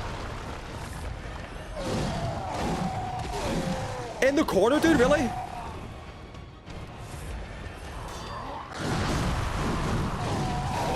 Nice, bro. There we go. Got it. I'm off now. I'm gonna go play a game and go to bed. No problem, Prob. You stayed here for a while. Thank you so much. We're basically wrapped up now anyway. We're gonna see the end of the little girl's quest line. And I'm gonna wrap up myself. So, yeah, thank you for staying for as long as you did. Thank you for coming back after your walk as well. Very appreciative. Thank you for renewing your sub too. Also very appreciative. So have a good night, and I hope to see you tomorrow as well. Okay, chat. So from killing Father Gascoigne, again, we've established that he is unfortunately the father that the little girl is looking for. He has succumbed to the hunt, and he has become the very thing that he sought to kill. So, sadly, we're going to have to deliver the news to the little girl at some point. But from killing him, we got the Erden Tomb Key. That will come in useful pretty soon, actually. Pretty soon. Well, tomorrow night. We'll do that tomorrow night. But before we wrap up, let me get the lamp first of all. We're going to take a walk up the stairs. Look at the environment, dude. I love the dust, like, in the air as you're going through it. Just, I don't know, it gives the whole place like a vibe to it, you know? Like a dirty kind of coldness to the air. But we'll do that tomorrow night. We're not going to go through there yet because that triggers a cutscene. We're going to go down here. And there's an item on top of this house. Now, remember back when we spoke to the little girl, she told us to look for a lady with a red jeweled brooch. Do you see that on the body?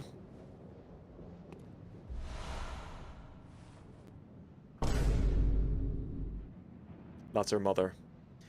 So, her father went out on the night of the hunt, as the hunter that he is. He succumbed to the addiction and became the very thing he sought to destroy. He didn't return home because he was busy eating some dead human bodies. And his wife, in an attempt to come out and look for her husband and give their daughter her father back, she was killed by, I'm assuming, the father. I mean, she's on a roof for some reason, but yeah, he killed his wife as well. So we're gonna go deliver the news to the little girl. It's only appropriate. It's only right. She deserves to know the truth. We'll give her the red jeweled brooch, and yeah, we'll see what she thinks. We'll gather her thoughts. So we'll just go. We'll go do that, and then wrap up, and we'll do the rest tomorrow night. Let's go. What's the quickest for me? This one, I think. Yeah, probably the saddest quest in the game, to be honest.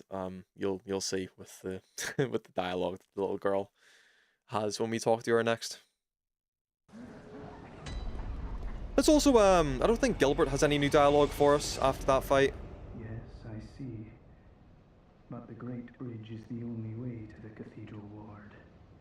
And during the hunt, the bridge is closed. Mm-hmm. You could try the aqueduct. There's a rather, how shall I put it, colourful area south of the Great Bridge. Mm-hmm. From there, an aqueduct leads to the Cathedral Ward. Not a place you'd normally want to visit, but I don't imagine you have much of a choice. Which, by the way, was the aqueduct that we went down to see the pig that we fisted. So, we're way ahead of you, Gilbert, but thanks for the advice.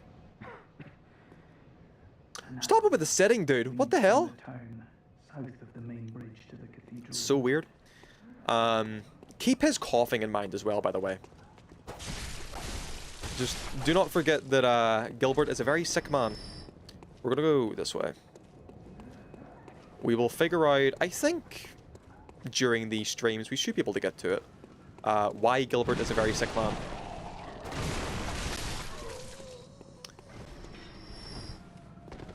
Gonna kill this guy. Oh, into the fire? Nice.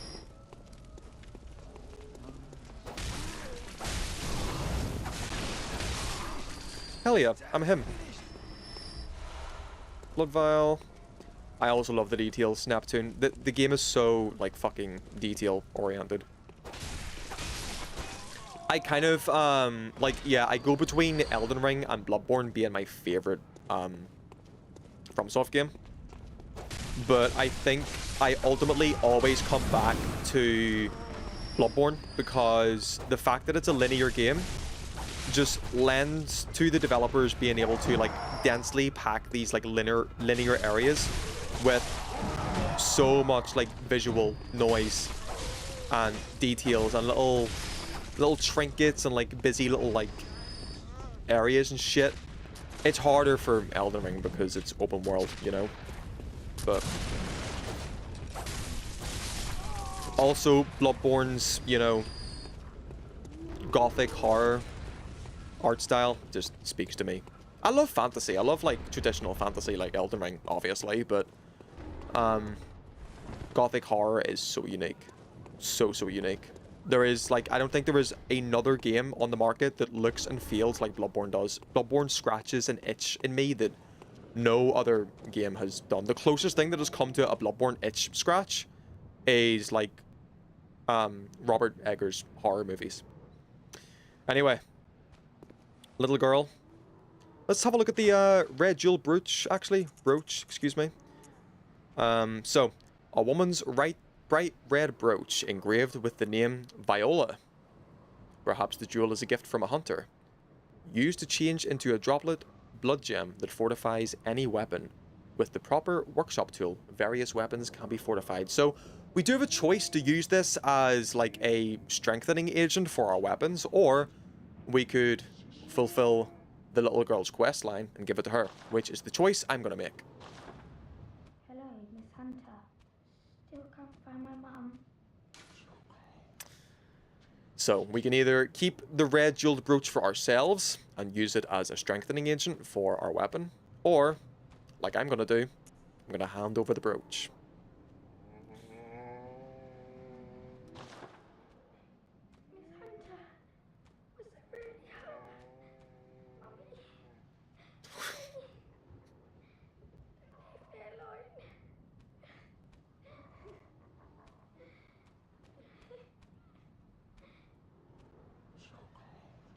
Every damn time.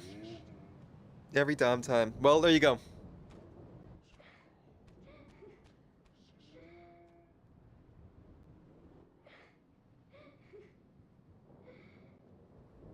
One last thing, actually. One last thing. I just remembered. So, if we... Oh, shit. Don't do that. If we, now, use a Bold Hunter's Mark, right? And reawaken at our last lamp,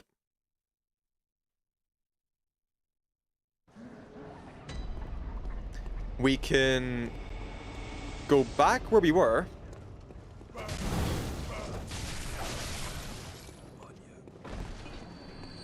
Right, if we just, actually, yeah, this way. This is better. So, not necessarily back where we were, but back, Fuck off. Jesus! The hell? Am I, like, tired or something? Oh, shit. Damn, dude. Do not kill me. I'm trying to show something cool and depressing. Nice. Let me kill this one as well for free vials, to be honest. There you go, that's better. That's better. Yeah, so gave the little girl her mother's red jeweled brooch, which confirmed the news that her parents aren't coming back. And you may wonder to yourself, what has then happened to the little girl? What comes of her now that she has been left alone? Does she stay at home? Does she have a carer? Is anybody looking after her? You know? Hold that thought.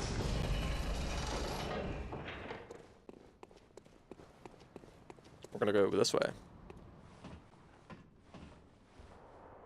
Remember the pig from earlier?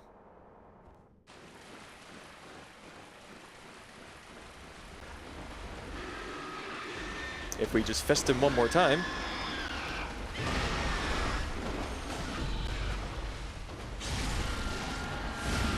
Our final fist of the night. And then put the lantern on to see better. He drops a weapon. Well, an item this time. Do we take a look at the item? Do we have a look at it? Blood vials. And also a red messenger ribbon. What is the red messenger ribbon?